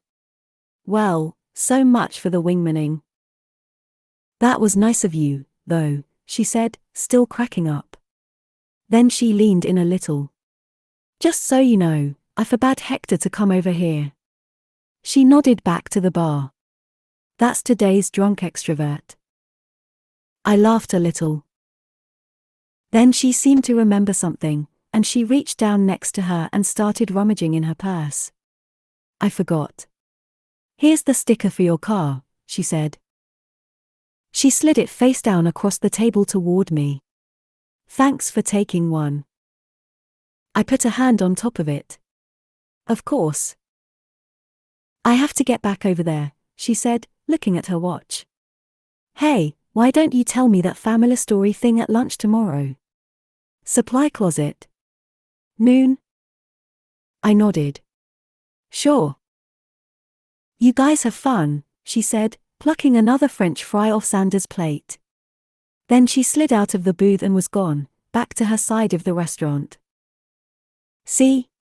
She's cool," Xander said, taking his fries back. "I'm telling you, ask her." I watched her walk back to the bar and hop onto the bar stool next to Hector. I picked up the bumper sticker and looked at it a moment. It was white with blue letters. It said, "Help Benny find a kidney. You could be the match." There was a website under it. It felt so futile. Like a shout into the void. This kid was never going to find someone. It was going to take him years. I'd never imagined donating a kidney to someone I didn't know. I'd figured if I ever did it, it'd be for someone in my life, not a stranger. A part of me even thought I should hold off in case Mom needed another transplant, though I knew she had 4 other kids who would gladly step in. She didn't need me to save mine. I stared at the sticker. I didn't know Benny. But I did know his sister. If I did this, it wouldn't just change his life. It would change hers. I looked across the restaurant at Brianna. She was laughing with some of the nurses. But I remembered the look on her face earlier when she talked about her brother. I remembered the day he came into the ER and the panic in her voice when she was treating him. I remembered the way she cried in the supply closet that time I walked in on her, how despondent she was. How helpless she probably felt. It was how I would have felt if Mom hadn't gotten a donor when she did. She must have sensed me looking at her, because she peered up at me and smiled. A beautiful, genuine, friendly smile. And in that instant I decided. I'm in, I said, talking to Xander but looking at her. There was a moment of silence next to me. I'm sorry, I didn't get that. I looked at him. I'm in. I'll do it. I'll donate. He smacked a hand on the table. All right. Yes. Then he paused. You're sure? I nodded. I'm sure. He grinned. I'll tell him tonight. That kid's gonna lose his shit. Seriously, man. You have no idea what this means to them. You're doing a good thing. He paused. And you're sure you want to do this anonymously? I nodded. I'm sure. Don't tell anyone. No one. Not even my mom. You're not telling your mom? No. I'm not telling anyone. It wasn't that I didn't want my family to know. It was that I didn't want Brianna to know. I didn't want her to feel like she owed me anything or was obligated to be my friend because of this. I didn't want strings or the recognition. I just wanted to help her, and I wanted to do it in secret, and my family knowing was too risky. Contact with her had already been breached. I couldn't trust that Jewel wouldn't show up at my work again and casually mention me donating a kidney to someone. And Mom too. She knew too many people and there were too many opportunities for this to leak. I wanted it quiet and confidential, at least for now. And then I had to laugh, because it occurred to me that it was easier for me to donate an entire organ than it was to ask a woman to pose as my girlfriend and come with me to a few family gatherings. My fear of rejection and judgment was that acute. I guess I just had to decide what scared me the most. Showing up to this wedding alone, or making Brianna Ortiz an indecent proposal. Chapter 14. Brianna. When I got home, Alexis was sitting on the porch swing in front of my house. "What are you doing here?" I said, closing my car door. "I thought you weren't coming until tomorrow."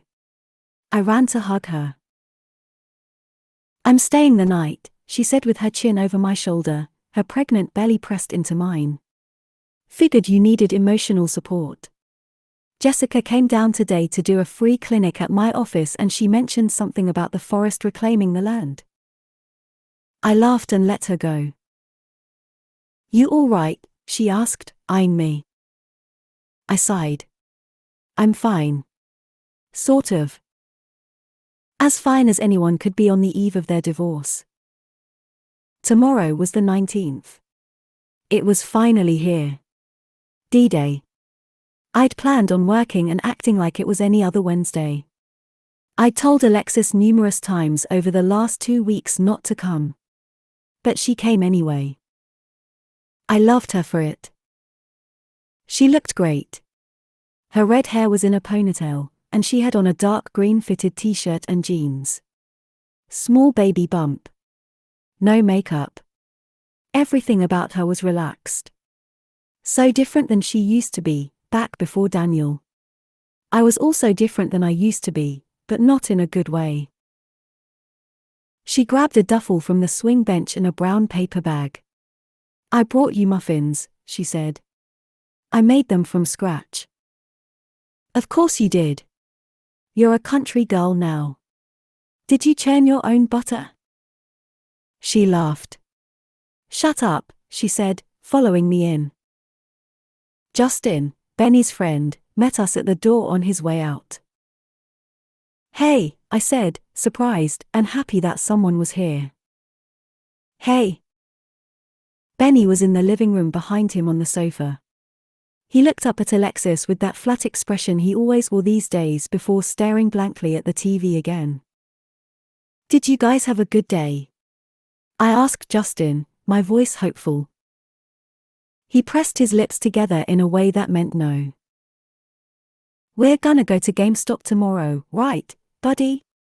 Justin called over his shoulder. Benny didn't answer. Justin looked back at me as if to say, this is how he was all day. Thanks for trying, I said quietly. Yeah. Of course. He glanced at Benny again. We'll try again tomorrow. Justin was a good friend. Brad too. The three of them were tight. Justin's dad had died a few years ago and Benny and Brad had been there for him during that, and now the guys were here for Benny. Both had been tested to see if they were a kidney match. All of Benny's friends had. But after that, they started to drop off one at a time. With the exception of Justin and Brad, no one else really came around anymore. I was infinitely grateful to the ones who did. Justin left. I put Alexis into the guest room, and then we went to set Benny up on dialysis. Alexis helped me get him situated. We spoke without saying a word the whole time. After 10 years of working together plus med school, we had our own language. She was concerned about him. His physical deterioration had to be shocking for her. He'd lost at least 30 pounds in the 6 months since she'd last seen him. He was in shorts. His legs were so thin they looked like ropes with knots in the middle. He hadn't shaved, his eyes were sunken. He'd barely said 2 words to us the whole time we were setting him up. Alexis made eye contact with me while she checked his blood pressure. It was the same look she gave me back when we worked together, the one that meant we needed to discuss the patient in private. I had to look away from her. I hated that this was the state of things now. That I didn't have a better life to show her, happy news to share. That she had to come here because I was going to be divorced tomorrow and she didn't want me to be alone, and then when she got here, this was my life. This old, worn-down house, my sick brother. My broken heart. It was pathetic. I peered around my living room, trying to focus on anything other than my best friend's worried gaze and my languishing patient, but the rest of the scene wasn't any better. The ugly, tired couch, the brown shag carpet, the fucking cat tree. A sudden surge of despair washed over me. There were times when my protective shield cracked down the middle. When the anger parted and the sad seeped through. I hated when it did. At least when I stayed mad, the emotion was directed outward and not in. But it was too heavy today. The feelings collapsed onto me and I broke. I pretended I needed to go get a blanket for Benny in the linen closet and excused myself.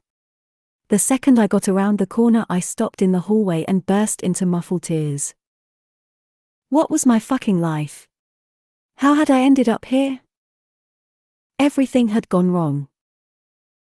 Once the tears started, I just couldn't get them to stop. It was an avalanche. A tidal wave. Proof that I really wasn't okay. Nick. It was over. It was officially over. I didn't want to celebrate my divorce. I didn't want to pop champagne or hit the town and act like I was happy to be done with my marriage. I wasn't happy. I was living a nightmare. Some alternate reality that I was never supposed to know. Nick and I were supposed to grow old together. It was good. We were happy. But I just wasn't her. I think I always knew something was there. She was his partner at work. They'd never dated. She had a boyfriend when I met Nick, and then she had a husband. We went to BBQs at each other's houses, we went on couples trips together. I liked her. She was my friend. And now I saw the truth I couldn't recognize then. I saw Nick at her wedding, drinking more than I'd ever seen him drink and passing out on the bed in our hotel room, still in his clothes. I saw them whisper arguing in the kitchen the night of our 10-year anniversary dinner, and he said it was about work and I believed it because I wanted to believe it. I saw all the times he was moody and distant because I wasn't her and that annoyed him. It was like finding out you have cancer and finally connecting all the dots and realizing you've been seeing the symptoms for years and wondering how something so horrible could be something you missed. And now I wondered how I'd been so stupid. How I didn't know until that day. Mom was right. Only an idiot puts all their eggs in a man's basket. And I'd given Nick everything. Now I had nothing, not even hope. Because he broke the trust in men that I'd need to ever be with one again. There wouldn't be a next time for me. There wouldn't be a second husband, another love of my life. There would only ever be this. Hey. You okay? Alexis asked gently from behind me. I turned around, wiping under my eyes. Yeah. Sorry. I shook my head, doing my best to regain my composure. It just all sort of hit me. She reached into the bathroom and pulled some tissues from a box and handed them to me. Then she leaned on the wall opposite me. Thanks. I sniffed, dabbing at my eyes. She waited, peering at me quietly. I took a deep breath and let it out slowly. Do you remember teleporting when you were little? What? You know, when you were a kid and you'd fall asleep in the car and your dad would carry you to bed and you wouldn't remember it. You'd just have a foggy memory of floating through space. And then you'd wake up in bed the next morning not remembering how you got there, but sort of remembering it at the same time. She narrowed her eyes like she was thinking. Yeah. Only it was never my dad. It was the nanny. But yeah. I sniffed. My dad was gone by the time I was 8. I never teleported again after that. There wasn't anyone strong enough to carry me. I paused for a long moment. Men have only ever left me, Ali, I said quietly. She waited, silent. You never realize you're living the best time of your life, I said softly. It happens and then it ends, and you only see it for what it was after. I gave Nick the part of me I don't give anyone. I gave him the kind of stupid, innocent love that you can only give before you know better. He got the best of me. And I'll never find that me again. Yes, you will. I shook my head. No. I won't. Because I'll never be that trusting again. I'll never give myself to someone else with the complete abandon that I did with Nick. I don't have it in me. He was the exception. He was me saying okay, so Dad left. But this one won't. I picked right, not all men are like Dad. This one's going to carry me. All my broken pieces. I paused. And he didn't. He did exactly what Mom always warned me that men do. He validated every cautionary tale I grew up hearing. Always have a separate bank account. Make sure your name is on the house. Trust but verify. I shook my head again. I didn't listen, I whispered. And now I'll never teleport again. She looked at me, her eyes sad. This isn't your life, Brie. This is just a shitty chapter in your story. You know, I didn't think I'd ever date again after Neil, but then I found Daniel. There are good men out there, you'll find someone too.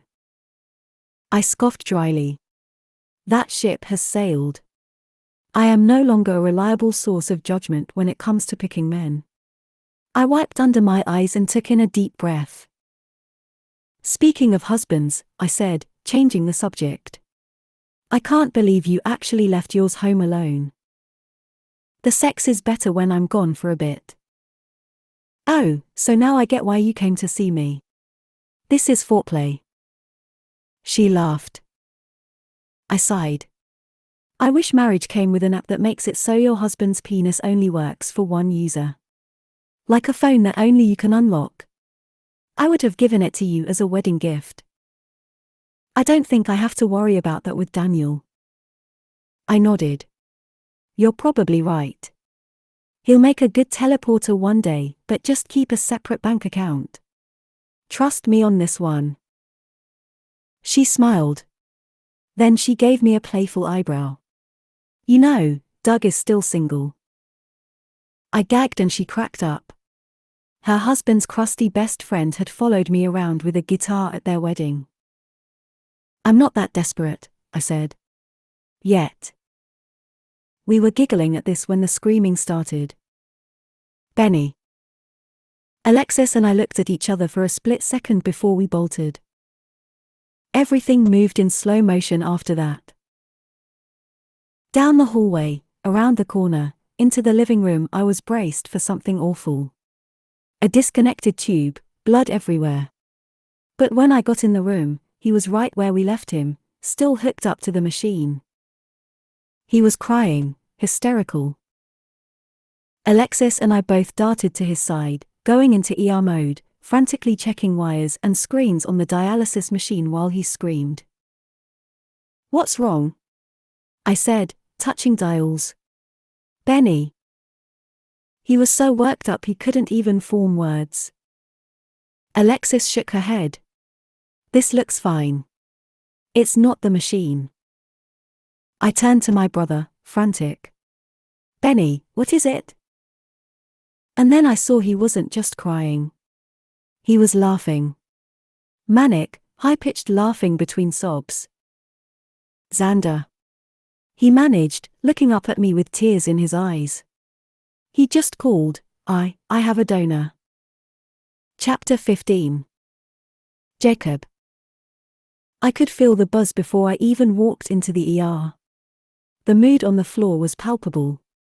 Everyone was happy and chattering. And when I saw Brianna by the nurse's station, a group huddled around her, I knew why. Xander must have told Benny. I smiled and stood back and watched, my hands in my pockets. Brianna was glowing. Laughing, smiling. Someone hugged her. Then someone else. My own smile reached my eyes. She looked up and saw me and waved excitedly. Then she said something to everyone and jogged over to me. Did you hear? She was beaming. No, I said, playing dumb. What's up? Benny has a kidney donor. I grinned at her. That's wonderful. She bit her bottom lip and bounced a little. Thank you for putting the sticker on your car. I mean, I know it wasn't from that. Too soon. But stuff like that made this happen. So thank you. Of course. I just stood there, smiling. She started to tear up a bit and wiped under her eyes. I'm sorry. I'm so emotional. This was so unexpected. I can't do lunch with you today, my best friend is in town. Tomorrow? Supply room. You have to tell me that family thing. I nodded. Yeah. Sure. See you then. Then I watched her go back to a group of waiting nurses. I didn't even realize how good this would feel. I was glad to be the source of everyone's happiness, even though they didn't know it was me. But mostly I liked seeing Brianna so excited. I couldn't have anticipated how much joy that would bring me. It occurred to me that the same way Brianna had shut off my anxiety by welcoming me to Royaume, I had probably just done the same for her. An instant relief. It made me smile to think of it like that. Like I'd paid her kindness forward, even though it was in secret. I hoped Benny was celebrating today. But I had to admit, I was more invested in how Brianna took it. I was stressed about the dinner tonight with my family, but I was in a good mood all morning anyway. My life was a mess. But at least Brianna's was the way it should be. Chapter 16. Brianna. I'd just finished lunch in the cafeteria with Alexis, and she'd gone back to my house. I swung by Gibson's office on the last 10 minutes of my break and knocked on his door frame. He held up a finger, asking me to wait while he wrapped up his call. I needed to ask for the days off for Benny's transplant in July. I was practically bouncing. I'd been like this since last night. I couldn't stop smiling. It was like a light had switched on inside my brother. The change was instantaneous. He'd stayed up with me and Alexis celebrating. Brad and Justin came over, and my brother was joking and laughing and was Benny for the first time in so long. I wanted to cry even thinking about it. This morning, he was on his treadmill when I got up. He said if he wanted to be ready for the next marathon, he had to start training now.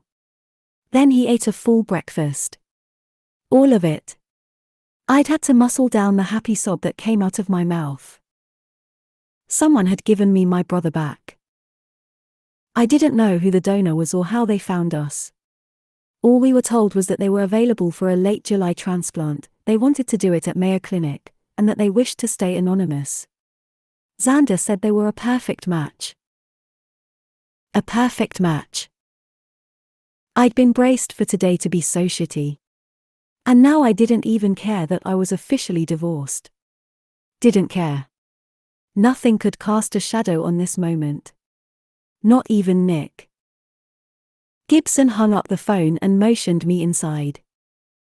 I stood in front of his desk feeling buoyant and light. I need to request 2 weeks off in July, I said. All right. He logged onto his computer. Going anywhere fun? He asked, tapping into his keyboard. Rochester. To the transplant center. He stopped and looked up at me over his glasses with a grin. Well, I'll be damned. You see? Everything happens for a reason. He went back to tapping. And to think he might have gone to a different hospital. I laughed a little. Why would Benny go to a different hospital? Not Benny. Jacob. He'd never have met your brother if he had. Look at that, everything works out. He shook his head with a smile and went back to the screen. I stood there, my brain trying to make sense of what he was saying. Jacob? I asked. He's doing it for joy, he said, talking to the screen. Did he tell you that? His mother had a kidney transplant when he was a kid. Always dreamed of paying it forward. At least that's what he said when Xander asked him if he wanted to run the labs. Glad it worked out. My soul left my body. Jacob is my brother's kidney donor. I breathed. Gibson looked up at me. What's that? I swallowed. The donor is anonymous. I watched Gibson's smile melt, then morph into sheer panic. He didn't, Brianna, I had no idea. He stuttered. He spoke about it freely. The two of you seemed to be friends, you were eating lunch together yesterday. I didn't know, I just assumed. I turned and ran. I had to find him. Now. Immediately. I threw open the door to our supply closet as I darted past. He wasn't there, so I bolted to the ER floor dialing his number. My heartbeat was thudding in my ears, my mind careening forward faster than I could keep up, the details shifting and reconfiguring. Jacob was Benny's kidney donor. Jacob was Benny's kidney donor. How? I'd been so mean to him. I wasn't even nice to him in the beginning. I was a total nightmare. And he'd have to have been working on this even back then because it takes weeks for the labs and the tissue samples and the medical and mental health evaluations, and I knew they took that long because I'd done them myself once when I was trying to see if I was a match. I pulled back sliding glass doors to patient rooms and yanked away curtains with my phone to my ear, his number ringing. He didn't answer, so I ran through the doctor's lounge and checked the stairwell and the cafeteria. Then I started to cry. He didn't want me to know. He didn't want any of us to know. He just wanted to do this in secret when he could have done this in the open and let everyone love him for it, and they would have. Every single person who worked in this department would have instantly adored him for his selfless act, worshipped the ground he walked on. He would have been beloved, forgiven for anything, a hero. But Jacob wasn't like that. He was a hero, but he was the kind that never let anyone know. A sob burst from my mouth, and I had to cover it with a hand. Jessica was right. He was an excellent human being. I felt my chest filling up, like love and gratitude and appreciation were solids that took up space inside me. I could feel the emotions pouring from my heart, streaming from the tips of my fingers, bursting from my mouth like a shout. I would jump in front of a bus for this man. Take a bullet. Fight a mob.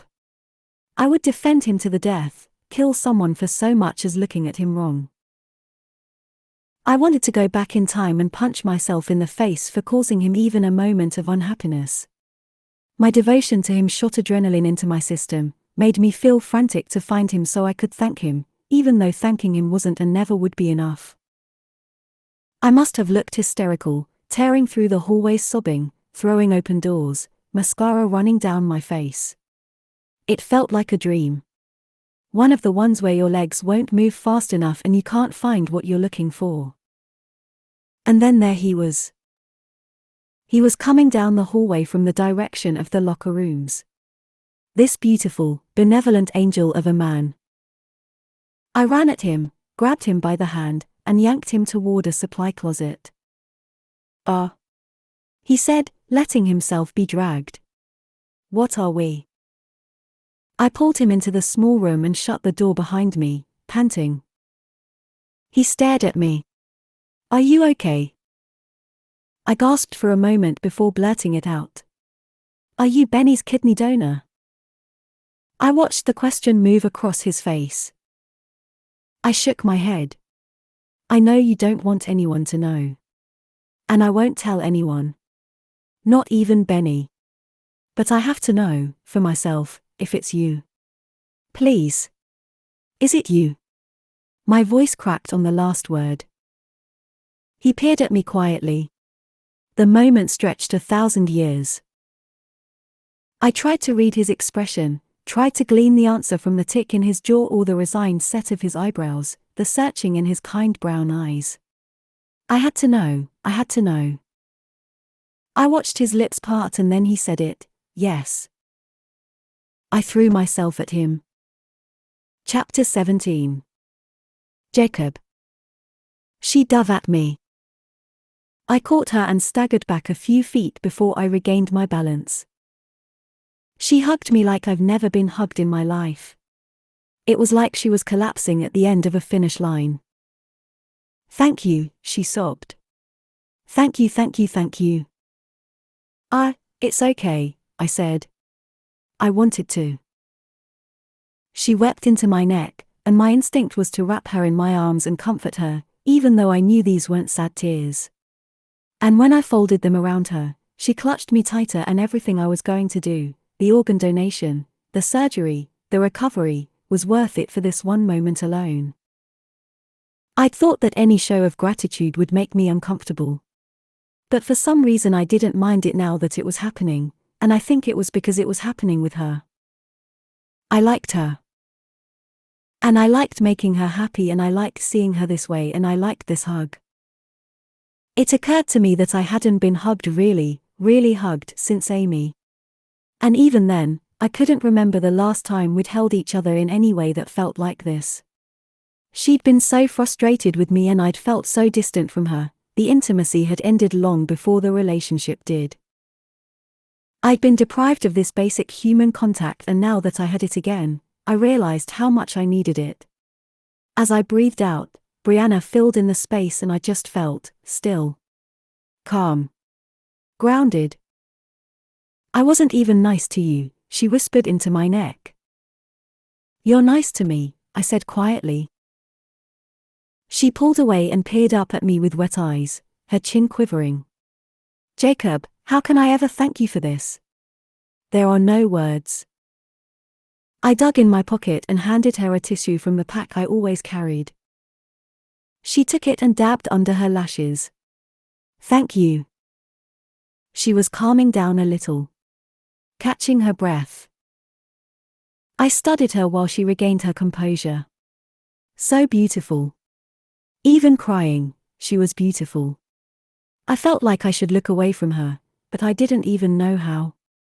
I still felt the hug, even though it was over, and it disabled something inside of me again, just the way she did that first day in Benny's hospital room.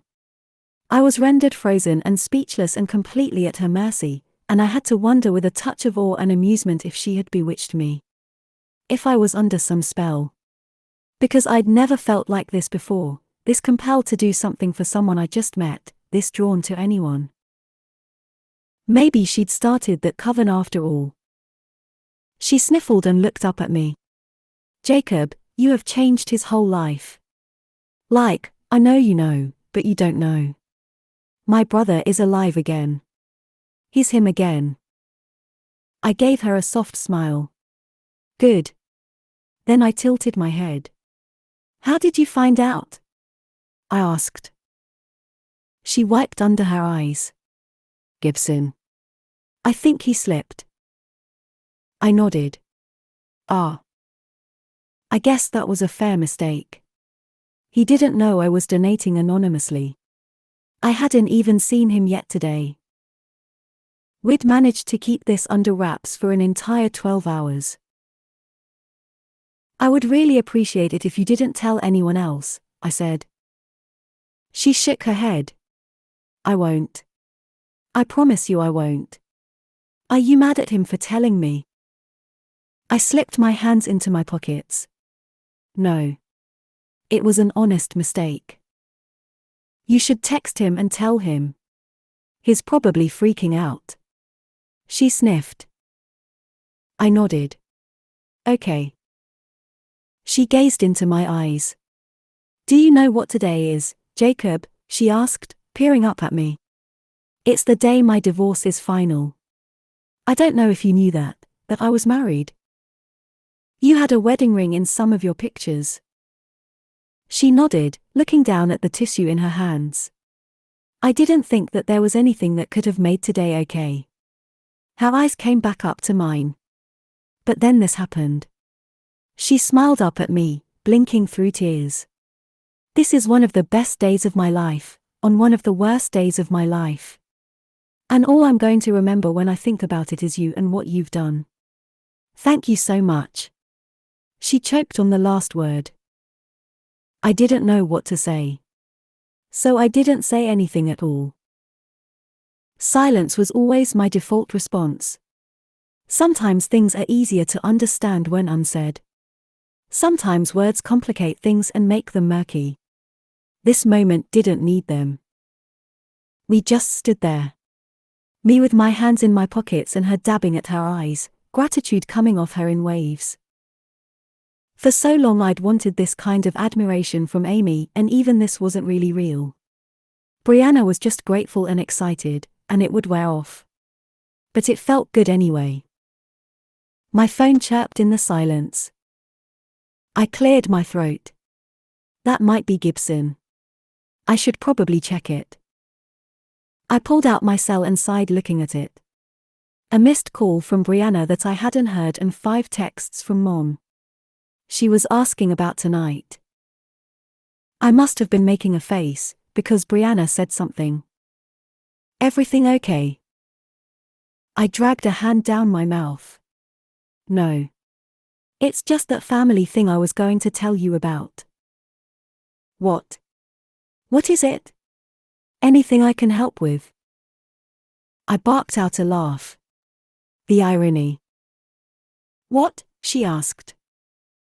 I shook my head. Nothing. No, what? I tipped my head back and stared at the ceiling.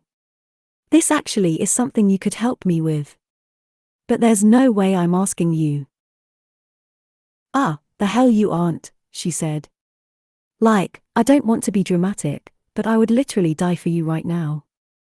What do you need? I looked back at her. I can't. It's too ridiculous to entertain. Try me. Entertaining ridiculous is my specialty. I'm really good at it. I laughed a little. Then I let out a breath. I need a girlfriend for a few months. She stared at me. I put up a hand. Not like that. To come with me to some wedding stuff. I need my family to think I'm in a relationship. My brother is getting married. To my ex-girlfriend. She gave me a weird look. To your ex-girlfriend? We dated for a little over 2.5 years. Broke up last year. They started dating 3 months later and got engaged a few weeks ago. The wedding's in July. I need them to think I've moved on. Why? I looked away from her a moment, trying to figure out how to explain it. When I came back to her, I held her gaze. Leaving me, choosing him was not easy for her. My sisters didn't speak to them for 6 months, and my parents almost disowned him. It tore my entire family apart for the better part of a year. They're all going to look to me to decide how to act. If I'm upset, they'll be upset, and I'm already doing everything in my power to hide my feelings. They need to think I'm happy and moved on. If I'm alone, they'll spend the next 3 months waiting for a crack in my facade to decide to hate them both. It will take away from her happiness. And I don't want that. She looked at me incredulously. She waited 3 whole months to start dating your brother and you want her to be happy? I love her, I said. Of course I want her to be happy. Something in her expression went soft. Well, you are a much nicer person than I am, Jacob Maddox. When people go low on me, I go lower. I laughed despite myself. So you're not over her, then, she said. It wasn't a question, it was a statement. I paused. It was complicated and, to be honest, even I wasn't entirely sure of the answer. My feelings were muddied by too many things. The incomplete way it ended, the rejection I felt, the betrayal of her dating someone else so quickly and that man being Jeremiah. But for the sake of simplifying, I said, no. I am not. She pursed her lips and nodded. Okay. So you think they'll buy it? Us dating? She asked. They already do. When my sister saw us in the supply closet, she assumed. I didn't correct her. I sort of panicked. I'm sorry. She crossed her arms. So what exactly would I need to do? Meet my family. Come with me to monthly dinners at their house. Then the engagement party, rehearsal dinner, wedding. That's it. I'm in. I blinked at her. You are? Totally. And it's not even the kidney thing. I would have done it anyway. I pulled my face back. You would? Why? I would have given an eye to have a date to my best friend Alexis's wedding last year. Some rando named Doug followed me around the whole time with a guitar. He sang me More Than Words by Extreme. Twice. I seriously debated faking my own death just so it would end sooner. Nobody should ever be forced to go to a wedding alone. She drew a smile out of me, but then I went serious again. Are you sure? I asked. Very sure. I peered at her. Thank you, I said. This takes so much stress off of me. Good. We gotta take care of that kidney. I made an amused sound and she grinned. So when's the first thing? She asked. Tonight. She blanched. Tonight? It's family dinner night.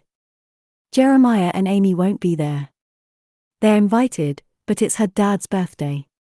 It's the only event where you won't have to meet my family and my ex at the same time.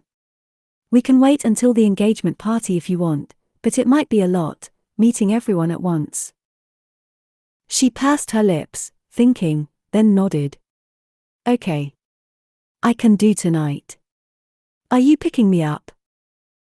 I'll pick you up. She took a step closer and looked at me. Jacob, I am going to be the best girlfriend you've never had. Chapter 18. Brianna. I'd had to cancel on dinner with Alexis. I couldn't explain to her why I was suddenly on a bound to be somewhere else tonight, so I just told her the second truth. I had a date with a hot guy. She was more than happy to go home early on those grounds. Plus, I think she missed Daniel. I ran home after work and got ready. Alexis had done Benny's dialysis for me before she left, which was perfect because I was on a tight turnaround. I picked a cute grey top with some jeans. Did my hair and makeup, and Jacob picked me up in a black F-150 at exactly 8 o'clock. I was going to do anything he needed to make this fake girlfriend thing work. I was about to put on an Oscar-worthy performance the likes of which Hollywood has never seen. I was so committed I would tattoo his name across my boob.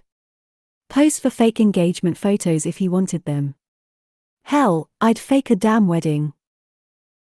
I saw him arrive in the Ring doorbell, so when Jacob came up the walkway to get me, I was already coming out. I didn't want to invite him in to see the time capsule I currently lived in. "Hey," I said, squeezing out the crack in the door and closing the screen behind me. "Hey. Ready to go?" He was wearing jeans and a thin black V-neck sweater with the sleeves rolled up. Very handsome. "I brought a bottle of wine," I said, holding up a Chardonnay. "They'll love that," he said, slipping his hands in his pockets. He looked a little nervous. His jaw was tight. I peered around him at his truck. Lieutenant Dan had his head out the open back window. "You brought your dog?" Jacob looked over his shoulder. "Yeah. I take him everywhere." I jogged down the walkway to pet him with Jacob following behind me. "He's so cute," I said, ruffling the dog's head. He wagged his tail and made an excited puppy noise. "I didn't really take you for a truck guy," I said, scratching Lieutenant Dan's ear. Jacob was smiling a little, but it didn't reach his eyes. "I'm fixing up the cabin. I needed the bed." He looked at his watch. "We should get going. I think we're going to be the last ones there." "Okay." He opened my door for me and then went around to the driver's side and got in. "So where's your parents' house?" I asked, getting buckled. "Edina," he said, firing up the engine. I nodded. Fancy. Probably a nice house. Not like where I lived. The outside of my house was just as ugly and dilapidated as the inside. The lawn was all crabgrass and cracked walkway and old paint. I was sort of glad Jacob didn't say anything about it. "Where do your parents live?" he asked, making a left out of my neighborhood. "My mom lives in Arizona with her new husband, Gil. I don't have a relationship with my dad." "This is good," I said. "Ask me more questions. We should try to know as much about each other as we can before we get there." "Good idea." "So how did we meet?" I said. "They'll probably ask us." I told them I moved hospitals to be closer to my girlfriend. "So that means we had to have met a few months ago and we couldn't have met at Roy Elm." "Okay. Why don't we say that Benny came into your ER at Memorial West and that's how we met?" He nodded. "I like that. But let's not say which ER so technically it's the real story. I think we should try and stick to the truth as much as we can. Keep things as simple as possible." "I agree. Do they know you're donating a kidney?" I asked, looking over at him. He shook his head. "I wasn't going to tell them. But only because I didn't want it to get back to you. My mom is friends with Jessica. And Xander. And Gibson." "Are you going to tell them now?" He shrugged. "I guess I could," he said, getting on the freeway. "No reason to hide it from them at this point." "Hey, are you allergic to nuts?" he asked. "No. How about you? Any food allergies? Stuff you don't like?" "I hate well-done eggs," Can't stand the smell. And I don't like dill. Other than that, there isn't much I won't try. What about you? I think yogurt is gross. And cantaloupe makes my throat itch. No yogurt, no cantaloupe. He glanced at me. So what time do I need to have you back? Are you doing Benny's dialysis? My best friend did it for me before she left. I smiled. Benny was gone before I got home. He's out with friends celebrating. He shaved and everything. There was beard hair all over the sink. I didn't think I'd ever be so excited to have to clean that shit up again. He doesn't clean up his own beard hair, he asked, changing lanes. Does any man? I mean, you guys think you do. You do the wet toilet paper wipe down thing and call it a day. I actually do clean up my beard hair, he said. Aha. I'll believe it when I see it. Which reminds me, what's your house like? I should probably know. Small. 1 bedroom and a room for plants. For plants? I like plants, he said. Do you like plants? I mean, yeah. As long as it's not me taking care of them. I've killed a cactus. Did you overwater it? I didn't water it at all. I forgot it existed. My kitchen windowsill is more uninhabitable than a desert, apparently. He looked amused. We drove for a few more minutes and pulled into a nice neighborhood. Lieutenant Dan got up and put his face between us to look out the windshield like he knew where he was. Do you come to your parents' house a lot? I asked, petting the dog. We're a close family. I go there, they come over. He rubbed his forehead and I eyed him. Are you okay? He let out a breath. Just getting a little headache. Grinding my teeth. Then he did a sudden double take out the windshield. He pulled the truck over immediately and put it in park. What's up? I asked. I have to get something. He pulled some rubber gloves and a trash bag from the glove box. What do you have to get? I asked, looking around the street he'd stopped on. It was residential. Nothing of note. I'll be right back. He got out, and I turned to watch him come around the rear of the truck. I stared perplexed as he crouched and started looking at a raccoon carcass in the gutter. He was lifting the arms and turning it over. Then he put it into his trash bag. I rolled down my window. They have people who take care of that. It's fresh, it's a good one, he called. Okay. And that's important. Why? He tossed it in the bed of the truck and came back around to the driver's side and got back in, peeling off his gloves. Sorry. I needed to get that for my dad. I stared at him. You needed to bring your dad an Unilever raccoon, I deadpanned. He put on his seat belt. My dad's a taxidermist. He's been looking for a good raccoon to mount. I blinked at him.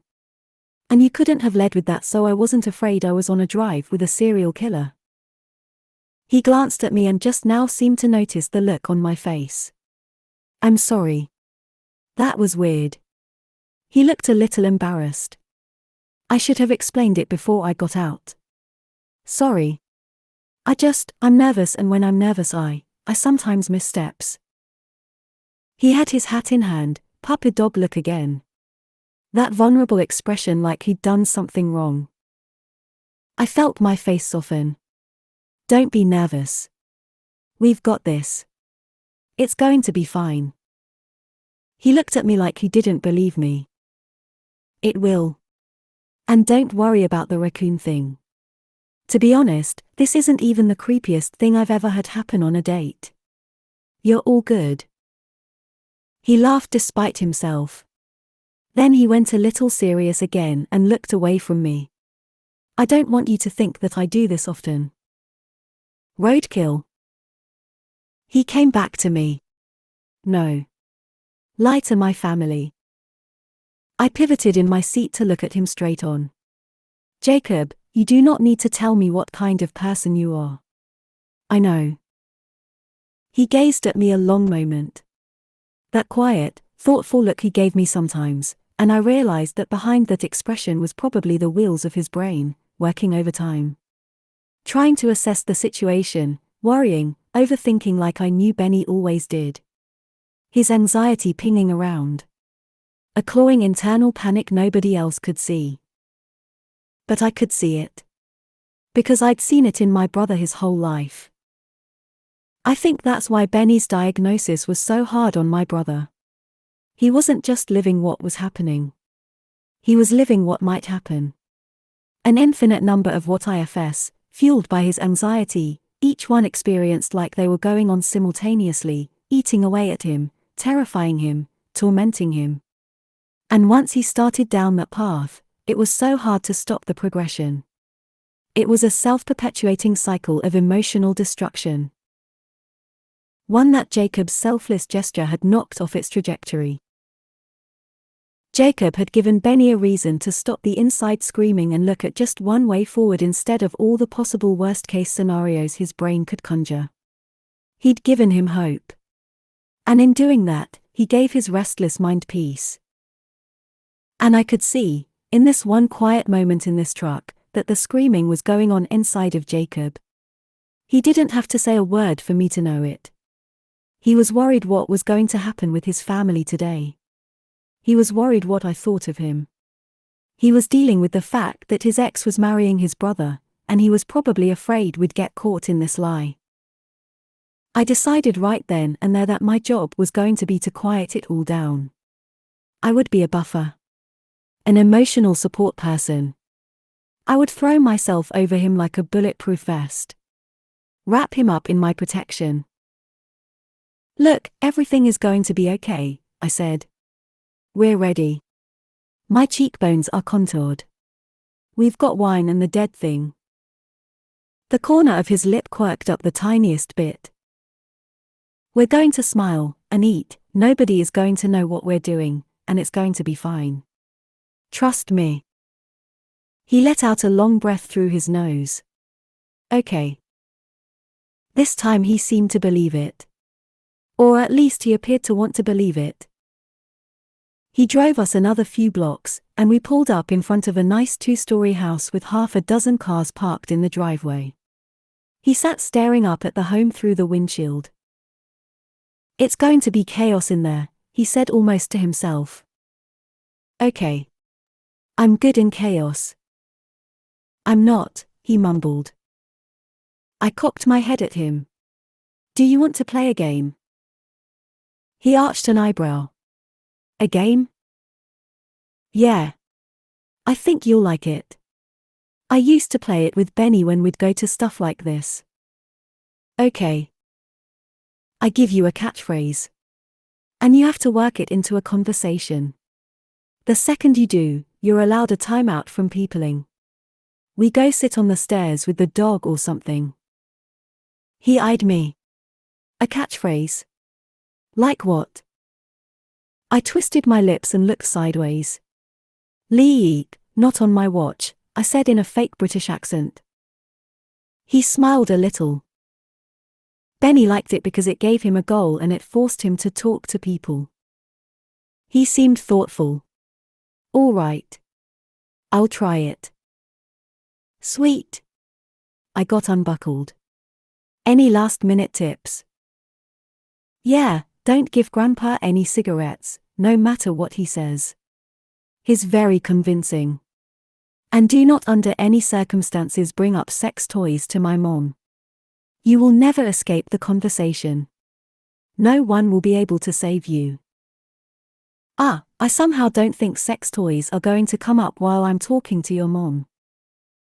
I think you'd be surprised how easily she works it in, he muttered. He put his shoulder to the door and got out to get Lieutenant Dan. I grabbed my purse and met him around the front of the truck. Should we hold hands? I asked, my voice low. Like, coming up the walkway. In case someone's looking out the window or there's a Ring doorbell or something. He shook his head. I don't think you should have to touch me as part of this deal. I think we can pull this off without it. I don't mind it. He shook his head. I think we'll be all right. When we got to the front door, he didn't knock. It was unlocked and he let us in. It was like stepping into a Dave and Buster's. Music, laughing, kids screaming, a video game turned up too loud, a blender running. The warm smell of cooking food. A parrot flew through the vestibule and I ducked. Whoa. It landed on top of the coat rack and squawked, "Motherfucker," at the top of its lungs. Sorry, Jacob said, already looking flustered. That's Jaffa. Then two children darted to us from out of nowhere. Uncle JJ, they called in unison. Jacob smiled and crouched to catch them in a bear hug and hoist them up. The kids wrapped their arms around Jacob's neck. What socks? Jacob smiled, his honey eyes creasing at the corners. Frogs, like you said. EA. He turned so they could see me. Carter, Katrina, this is Brianna. The little boy looked over at me. Hello. I smiled. Hi. The little girl peered at me curiously. You're pretty. Thank you, I said. I like your necklace. She didn't reply. They wiggled out of Jacob's arms like they'd exchanged some unspoken agreement to take off. They hit the floor and were gone, yelling like town criers that Uncle JJ was here with some girl with long hair. Jacob looked at me. Those are Jewel and Gwen's twins. And that's going to be the easiest introduction of the night. The animal socks thing is very cute, I said. Sometimes they can't agree, and I have to wear two different ones. I laughed. Then adults started streaming into the vestibule. They came down the hallway in a wave of humanity and fanned out around me, all smiles and excited greetings. I could practically feel Jacob's body tense next to me, and I had a knee-jerk urge to reach over and squeeze his hand to let him know I was okay, but I didn't get the chance because they edged him out to get close to me. I was completely surrounded. A cat started rubbing on my legs, the twins skipped around the throng, and Jaffa squawked obscenities from the coat rack as people started shaking my hand, introducing themselves faster than I could keep up. A young, pretty girl named Jane in a pink sundress. Jewel, who I'd already met, her wife, Gwen, a blue-haired Asian woman with a nose ring. Jill, a petite woman with Jacob's auburn hair in capri pants and a conservative white blouse, and her burly husband, Walter, a black man wearing a t-shirt for a pit bull rescue. An old man on oxygen in an electric wheelchair rolled in and bumped into my leg and then sat there glaring up at me in silence. Someone introduced him as Grandpa. He ignored me when I said hello. The man who I assumed was Jacob's dad hovered behind the crowd like he was waiting for the chaos to settle before he said hi. And then an older woman in a flowing paisley top with dangling earrings and arms full of jingling bell bracelets parted the crowd and came right in for a hug.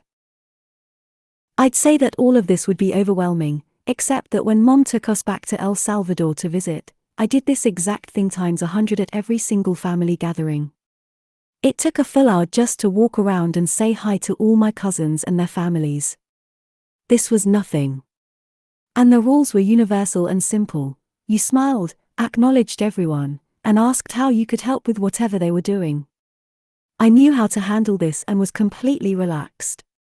But a glance at Jacob told me he was on the verge of a panic attack on my behalf. I gave him a reassuring smile over his mom's shoulder before she pulled away. I'm Joy, the woman said, grinning warmly at me. She looked a little familiar, but I couldn't place it. Maybe she just looked like Jacob. It's such a pleasure to meet you, she said. I smiled. You too. The older man made his move as the rest of the crowd started to disperse back into the house. He came up next to his wife. I'm Greg, Jacob's dad. So pleased to have you. Jacob looked a lot like his dad. They sort of had the same mellow energy. I nodded to Jacob, who had stepped in to stand next to me now that there was room. "We picked up a raccoon for you on the way over," I said. Greg lit up. "You did?" "It's in the truck," Jacob said. His dad rubbed his hands together. "Well, let's get it." Greg edged past me and left out the front door with Jacob, leaving me with Grandpa, the dog, and Joy. A timer went off somewhere. Joy looked toward the sound. "Oh, I need to go pull that." She gestured for me to follow. "Come on, we'll get you a drink," she said, already heading down the hall with Lieutenant Dan at her heels. I snapped my fingers. "Shoot," I said, remembering. We left the wine in Jacob's truck. "Let me run and grab that real quick." "Okay." "Kitchen's down this hallway," she called, still walking. Then she disappeared around a doorway and I was alone with the old man. I smiled at him and he glared at me. "Give me a cigarette or I'll tell Jacob you're hitting on me. You got 5 minutes. I choked on a laugh. "What?" "1 cigarette and you roll me out to the gazebo and cover for me." I shook my head at him. "Sir, you are on oxygen." "What the hell is it to you? I'm gonna kick the bucket anyway. I'm half dead already. 1 cigarette. If you get me a whole pack, I'll give you my Purple Heart." I had to fight to keep my face straight. "I'm afraid I can't do that for you." He narrowed his watery eyes. Just then Jacob let himself back into the vestibule holding the wine from the truck. His dad wasn't with him. Grandpa jabbed a finger at me. "She's hitting on me." Jacob paused, looking back and forth between us. "It's true," I said. "He's handsome. I can't help myself." The old man scowled. He made a little fake lunge at me with his chair. Then he turned, pinning me with an impressive non-blinking glare, and left the room. I turned to my fake date and smiled. This was seriously so much fun. Jacob set the wine down on the bench by the door, looking exhausted. "I'm sorry." I laughed. "For what?" "That." He nodded in the direction Grandpa had wheeled off in. "Who says he's lying?" He let out a snort. "I told you it was going to be a lot," he said. "Jacob, I have 22 first cousins in El Salvador," I said, taking off my shoes and setting them next to everyone else's. "This is nothing. You should just relax." I nodded to the way he came. "You should go do stuff with your dad or something. Skin your dead raccoon. I'll hang out with your mom in the kitchen." He shook his head. "No. I don't want to leave you alone with them." "What's gonna happen?" He slipped his hands into his pockets and peered at me wordlessly, and I imagined those wheels turning again, running through every scenario that could possibly end in disaster. "Okay," I said. "Then come with me. But chill out. I'm having a good time." He clearly didn't believe me. I sighed. I was glad I'd made tonight work because if this was too much, the next one with the brother and the ex would have been a disaster. This place was an introvert's nightmare for sure. Loud, overcrowded. Lots of social expectations crammed into a tiny window of time coupled with the stress of introducing a new person to his family. The worry that we wouldn't pull off this charade. The next time he wouldn't have that pressure because we will have gotten it out of the way. He'd still have to deal with all the rest of it, but at least the two of us would have worked out the kinks of this arrangement by then. I nodded to the house. "Come on. Give me a tour." I suggested this on purpose to give him a chance to decompress before we joined the group again. I could tell immediately it was the right thing. He let out a breath that sounded relieved and nodded for me to follow him. The house was enormous. I got the feeling it was the family hub. It was built for entertaining. The basement had a full bar and so did the pool. There was a water slide and a pool house with a nice outdoor barbecue. They had a movie room and a very comfy, very large living room where the twins were playing on a PlayStation. A big dining room with a table that seated 20 and lots of guest rooms. Did you ever live here? I asked as we strolled past the open door of a guest room strewn with the twins' toys. I grew up here. Oh, I said, turning to smile at him. Show me your room. It's not the same as when I was a kid. Dad uses it now, he said. I still want to see it. I stopped at a bookshelf off the hallway. There were framed photos tucked in with the books, a picture of Jacob in 8th grade. His hair stuck up every which way and he had braces and an overbite. Damn. Puberty hit this man like a bus. The glow-up was unreal. Oh, look at that, I said, spotting a book I knew. Love Shows Up. I read this. I tapped the spine. Mom wrote that. I froze. What? She's a couples counselor and sex therapist. Best-selling author. She has a PhD in clinical sexology. She's also a board-certified OBGYN. I turned slowly to stare at him in horror. Then I hustled him into the nearest room and closed the door behind us. Please tell me you're kidding, I whispered. He blinked at me in confusion. Your mom is Dr. J. Maddox, a world-renowned relationship expert. Are you serious, Jacob? You didn't feel like this was something you should have mentioned. He looked positively baffled. I shook my head at him. It is literally her job to call bullshit on us. I told her we were new. Jacob, I don't even know what your penis looks like. Well, I'm not showing it to you. I'm not asking. I'm making a point. I put a hand to my chest. I thought I was gonna get here and your dad was going to call me Brenda or Bianca the whole time and they'd make small talk with me and then I'd go home and would have 3 more weeks before the engagement party to perfect our act. And instead we're in a 2-hour couples counseling consultation with a best-selling sex expert. She's going to take one look at me and know I've never seen you naked. She's gonna see it all over my face. I looked at him bleakly. He seemed to mull this over. Maybe we haven't had sex yet. Maybe we're taking it slow. I shook my head. No. No way. We've definitely had sex. You supposedly moved to Royam to be closer to me and we haven't even slept together yet? How is that in any way believable? The whole point is to make them think we're super into each other. How are you going to be over Amy if you're not having hot, kinky sex with your new girlfriend? He started smiling. This isn't funny. It's a little funny. No. And what is this room? I asked, throwing my arms out. 1,000 marble eyes stared out at me. It was full of taxidermy. Full. And it was weird. A squirrel in a cowboy hat and chaps riding a turtle. A white mouse dressed in a wizard robe and glasses reading a book, a rabbit with antlers, a ferret in a little bathtub scrubbing his back with a loofah. A dead coyote dressed like Flo from the Progressive commercials. She had the bouffant haircut and red lipstick and everything. It was pretty hilarious, but still.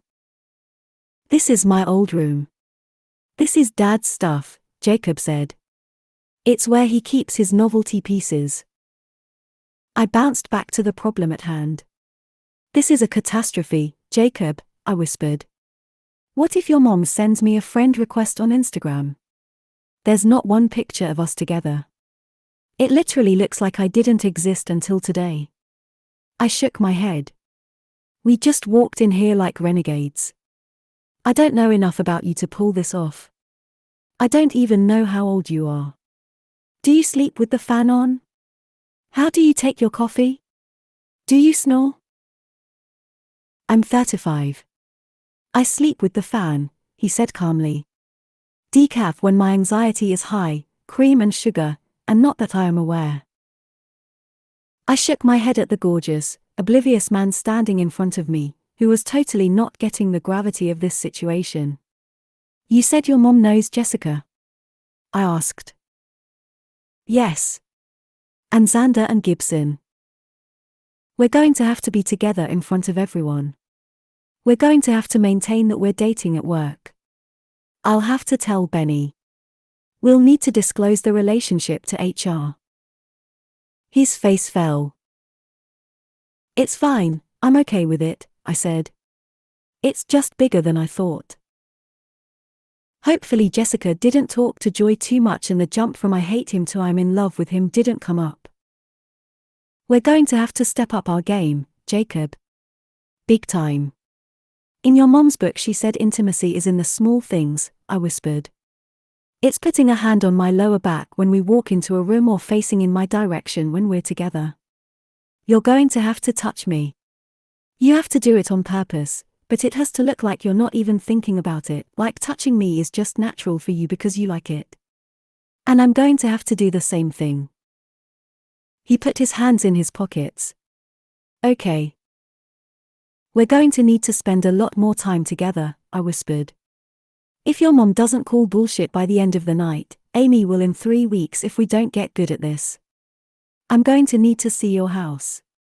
You're going to need to see mine. I gulped on the last word. You have to have lunch with me every day. I thought I saw the corner of his lip twitch. Maybe you should come up to the cabin, he suggested. Yes. All the things. I let out a slow breath. God. No wonder you warned me about sex toys. Though I might actually want to talk to her about that. I'd read Joy's book. Twice. It was good. She knew her stuff. It was also the book that made me realize how little I'd been getting from Nick. How wrong things had been for so long. I'd thought it was me. I was trying to fix something when I didn't know where the break was. And then I'd found out. We should go back out there, I said, chewing on my lip. Great. Now I was nervous. We both were. Perfect. I'm sorry. I don't know why I didn't think of it, he said forlornly. I waved him off, trying not to freak out over the fact that I was in Dr. J. Maddox's house.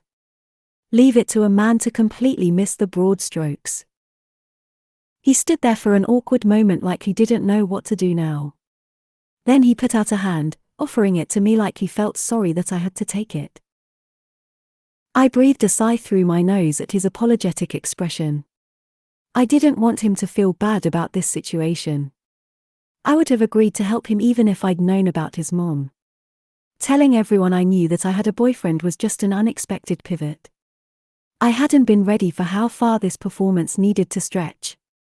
And I'd meant what I'd said outside. I didn't mind the touching part, that wasn't an issue for me at all.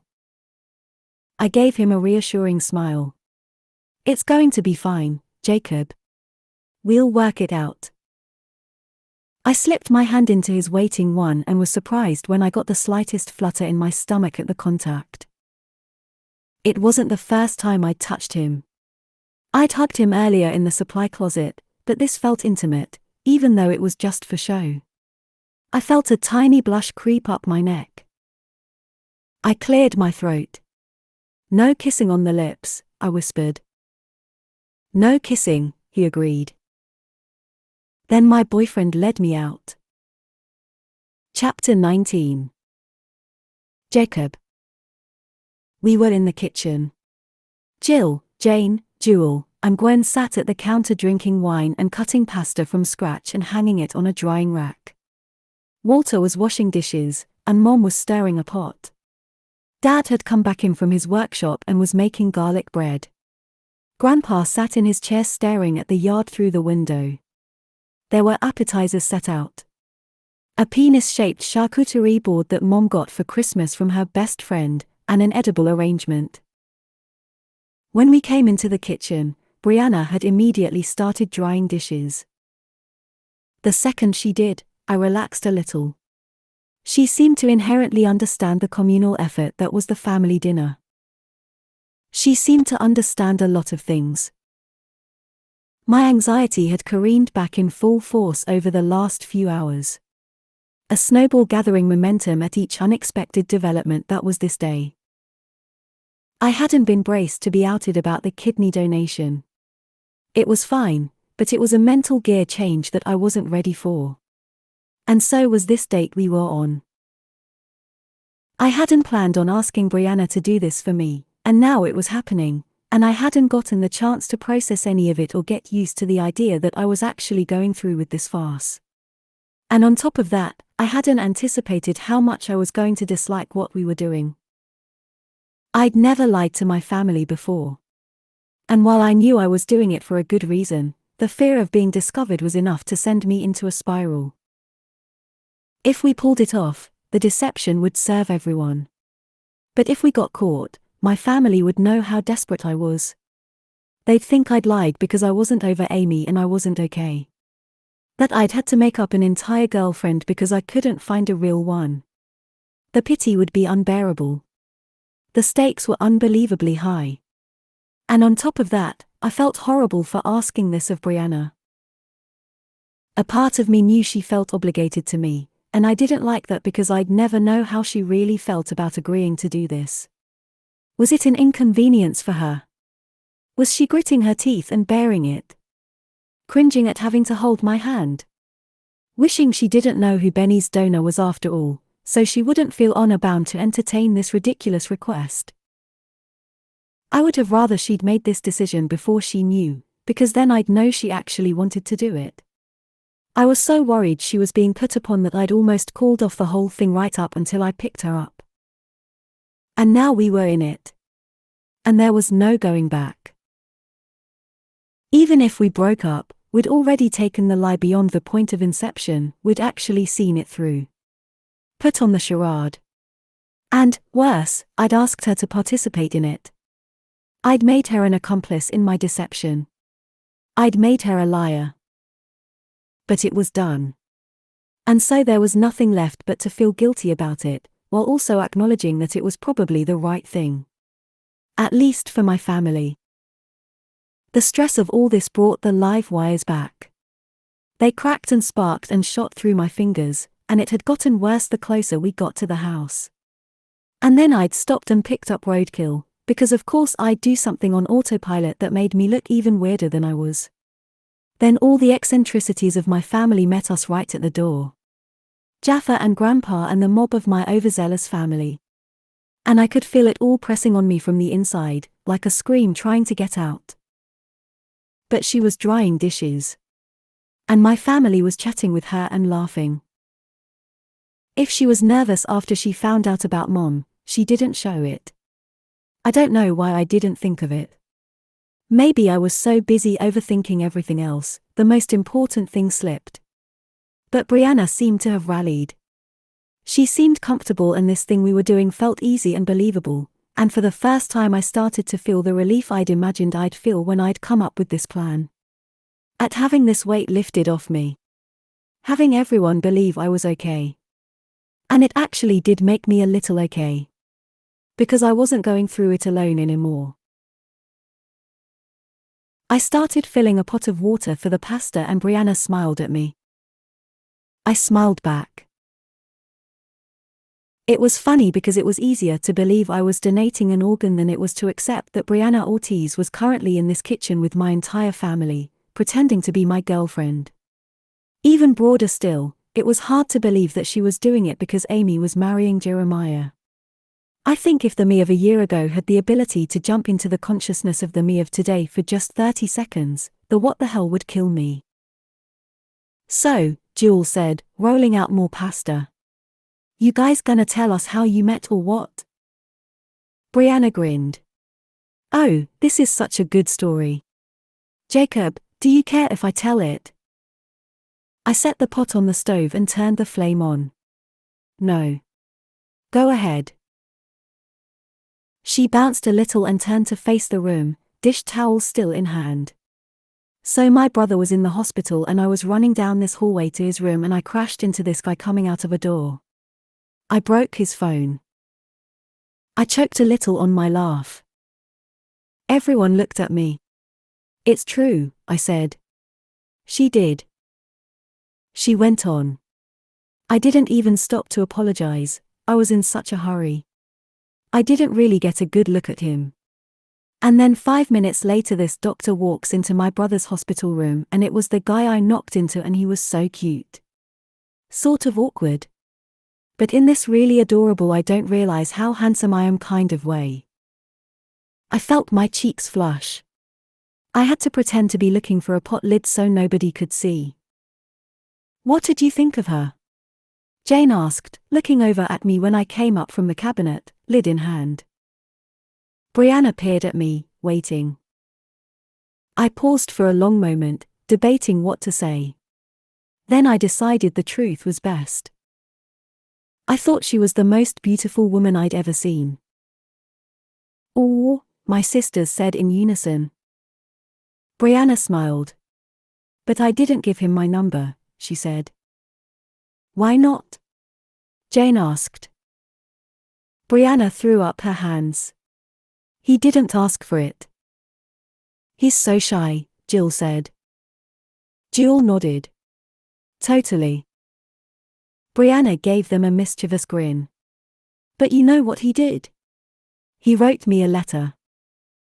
Jill gasped. "He wrote you a letter?" Brianna nodded. "Yep." "That is so romantic," Jane said. "Jacob has beautiful handwriting," Mom said, stirring the pesto. "I've always thought so." "Why a letter?" Dad asked. Everyone looked at me. I thought carefully about the answer. Then I decided again that truth was best. I want to talk to her, but I didn't know how. Brianna smiled.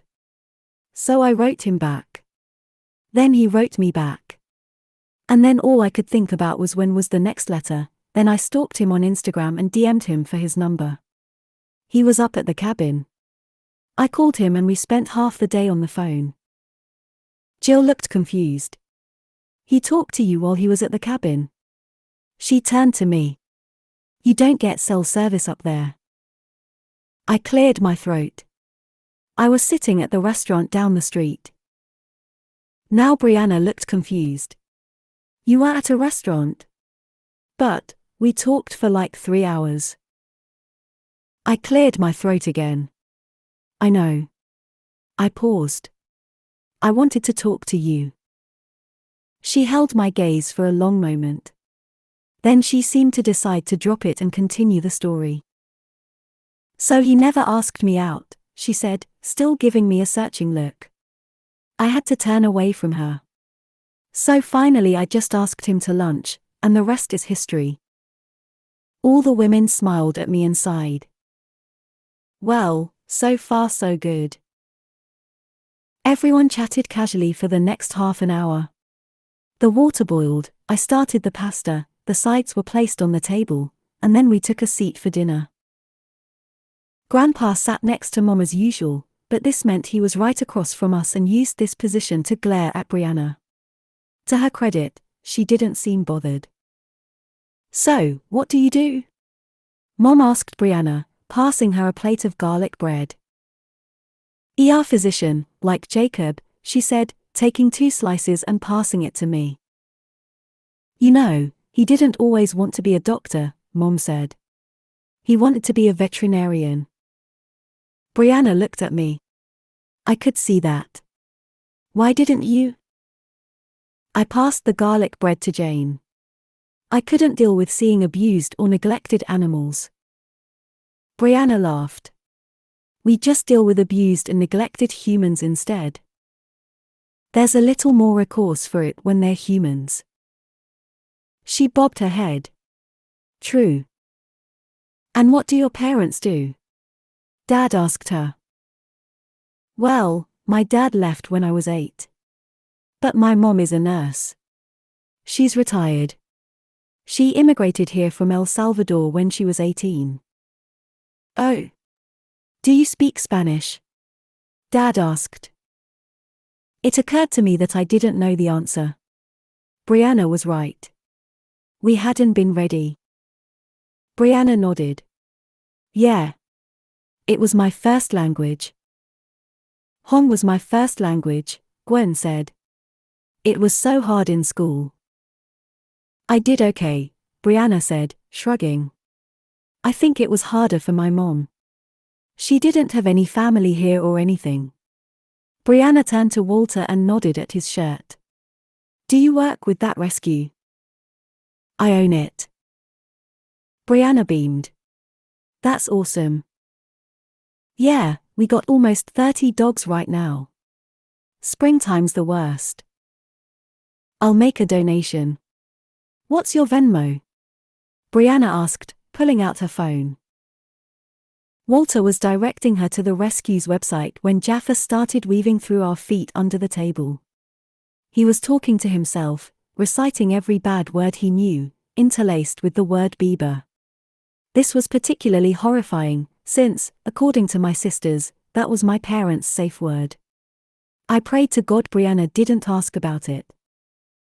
You could feel him climbing over your toes. I knew exactly when he got to Brianna's because she made a little surprised squeak noise next to me. So do you have any baby pictures of Jacob? Brianna asked, trying visibly not to react to the parrot on her foot. Oh, lots, Mom said, serving Grandpa. I'll show you after dinner. Wait until you see his third-grade Halloween costume. So cute. I internally groaned. Brianna was trying to seem interested in me, which I was certain she wasn't. I felt bad she had to sit through this. I was not a good-looking kid. I was awkward and had acne. I didn't hit puberty until I was 15. I bet Brianna was one of the cool kids in school. I couldn't picture her ever having an awkward phase. She probably ruled her high school the same way she ruled the ER. Popular and well-liked. Girls like that never talked to me, or maybe I was too afraid to talk to them. Not much had changed. So what was Jacob like when he was young? Brianna asked Mom, twisting her pasta around her fork. Oh, he was such a good little boy, Mom said, putting salad on her plate. So self-contained, even at a young age. He could play by himself for hours. He loved to be held, a very sensitive child. Couldn't stand tags on his clothes or wet hair. Do you remember that, Greg? He couldn't wear anything scratchy. Dad nodded. Yeah. I had to buy the underwear that didn't have a label in it, or he'd take them off and run around naked. Jewel laughed. I just remember him pooping his pants at school. Jewel. Jill snapped. I shot Jewel a look. She rolled her eyes. What? It was like 25 years ago. Get over it. It only happened like 8 or 9 times, Jill said. You make it sound like he did it every day. You guys. Jane said, looking embarrassed for me. I flushed and Brianna took an extra long swallow of wine next to me. He had a nervous stomach, Mom explained. He was always in the nurse's office, poor thing. It made him a little hard to potty train. But such a sweet boy, truly. Jaffa shrieked Bieber from under the table at the top of his lungs, and everyone started tittering. Between this, tagless underwear, and the grade school diarrhea story, I wanted to curl up and vanish. It was like my family had a competition going for who could embarrass me the most, and even the parrot was in on it. Lieutenant Dan got up from where he was lying next to me and put his head in my lap. But when I went to pet him, Brianna's hand came down on top of mine and gave me a reassuring squeeze. My heart jumped the way it had in Dad's taxidermy room. I glanced at her, and she smiled gently at me. You know, she said, turning back to the table. I read this study that said highly intelligent children are harder to potty train. Jill seemed to think about this. Yeah. I could see that. He's pretty fucking smart. Jill nodded. Totally. I used to tell my friends that my older brother was a genius, Jane said. He's like the smartest person I know. Didn't he skip a grade? Yep, Dad said. And breezed through med school. Brianna squeezed my hand again. I let a small smile crack. My parents shared some sort of private look that I couldn't interpret from across the table. An hour later, the night was over. Mom put Brianna through only one photo album. I managed to work our catchphrase into the conversation when Mom passed Brianna the edible arrangement at dessert and it had cantaloupe on it. I blurted, "Not on my watch," before diving for the fruit like it was going to jump up and bite her. That was my grand awkward finale of the night. After that, Brianna made good on the promise of giving me a break and announced she had to get home to feed the cats so we could leave. They all hugged her on the way out. They seemed to really like her, which I knew they would. So we pulled it off. At least today we did. And I wondered how much she regretted agreeing to this. Chapter 20. Brianna. It was almost 10:30 when Jacob walked me to my door. Well, that was a nightmare, he said, slipping his hands in his pockets. Thanks for sticking it out. What? I said, digging in my purse for my keys. I had so much fun. And I think we did pretty well. I mean, the phrase drop was a little rough. I pulled out my keys and turned to him. I think you could work on your transition next time, but I still gave it a solid 6 out of 10. He looked amused. Also, those Halloween pictures of you were so cute. I can't believe you were a mermaid. A merman, he said with mock seriousness. I was a merman. I laughed and it made him laugh and his eyes wrinkled at the corners. I liked it when he loosened up. He seemed lighter now that the whole thing was over. He had that relieved, saved from a near-death experience thing about him. Thanks for the Potter training thing, he said. Making fun of me is part of the family initiation process, apparently. Yeah, I totally made that up. But contextually it's true. You are highly intelligent. I want you to know that I have been fully potty trained for quite some time now. I'm pretty proud of it. I laughed again and he gave me a bashful smile. Damn, he was handsome. It seemed cliché, but his smile really did light up a room. Bright and dazzlingly gorgeous, and he didn't do it a lot. You really had to draw him out and earn it. I enjoyed earning it. It occurred to me that if this was a date, I'd be having a really good time. Like, really good. I'd go home with this one. Why weren't guys like this on the dating apps? But then I knew why. Because Jacob was way too introverted to put himself out there like that. And even if he did, something told me he wasn't the friends with benefits, casual hookup type, which was the only type I was interested in.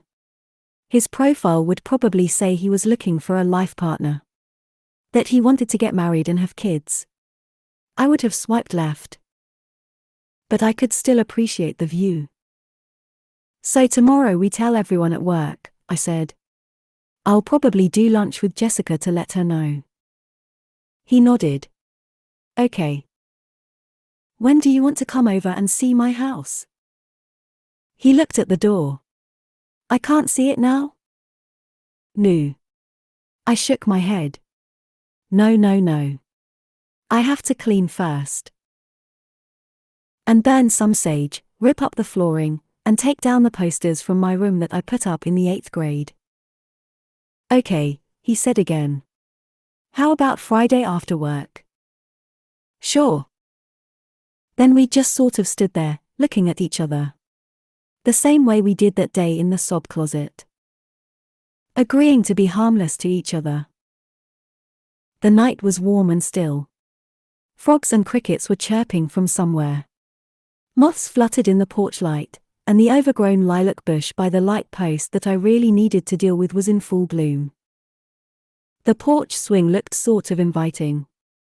I kind of wanted to ask him to stay and just sit with him a bit and talk. But we both had work in the morning, and he was probably tired from all the peopling. But I could totally hang out with him longer. I liked him. He glanced at the swing like he was thinking the same thing. Then he cleared his throat and put a thumb over his shoulder. I should get going. Yeah. Right. I tucked my hair behind my ear. I'll see you tomorrow. See you tomorrow. He paused at the top of the steps a moment like he was going to say something else. But then he seemed to think better of it and started for the truck. I crossed my arms as I watched him go. Jacob. He stopped in the walkway and turned back to look at me, those gentle brown eyes. Did you really sit at a restaurant for 3 hours just to talk to me? He did that thing where he went quiet. I was starting to realize these pauses were a protective reflex. He always thought about what he was going to say before he said it. Like he was weighing it, deciding what he should reveal. Jacob was a fortress. And I got the sense he didn't let people in very often. But it was imperative that I get in. 1, to make this all believable to his family. But 2, because I wanted in. I really did want to get to know him. He intrigued me. What kind of person protects his ex and his little brother from the consequences of their own fucked up selfish choices? Thinks of his family's feelings before he thinks of his own. Anonymously donates a kidney to a stranger. Xander had said Jacob would give you the shirt off his back, and that whole analogy seemed wildly inadequate now that I knew what Jacob was really like. He had his own private code of ethics. I didn't have that kind of grace. My high road was currently under construction. But it made me like him so much. And all the stories his family told did too. I want to go back in time and hold baby Jacob. Be his friend in high school and tell all his bullies to fuck off. I sort of wanted to tell Jewel to fuck off too. He waited another beat before replying to my question. Yes, he said. I sat at a restaurant for 3 hours. I shook my head at him. But, why? He fiddled with his keys, looking down at the walkway. I wanted to talk to you, he said simply, the same answer he'd given earlier. He looked back up at me and we stood there, peering at each other. Being harmless to each other. It didn't mean anything. I'd want to talk to him that day too, and I'd had no agenda. And he was in love with someone else. That was literally why we were here. But it made my stomach do a little twisty thing anyway. Maybe it twisted because for whatever reason, Jacob liked me. And being liked by Jacob meant something because he was so shy. It's like when someone's pet comes to sit with you instead of their person, and you feel like the chosen one. It made me feel a little special, like he saw something in me. Though I couldn't for the life of me imagine what that was. Okay, I said. Well, good. I wanted to talk to you too. The corner of his lip twitched and he looked down at his shoes. Good night. Yeah. Good night. I watched him get in his truck and drive off before I went inside. I thought you hated him, Jessica said flatly. We were sitting in the cafeteria at lunch the next day. She had a chicken salad and I was eating a Caesar wrap. I think it was just all the sexual tension. She narrowed her eyes at me. Yeah, you know how thin the line is between love and hate. That whole thing. Turns out it's true. Who knew? I thought you said you'd never date a coworker. That was more of a guideline than a rule. She pursed her lips and skewered a cherry tomato with her fork and chewed it slowly, eyeing me. We'd made the official announcement this morning. Told Gibson, who seemed one part surprised by it and one part relieved, because even if he hadn't slipped about the kidney thing, this now meant Jacob would have told me himself, being my boyfriend and all. The only person in on the scheme was Xander, who I guess Jacob had talked to about his situation. So I asked Jacob if I could tell my best friend, which he agreed to, since it was only fair. That was an interesting phone call. Alexis said it sounded like a rom-com and to let her know when I got to the only one-bed scene. Jacob's whole family had sent me Instagram requests. We'd have to start posting pictures of us on there, now that we'd gone public with our relationship. When I got home from work, I started in on the house. Jacob was coming over tomorrow to see my place. Honestly, there wasn't much I could do about the way it looked. It wasn't dirty, it was just freaking old. But I could make some improvements on my room. For one, I didn't need to sleep under the ratty bedspread Mom got me for my 15th birthday. The glow-in-the-dark stars could come off the ceiling. I also didn't need all the Smallville posters hanging everywhere. I'd been seriously obsessed with Tom Welling and in a really creepy way. I started by taking all those down. The teal paint I'd insisted on when I was 14 had faded around them from 20 years of sun. All the spots looked horrible, but I didn't have time to paint. I wanted to buy a new bedspread, but I didn't have time for that either. I stood back and looked at my pathetic room and realized how it would look to him. It was embarrassing. It was sad. I tossed the posters in the trash and gave up.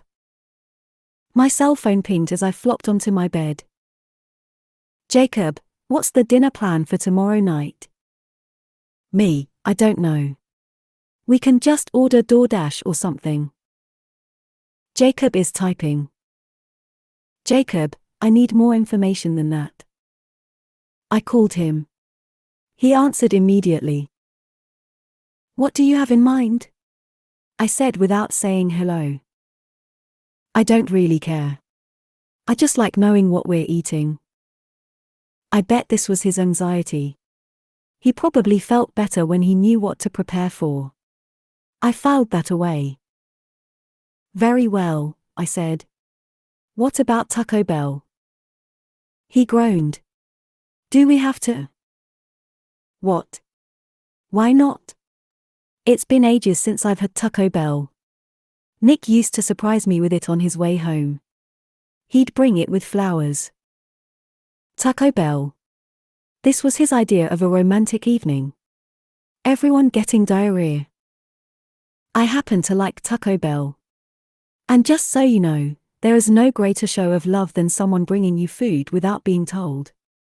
A man who brings you food without you asking is thoughtful and considerate. He's a natural nurturer, he's taking care of you. It's extremely telling. Even if it is Taco Bell. He sounds nice. He's an asshole. He let out a laugh. What do you get from there? He asked, a chuckle still in his voice. I shrugged. A chalupa and 2 taco supremes with fire sauce. Those tacos are objectively the worst tacos ever created. The heart wants what the heart wants, Jacob. There was a smile in the pause. May I make a counteroffer? He asked. You may. Juicy Lucy's. I'll pick it up. By the time I get to your place, the cheese will be cool enough to eat. This was a key consideration when eating a Juicy Lucy. It was a burger with scalding cheese stuffed inside the patty. They took forever to cool down. This could work, I said. Okay. I'll send you the menu. What else are we going to do? I rolled onto my back and stared at the ceiling, an ancient brass and faux wood fan directly overhead. I don't know. Watch TV. It's going to be very casual. I'm going to be in my pajamas. I will not be wearing makeup or a bra, so don't come overdressed. You can bring Lieutenant Dan if you want, the cat isn't afraid of dogs. All right. I need to warn you, my house is very ugly. Noted, he said. Where do I park? In front of the garage behind the small car stall. Okay. You're not upset I'm not bringing the diarrhea food, right? I am very upset. But whenever I'm mad at you, just pull the kidney card. He laughed and we hung up. Then a minute later he sent me a picture of Lieutenant Dan. His tongue was lolled out and he looked like he was smiling. I grinned. I replied with a blurry photo of Cooter streaking through the hallway in one of his rare daytime appearances since the move. He still hid most of the time. Jacob sent a cat heart eye emoji. That was the last I heard from him for the night. The next day Jacob and I were the only two attendings on the ER floor, which meant we couldn't take our lunches together since there was nobody to babysit the residents. He did however leave me a letter around noon, next to my charting computer, taped to a brown paper bag. Dearest Brianna, there is no accounting for your poor taste. But the heart wants what the heart wants. Sincerely, Jacob. I opened the bag. It was Taco Bell. I barked out a laugh and looked up to see him across the ER watching me with a smile. I blew him a kiss and he pretended to catch it, a very uncharacteristically playful move by Jacob's standards. It cracked me up. Several nurses and a few patients made all noises. We were doing a wonderful job looking like we were in love. Everyone was eating this up. I left him a note on his computer after I took my break. If I'm in the bathroom later while you're over, just know that I died eating what I love. And also that you are an enabler. Regards, Brianna. He'd even gotten me fire sauce. Chapter 21. Jacob.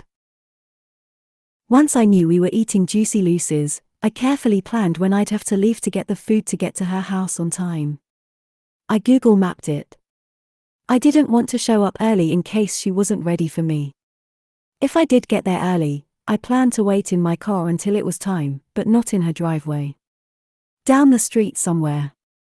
If I waited in her driveway, she might see me pull up and then it would stress her out that I was outside, even though I hadn't knocked, and thinking that I was stressing her out would stress me out. But in the end, I ended up showing up late because my very last patient vomited all over me. It pushed my entire plan back by 27 minutes. I was 27 minutes late. This made me flustered, so I was anxious when I pulled up in front of her house, even though I'd texted and told her what happened and she didn't seem to care that I wasn't there yet. When I knocked at almost 8 o'clock, my anxiety was at a low hum. But when she opened the door, it quieted down and then disappeared with a blip. She was in black fleece skull pajama bottoms and a navy shirt that said "Everything is terrible" on it. Her hair was piled on top of her head in a messy bun and, as promised, there was no bra. It was hard to feel anxious when the situation is so informal. And I was starting to realize it was hard to feel anxious around her in general. Most of the time when I did, it was in the lead up to seeing her, not the actual spending time with her, and it was my own overthinking that got me there.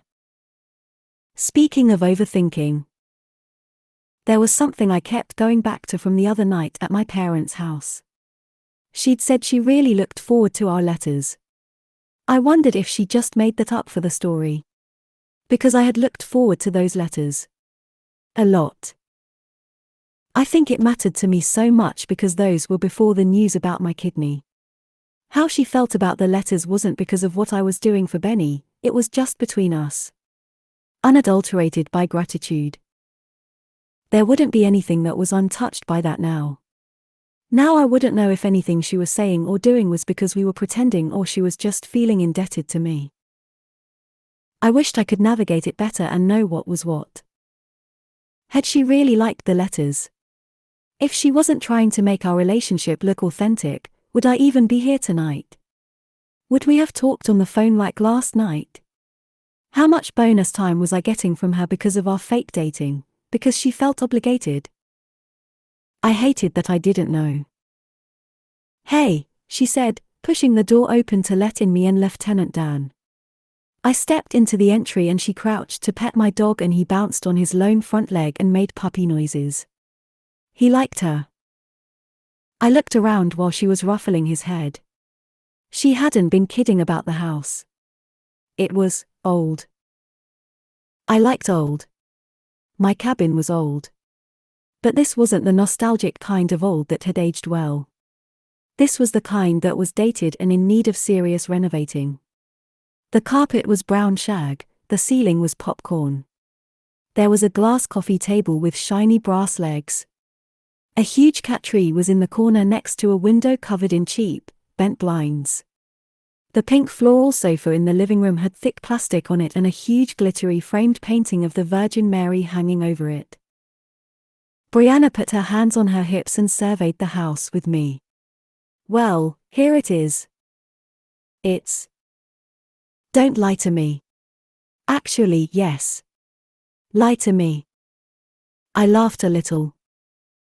She nodded to the sofa. Let's eat. I'll give you the grand tour later.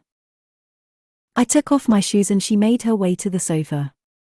Her pajama bottoms were inside out. Your pants are on inside out, I said, following her. I know. The outside was fuzzier. Follow me for more fashion tips. I smiled. I'd settled on wearing my workout clothes, a grey t-shirt and some black Nike training pants. It took me a day of planning just to decide on it. She dropped onto the sofa and patted the spot next to her. I sat down and the plastic squeaked under me. I started unbagging the food onto the coffee table and she turned on the TV while Lieutenant Dan nosed around. He started sniffing under the dust ruffle of the sofa and wagging his tail. The cat was probably there. I eased myself down onto the floor and put my back against the seat cushion. What are you doing? She asked. Trying to meet your cat. Is he under there? I think so. I handed her a burger. She grabbed a blanket and pulled it over her lap. Then she crossed her leg under her, and her knee pressed into my shoulder. I pretended like I didn't notice it, but I did. I really did. There was going to be touching now.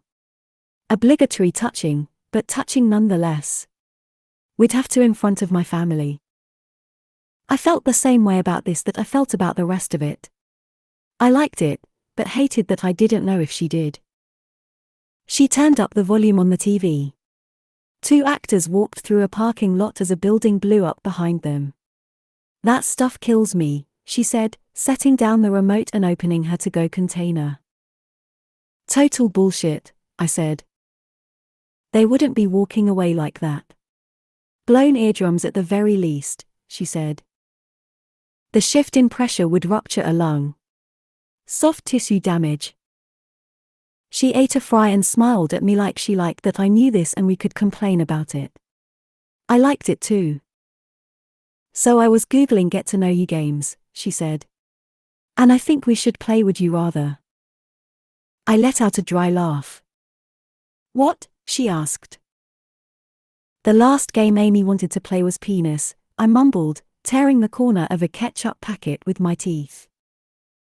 The game where you take turns shouting penis in a public place louder and louder until one of you gives up out of embarrassment.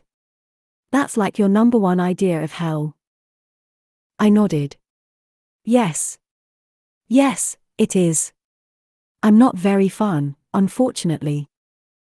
She scoffed. You're fun. That game fucking sucks. What other torture did she subject you to? Did she like to text you we need to talk too? I paused. She did, actually. Brianna rolled her eyes. She threw me a surprise birthday party last year, I said. She didn't understand why I was so mortified, since it was just my family and Xander there and she got my favorite cake. I shook my head. I don't like parties. I especially don't like parties for me, and I definitely don't like them when I don't have a chance to mentally prepare for them. It was like my nightmare trifecta. Brianna bit the tip off a fry. What the heck was wrong with her? I've known you like 3 weeks and even I know you'd hate that. I pinched off a small piece of hamburger and held it under the couch. A moment later, soft mouth took it. It's not her fault. She always meant well. She's just a people person, she likes parties. I was the one who always ruined things. I felt Brianna studying me and I looked up. What? You know that it's not your fault that you don't like that stuff, right? There's nothing wrong with you. I didn't know what to say in response to that. She pivoted to look at me straight on. Have you ever heard that quote, if you judge a fish by its ability to climb a tree, it will live its whole life believing that it's stupid? Yeah. Sounds like Amy really likes hanging out in trees. I laughed a little. I will never judge you for how you climb a tree, Jacob. And you should know that you are an exceptional fish. She held my gaze, and I smiled and looked down at my lap. I didn't know that I needed to hear this. But I did. I put so much of the blame of what happened between me and Amy on myself, it didn't even occur to me to look at it another way. And for just a moment, I allowed myself to believe that maybe I really was a fish put in a tree. All right, Brianna said, sitting back into the sofa. Would you rather? Are you ready? I pinched off another piece of burger and held it under the couch. I'm ready. Would you rather be a reverse centaur or a reverse merman? Like, a man with a horse head or a fish head? That is correct. I thought about it. A centaur. I don't love the idea of not being able to blink. Or breathe. You'd have to live in the water. Things would be very shrively. I chuckled.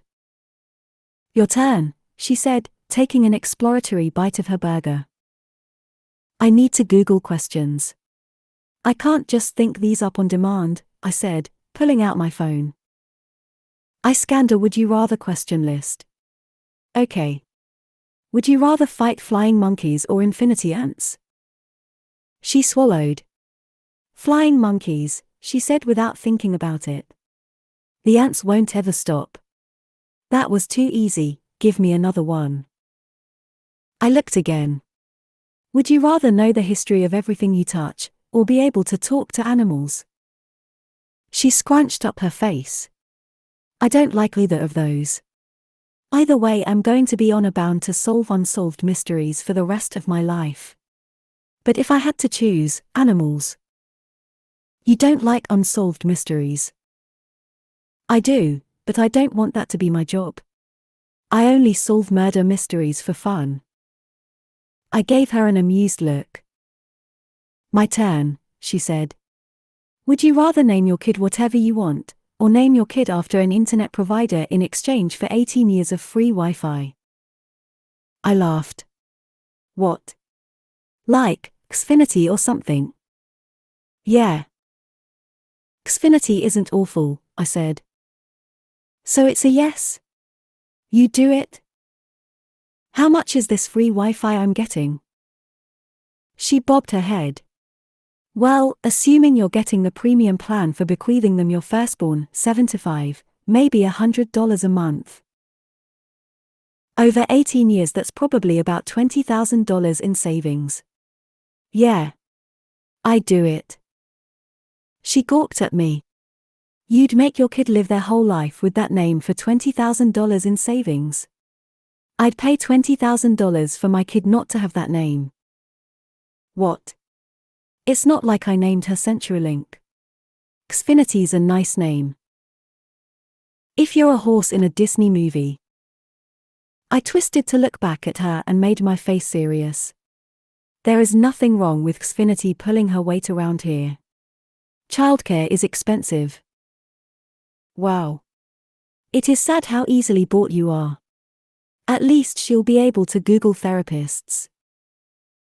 We could call her a nickname and she could legally change it once she turns 18. What's her nickname? Password? I grinned. Well, what nickname would you give her? Ava, she said without even thinking about it. Why Ava? Because I like that name. If I ever get a dog, I'm going to name her Ava. The cat slid out from under the sofa. Brianna blinked at it. Well, I'll be damned. Cooter sniffed me. Then sniffed Lieutenant Dan. Then the cat came back around and rubbed his head on my hand and let me pet him. Hey, there. She shook her head. How did you do that? She asked, her mouth open. He's been hiding for weeks. Move slowly, talk softly, and offer food, I said, talking to the cat in a low voice. She grabbed 3 fries, dipped them in ketchup, and bit the tops off. I am impressed. I looked up at her and smiled, liking that I did something to impress her. So what's your dream date? She asked, taking another bite of a fry. What kind of stuff are we doing in our pretend time together? I shrugged. This. She looked at me. Really? You like this? Just hanging out? I love this. She nodded. Me too. It's so underrated. And hiking and camping. Yes. Nick never wanted to go with me, she said. I always had to go alone. I'll go with you, I said, a little too quickly and immediately regretting it. She wasn't asking me to join her. Oh my God, I would love that. The corners of my lips turned up. There's a lot of good trails up by the cabin. All right, it's a date. Oh. That reminds me. I should probably delete all my dating apps. I don't want someone seeing me on Bumble or something and think I'm cheating on you. She pulled out her phone. You should delete yours too. In case you match with one of the nurses or something. I don't have any. She looked at me over her phone. Really? None? I shook my head. No. Well, where'd you meet Amy? At work. And my girlfriend before that too. Wow. Spared the horrors of online dating, she said. Lucky you. I don't even know what they're like. I've never been on one, I said. Wanna see mine? Sure, I said, getting back up to sit next to her on the sofa. The cat followed me and jumped up on my lap. Brianna did a few swipes and then handed me her phone, open to her profile. Her main picture was the one of her at Minnehaha Falls in the grey baseball hat and glasses. Her info was sparse. Drinks socially, never smokes, no kids and don't want any. Her bio read. Looking for something casual. Someone to do fun things with. Must love tacos. And be advised I will be Googling you and I'm very good at it, so don't bother if you're not who you say you are.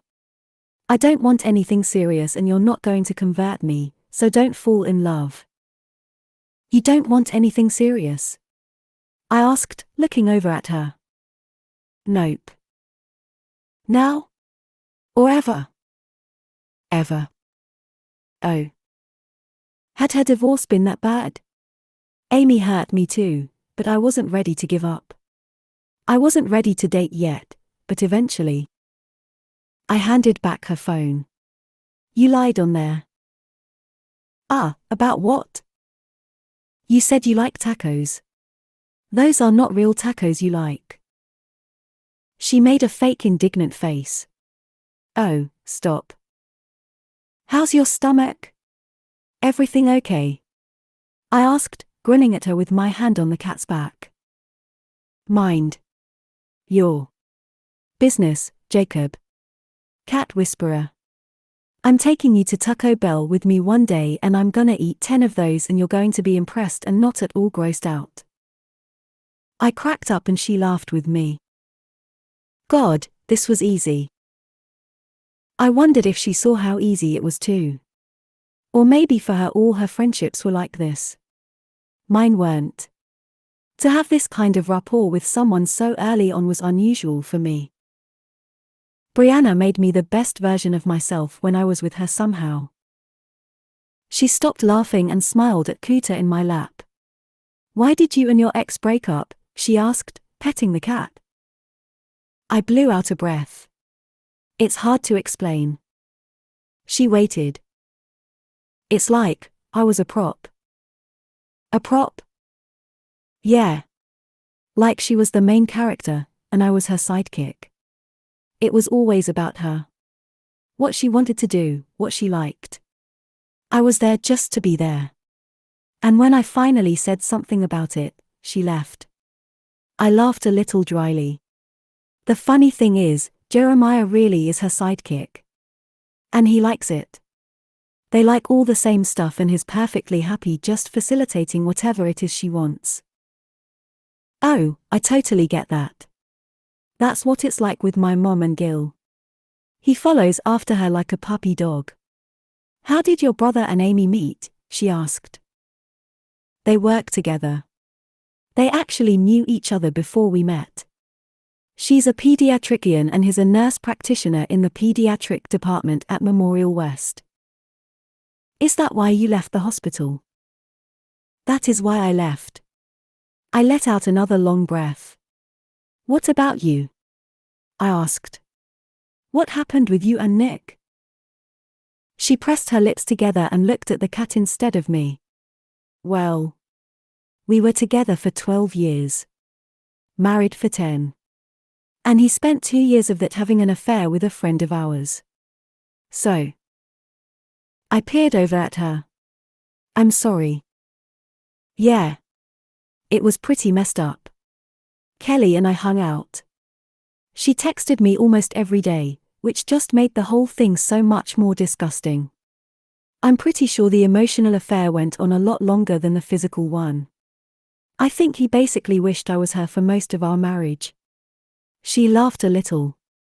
I've never said that out loud to anyone else but Alexis. It's embarrassing. No, it isn't. It's just poor taste on his part and poor character on hers. She nodded, but she didn't look at me.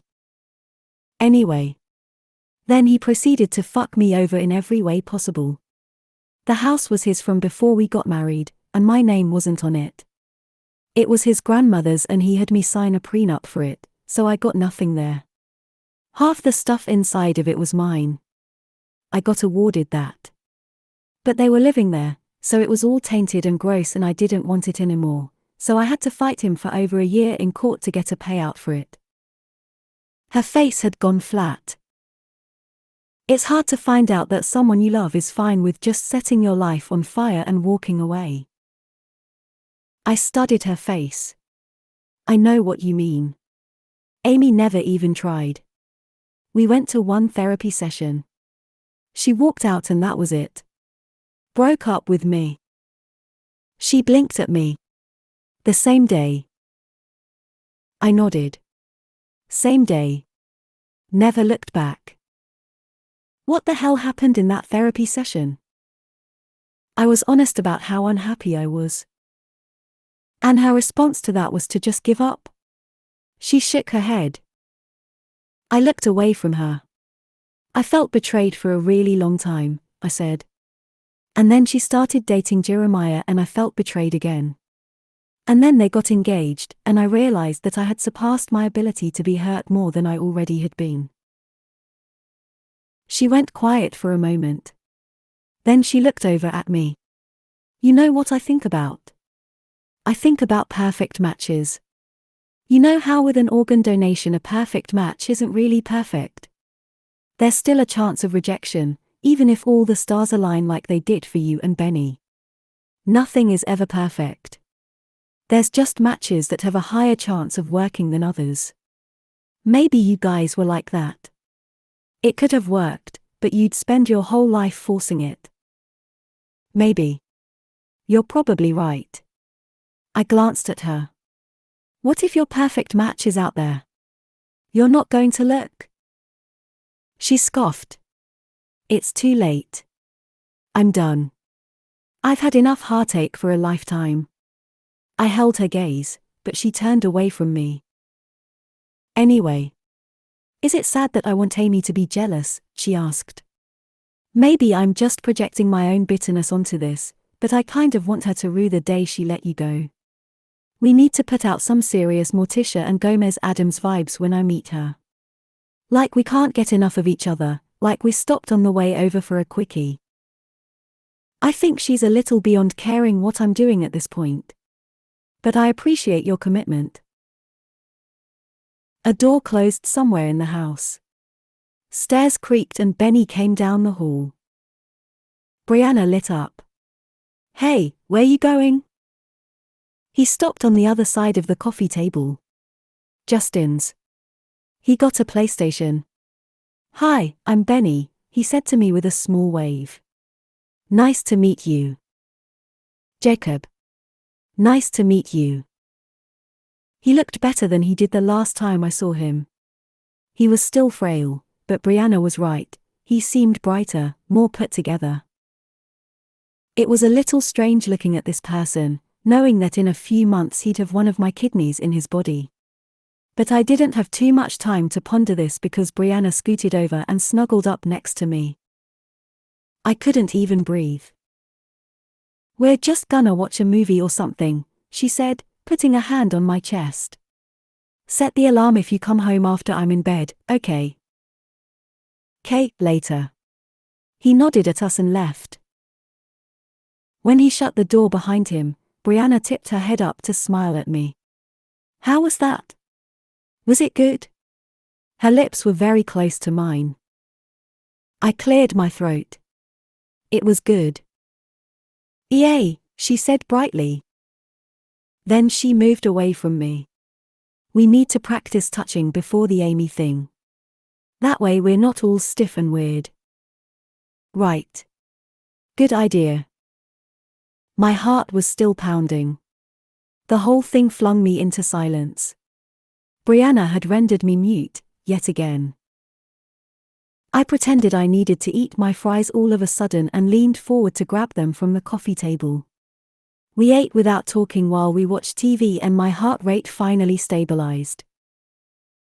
After a few minutes, she finished her burger and put down her to-go container and wiped her hands with a napkin. Then she pulled her legs up to her chin and put her cheek on her knees and peered at me. "You know what these silences make me think of," she said. I looked over at her. "What?" "I always think that when we're quiet, we're agreeing to be harmless to each other. That we're just sharing the same space and letting each other exist exactly as we are, and neither of us would hurt or upset the other one. Harmless to each other." I looked at her earnestly. "I do agree to that." She smiled a little. "Good. I agree to that too." Chapter 22. Brianna. 3 weeks.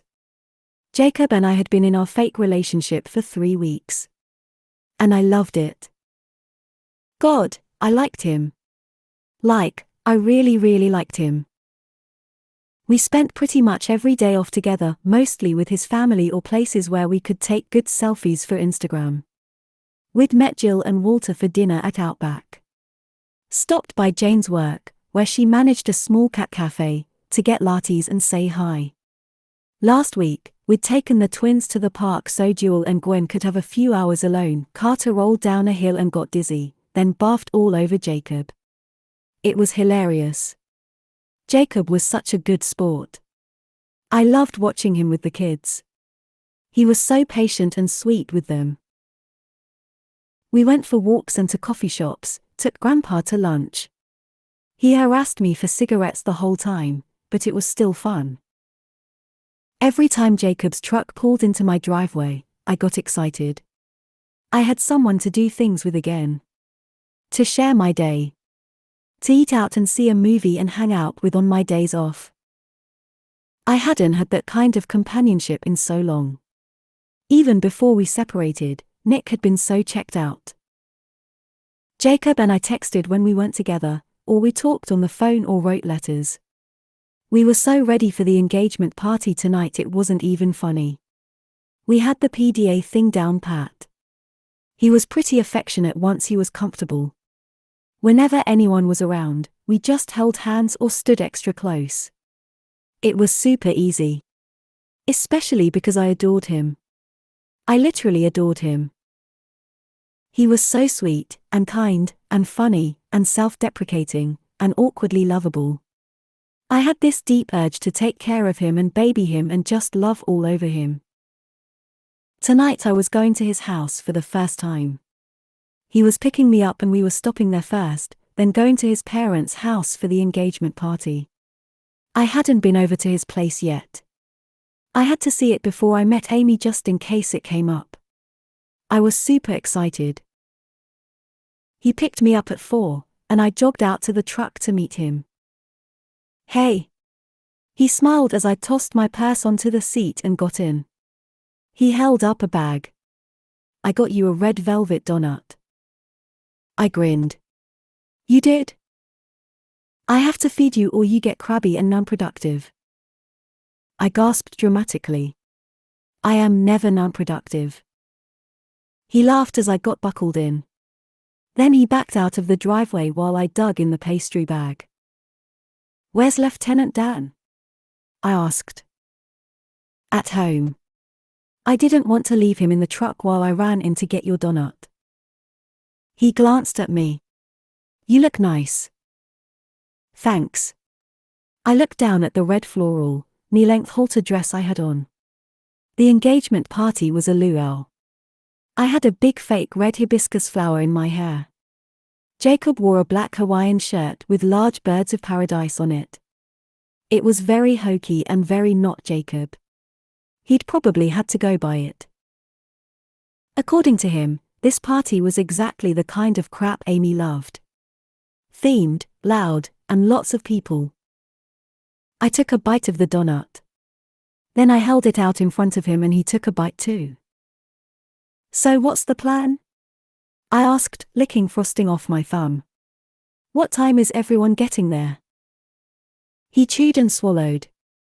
"The party starts at 6. Amy's family will be there and some of her friends. My parents are having it catered. It'll probably run until 9 or so. We should stay the whole time." "Got it. Are you nervous?" He paused. He was nervous. I had gotten to know him so well over the last few weeks he didn't even have to tell me. I knew his body language, and his facial expressions, and all of his quiets. "Look," I said. "I'm not going to lie to you and tell you this isn't going to suck. But we've got this." He glanced at me with a grateful but not entirely convincing smile. I hated that he had to go through this.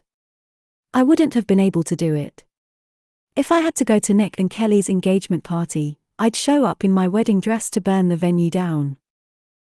Jacob wasn't like that, though. He was diplomatic and not in the least bit petty.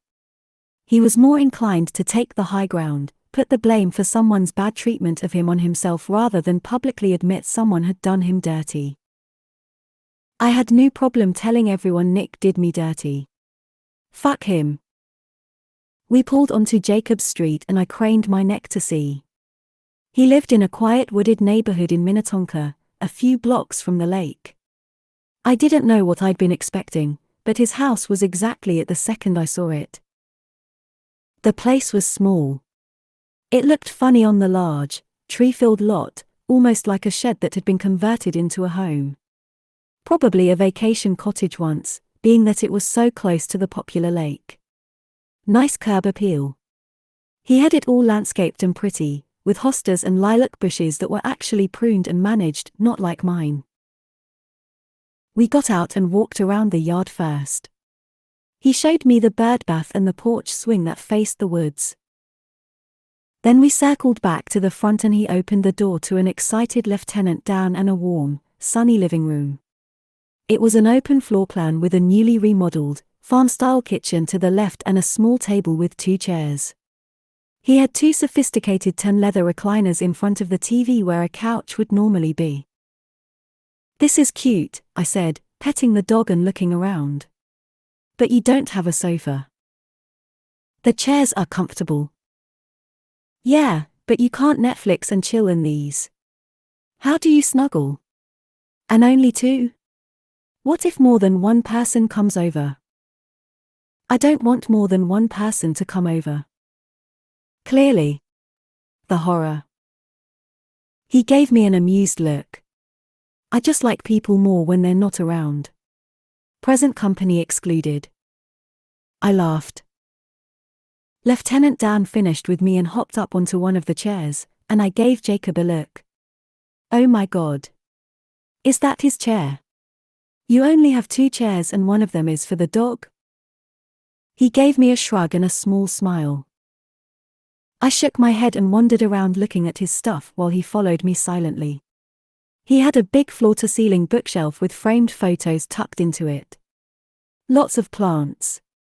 There was a prescription bottle for anxiety meds next to the coffee maker in the kitchen. He'd never mentioned being on medication for his anxiety, but I kind of figured. I liked that he managed his mental health. Better than punching holes in walls. I picked up the bottle and shook it. Does it help? He gave me a nod. It does. A lot. Good. I set the bottle down. There was a remarkable amount of color in his house. Yellow walls, pops of blue, colorful backsplash in the kitchen, nice artwork.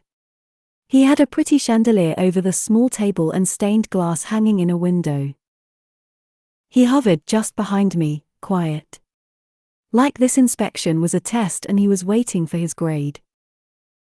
It's not like I thought it was going to be, I said, picking up a vanilla candle and sniffing it. How did you think it was going to be? He asked from behind me. I shrugged, setting the candle down. I don't know. The way guys' places usually are. Cold and grey and serious. Or totally empty and you sleep on a mattress on the floor. I like it, I said, turning to him. The corners of his lips twitched up. Did you decorate it yourself? I asked. I did. You did a great job. You need a framed picture of us, though. In case your family comes over. I have one. It's next to the bed. I put a hand on my chest. Oh, sweetheart, you've thought of everything. He grinned. I nodded toward the hallway. Do I get to see your bedroom? Of course. I followed him down a hall lined with framed family photos. We passed a small half-bathroom on the left. He opened a door at the end of the hallway and stood back to let me in. His large room was clean and neat, hardwood floors with an Aztec rug under the bed. He had a wall-to-wall bookshelf, filled with more books. A forest green tufted chair with a throw pillow on it sat by the window. There was another bathroom at the other end of the room and a large dog bed for Lieutenant Dan in the corner. He had a small workout area with a rowing machine, and an organized weight rack with a rolled yoga mat leaning against it. There were a few plants, an abstract painting over the headboard and the bed, with a white duvet and a mustard-colored throw folded down at the end. The second I saw his bed, my heart did a small somersault. This was where he slept. This is where he has sex. The thought of that made me a little breathless. Because I would be lying if I said I hadn't thought about Jacob and sex over the last 3 weeks. A lot. I found him unbelievably attractive. He was in great shape. But I was obsessed with his collarbone. It was the most random thing. I never knew a collarbone could be sexy until Jacob. Maybe because I saw so little of his body, I found the parts one could see so erotic. His forearms, his neck, his Adam's apple. The other day at the park he was playing with one of the twins and his shirt hiked up and I almost died looking at the 2 inches of stomach and the trail of hair I got to see. And I loved the way he smelled. When we were in front of people we knew and we had to look like a couple, the first thing I did was get close enough to smell him. It was like clean laundry and soap. This room smelled like that.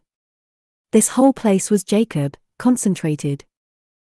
And I could picture us in this bed. I could imagine us coming back after a day of hanging out and maybe we'd be a little drunk and maybe he'd kiss me and maybe. It was a dangerous word, maybe. And it was one I'd been thinking. A lot. I couldn't deny how I was starting to feel. It was like I was one of the abused animals he rescued. Like I was being coaxed out with food and soft words and gentle pats, and I was starting to feel safe. And my hard no to never being in a relationship again had begun to turn into a maybe. But only with him. Not that he was interested. Not that it was a good idea, even if he was. He was still in love with Amy. We worked together, he was Benny's kidney donor. If something between us went badly, I didn't want it to affect our working relationship or how he felt about what he was doing for my brother. It wasn't a good idea to muddy things or cross lines. But I didn't want anyone else in this bed with him either. The idea made me feel sort of panicked. I didn't want anyone else to get handwritten letters. I didn't want him to smile at another woman or hang out with them. I felt oddly possessive of him and this little universe we'd built, which was equal parts ridiculous and scary, because how much of our universe was even real? He was spending time with me so we could survive the scrutiny we'd be under once Amy was around. He was probably only coming over so much to take the pictures we needed and get to know each other enough to pull off our fake dating. If that wasn't a factor, would he be hanging out with me at all? He spoke from behind me. I told you I have a headboard. I laughed a little too loudly. When I turned around, he was leaning in the doorway. He had his arms crossed and he was gazing at me with those soft brown eyes. There is something so intimate about being in a man's bedroom. Probably because there's really only one reason why you would be. I cleared my throat. Don't you have a plant room? I asked. He nodded. Yeah. Come on. He pushed off the doorway and took me across the hall. When he opened the door, I sucked in a shock of air. It was beautiful. There must have been 100 potted plants in there. It was a sunroom with an antique desk pushed against a window overlooking the wooded yard. He had creeping vines, plump succulents, wide-leafed plants, and hanging baskets of ferns. A small fountain trickled in the corner. It was a little humid and it smelled earthy. This place was a secret enchanted garden. But then his whole life was, I realized. This was his private world and almost nobody had access to it. It was by invite only, designed to be small and hidden away and only for him. I felt privileged to be here. There was a large glass jar sitting on a wooden stand in the corner. It had several plants inside. The top was corked. What's that? It's a terrarium, he said from behind me. How do you water it? You don't. It's a self-sustaining ecosystem. It waters itself. Huh. Cool. My kind of plant. I turned to look at him. You have a very beautiful life, Jacob. Something that I couldn't read moved across his face. Thank you, he said quietly. I nodded at the desk.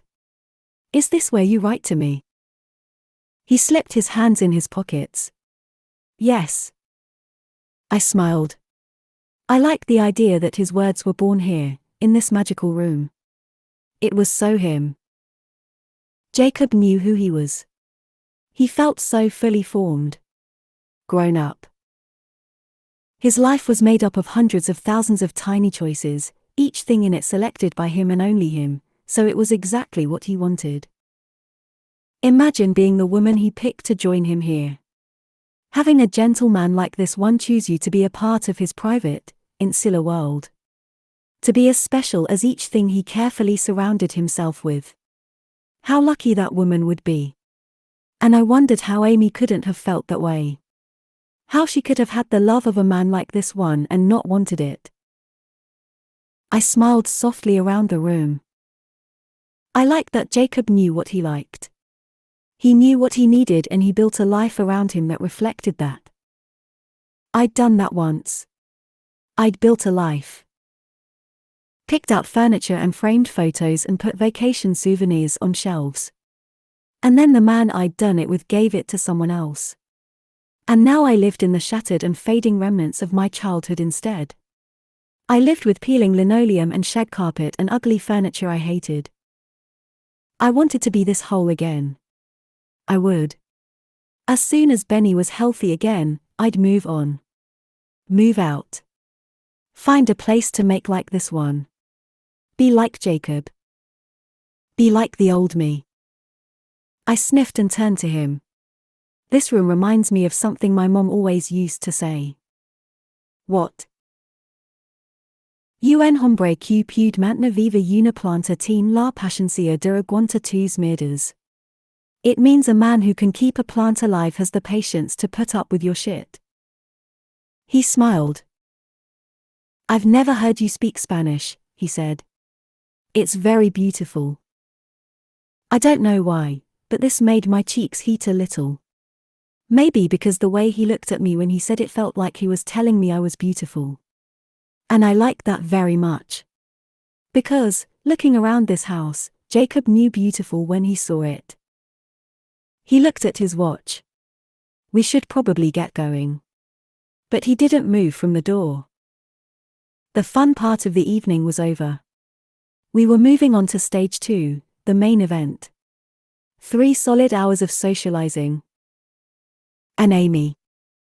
He was nervous. And probably a little heartsick. Having to watch his ex celebrate her engagement to his brother while everyone looked on to see if he'd die of a broken heart wasn't going to be easy. Do you need a hug? I asked. He drew his brows down. What? You look like you need a hug. Can I hug you? We usually didn't touch unless it was part of the ruse, smoke and mirrors for an audience. But nobody was here to see this, and I honestly didn't know if he'd even let me. He gave me one of his quiet pauses. And then he nodded. Yes. I closed the distance between us and wrapped my arms around him. I am here for you, I whispered. We'll get through this together and everything will be okay. He responded by hugging me back. He tucked my head under his chin, and I felt his hands draw me closer. A warm, firm cage that I didn't want out of. And he must not have wanted out either because that tiny hourglass of appropriate hug time between family and friends ran out and we just stayed. And I let myself melt into it. He was solid. Strong. But also soft somehow, like you could crash into him and not get hurt. The pulse of his neck beat against my cheek. The scent of his skin so near teased me and something warm tingled inside of me at the feel of his body held to mine. All I could think about was how close his bedroom was. How all I had on under this dress was a thin G-string and an easily removed strapless bra. I could feel his breath tickle my shoulder. His mouth was right there. I wondered if he wanted to touch me. If he thought about it too. If he liked the way I smelled, and looked, and felt pressed against him. Or maybe for him it was exactly what it was supposed to be. Nothing but a platonic arrangement. Worse. Maybe when I touched him, he wished I was her. It was enough to snap me out of it, and I pulled away first. When I let him go, his hands slid from my back down to my waist and we stood there like that for a fraction of a second. I cleared my throat and took another step. His hands fell away from me. Ready? I asked, my voice a touch too high. He peered at me, studying my face for a moment. Then he nodded. Ready. Chapter 23. Jacob. Those motherfuckers are always up to something, Brianna said. We were parked in front of my parents' house. I shook my head at her. No. Give me something else. Nope. That's it. Those motherfuckers are always up to something. That's the get out of jail catchphrase for the day. I can't say that, I said. Why not? It's not how I talk. Jacob, this isn't supposed to be easy. You have to earn it. She gave me a serious look and I couldn't help but smile. She was so beautiful. I can't work the word motherfucker, I said, lowering my voice on the last word, into a casual conversation. Why? Jaffa does it all the time. I snorted. This is the phrase. It has to be hard or you'll just drop it the second you get in there. You have to work for you're alone on the stairs with the dog time. She gave me a playful look. All right. But I'm telling you right now, I might not be able to do it. Of course you will. I believe in you, and how badly you want out of social commitments. I laughed. We'd just driven over from my house. She saw it for the first time today. She liked it. I wanted her to like it. I'd spent days making sure it was perfect. I'd bought a new duvet cover and a rug for the entryway. I dusted all my plants and bleached the sink. We did the garden and organized my books.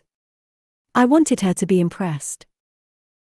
Give me a sec to touch up my lipstick, she said, pulling down the sun visor. I let my eyes move down her body while she wasn't paying attention. Her dress was hiked up and I lingered on her thigh for a split second before I forced myself to look away. When she was in my bedroom, my heart had thudded harder than it ever had in my life. Just her standing there turned me on. I'd had to adjust the front of my pants. I couldn't stop thinking about her. All of her. All the time. And it got worse every day. And the hug. I knew the science behind what I'd felt.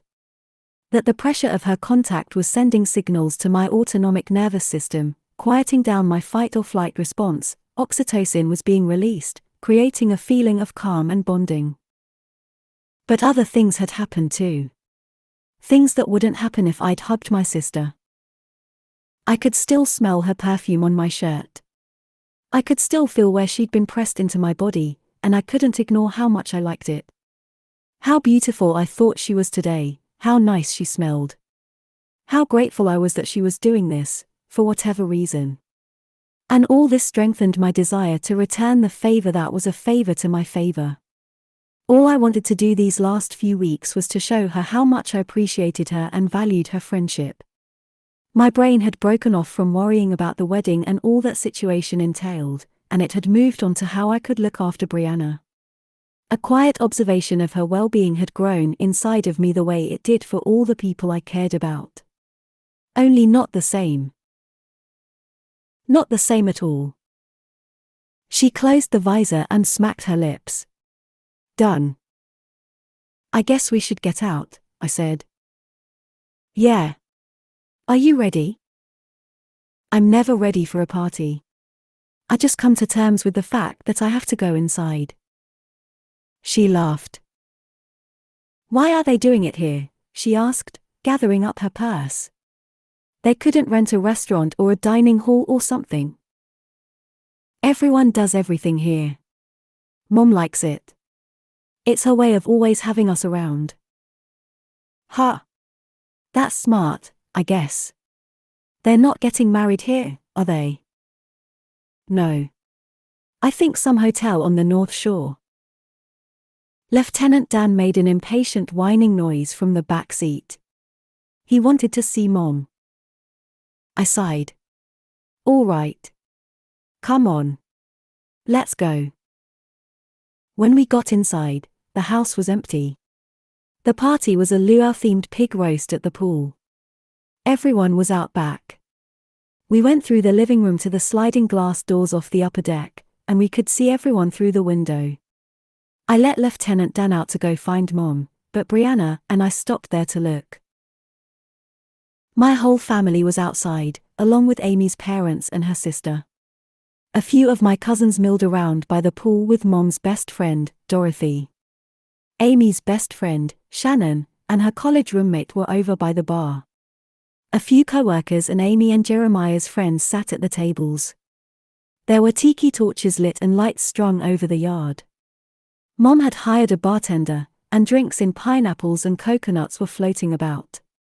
The twins were running between tables and Grandpa was driving so fast in his wheelchair through the crowd people had to jump out of the way. Amy stood in the middle of the throng with Jeremiah petting Lieutenant Dan. My brother was in a red Hawaiian shirt, telling some animated story, and Amy wore a white cocktail dress with a lei around her neck, laughing at whatever he was saying. This was only the second time I'd ever seen them together as a couple.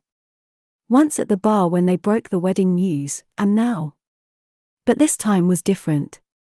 It didn't sting the way it did last time. Actually, it didn't feel like anything at all. No. It felt like relief, because that could have been me down there, at my own engagement party with her. And that would have been the biggest mistake of my life. I was glad it was over between us. I think this was the first moment that I actually felt this way. I was glad it was over. I didn't miss her. Seeing her with someone else didn't bother me. At all. Maybe because for the first time in my life I spent my days with someone who seemed to understand me, and the comparison just highlighted how wrong Amy and I had been together. And then I wondered why I'd let it drag on with her as long as I did. How many years did I waste being that unhappy, that lonely? Why did I wait so long to do anything about it? To say something to her? To let her know how I felt? I'd just stayed, and I was miserable. "Are you okay?" Brianna whispered. I shook my head, thinking about all the time I lost. No. And I wasn't done paying for it. Because I still had to get through today. This was Amy and Jeremiah's party, but I was the entertainment. "Everyone's going to be looking at me," I said quietly. "No. They're going to be looking at me. And I'm going to be looking at you. Like this." She put her hands on my chest and peered up at me lovingly. Long lashes. Deep brown eyes. Beautiful. My heart started to pound, the same way it had when she'd been in my bedroom. It pounded the way it did when she called, or when I saw a letter from her, or when she came out of her house and jogged down the steps. And she was looking at me now like she loved me. I knew it wasn't true. But it felt true. Everyone else would think it was. I stared back at her. She was holding my gaze and smiling softly, and in that moment I wanted to lean down and kiss her, the same way I'd wanted to earlier at my house. What would she do if I did?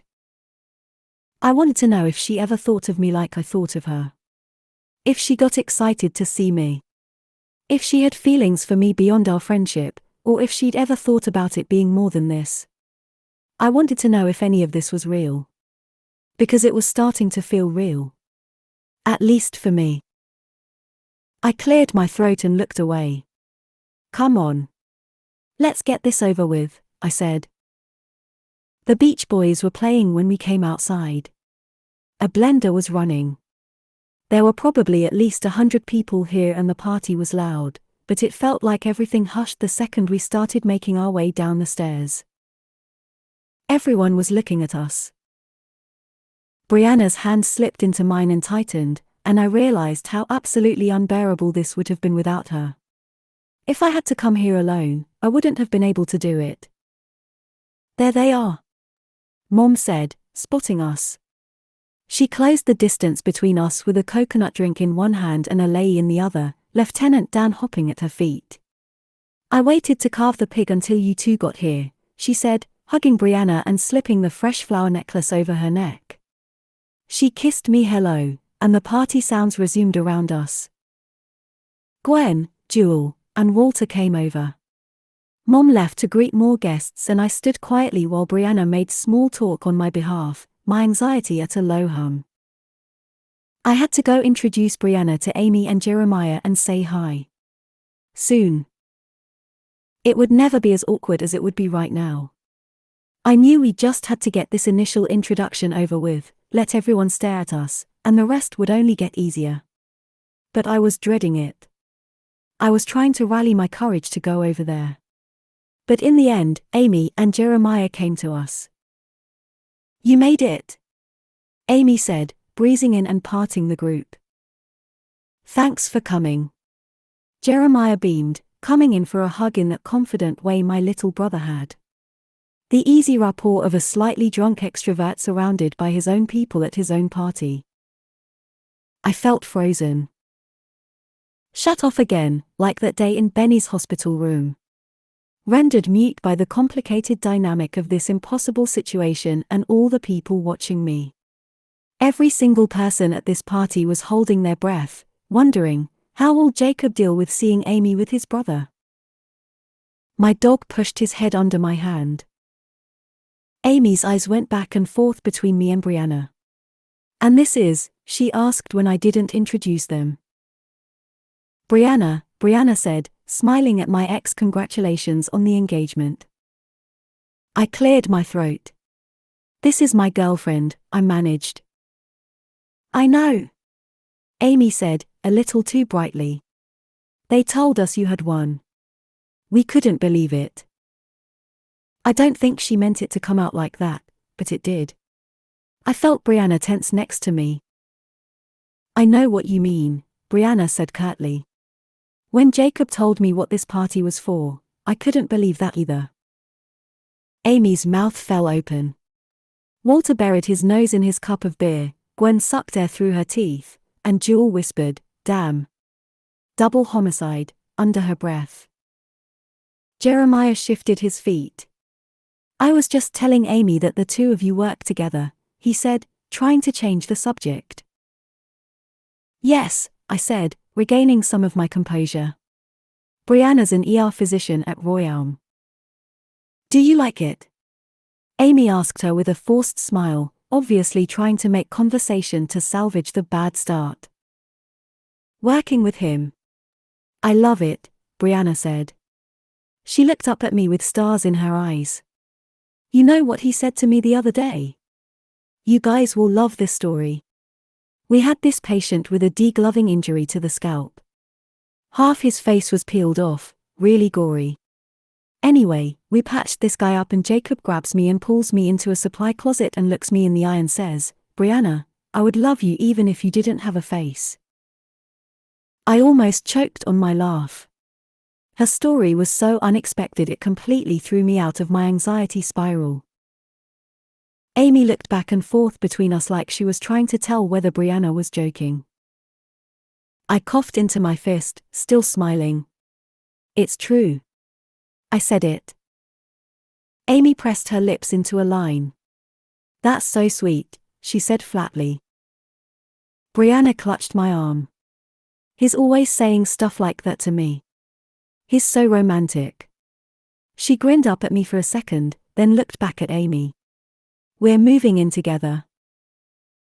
My head whipped to stare at her. Amy looked back and forth between us. "You're moving in together." She said it slowly, like maybe she didn't understand. "Yeah." "He practically begged me," Brianna said. "And then I was like, you're right, the walls at my place are way too thin. We're keeping the neighbors up all night and this poor guy's always too dehydrated to drive home after. Anyway, it's been so nice to meet you," Brianna said. "But I need a drink." "Jacob. Want a drink?" "Sure." Then she dragged me toward the bar and left them standing there. Well, that was over.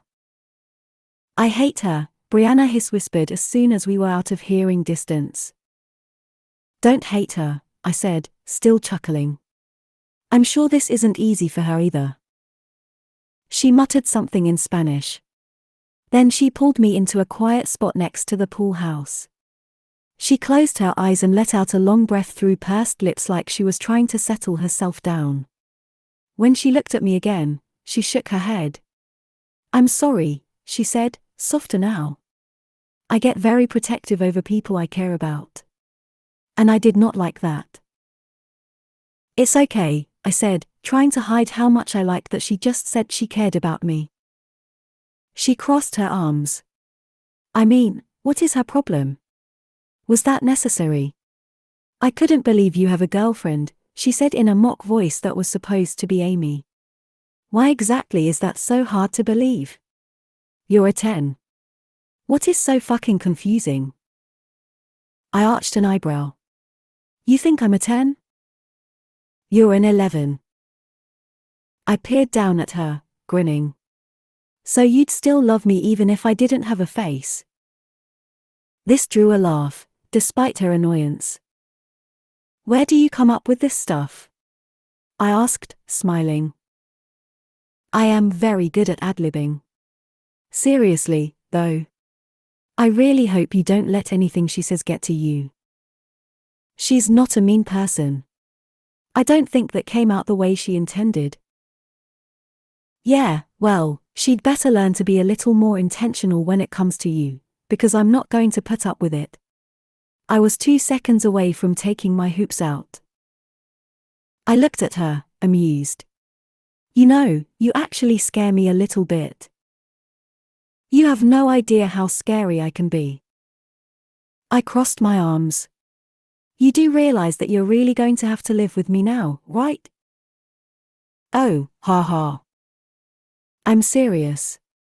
My family comes over unannounced all the time. They'll know you lied. She waved me off. Put a pink toothbrush in your bathroom. That's not gonna do it. The funny thing was, I wanted her to stay with me. I didn't like it when she went home at night. I didn't even like it when we both got off and we had to get into separate cars to meet later for dinner. I'd love it if she was staying at my house, even if I was only getting her on a technicality. Even if I was only getting her for now. An hour and a half later the caterer had carved the pig. A chocolate fountain with pineapple and strawberries had been rolled out and the flamethrowers had just finished their act. Mom did know how to throw a party. I was relaxed. We'd spent the time talking to Jill, Jewel, Walter, and Gwen at a long picnic table near the tiki torches. I think Brianna must have impressed Jewel earlier because my sister sidled up to her like she'd found a new member of her dog pack. Jewel responded to strong female leadership. Brianna was sitting so close to me, her leg pressed into mine. I had a hand on her knee, and she kept leaning into my arm. I almost forgot I was at my ex's engagement party. Or that I was at a party at all. Brianna did that to me. It was weird to say, but she made me feel alone, the way I felt when I was by myself. Calm and unaffected. Like it was just us here and not 100 other people. I liked being alone. With her. The karaoke portion of the evening began. Brianna leaned in to whisper so close to my ear I could have turned my head and kissed her. This party is brought to you on the backs of the 4 horsemen of the apocalypse, she said quietly. You don't like karaoke? I asked, turning slightly so that our lips were a fraction of an inch apart. I do. But today we're in your hell, not mine. I was laughing at this when Mom and Dad came to the table with Amy and Jeremiah right behind them holding plates of chocolate-dipped fruit. They all sat down. Amy gave us a tight smile, and Brianna returned it with one of her own. Jeremiah nudged his fiancée. I'm going up. What should I sing? Amy bit her lip like she was thinking. 500 Miles by the Proclaimers. Oh, cute. Jill said. My brother threw back the rest of his drink and ran up to the stage. So how is your brother? Dad asked Brianna. I've been meaning to ask you. You said he was in the hospital. The day you two met? Brianna and I made eye contact for a split second. We hadn't gotten around to telling my family about Benny. I guess now was as good a time as any. I gave her the smallest nod. She looked back at everyone. Well, actually, we have a little announcement about that. My brother Benny's in renal failure. He's on dialysis. He has a rare blood type, and it was looking like he might never get a kidney donor. She paused to hug my arm. But Jacob is giving him one of his kidneys. The whole table froze. Jacob. Mom breathed. Jewel's hands flew to her mouth. Jill blinked at me. That is such a beautiful gift. Amy just stared. Brianna was tearing up. He did all the testing without even telling me. He just did it. Then she looked at Mom. He said he was doing it because of you. Because someone did it for you once. Mom put a hand over her heart. Such a good man, Mom said. Oh, Jacob, I'm so proud of you. I let a small, reluctant smile creep through. All my sisters were grinning. Walter was nodding. Dad was smiling at me, looking proud. And Amy was leaning back in her seat with her arms crossed. I peered over at Brianna. She was beaming at me. It's like I always say, Mom said, wiping under her eyes. Love shows up. That's how you know when it's real. And what a beautiful way to show up for someone, Jacob. Then she looked up over my head. Oh, dear. Someone gave Grandpa a cigarette. She started to get up. Probably your cousins. Those motherfuckers are always up to something, I said. Brianna barked out a laugh, and I leaned into her and snickered. I was having so much fun. Brianna smiled up at me, still giggling. Jacob, can you get my purse? I think I left it in the taxidermy room. She was giving me my out to go take a break. I got up. Sure. I made eye contact with her before I left. She was going to follow me. I could tell. I couldn't wait to be alone with her. That was the reward. Not slipping out of the party or sitting on the stairs with the dog. It was getting her to myself. I slipped into the taxidermy room and waited 5 minutes, and when the door creaked open, I turned and smiled. But it wasn't Brianna. It was Amy. Thanks for listening and reading. Visit list-read.com to read the rest.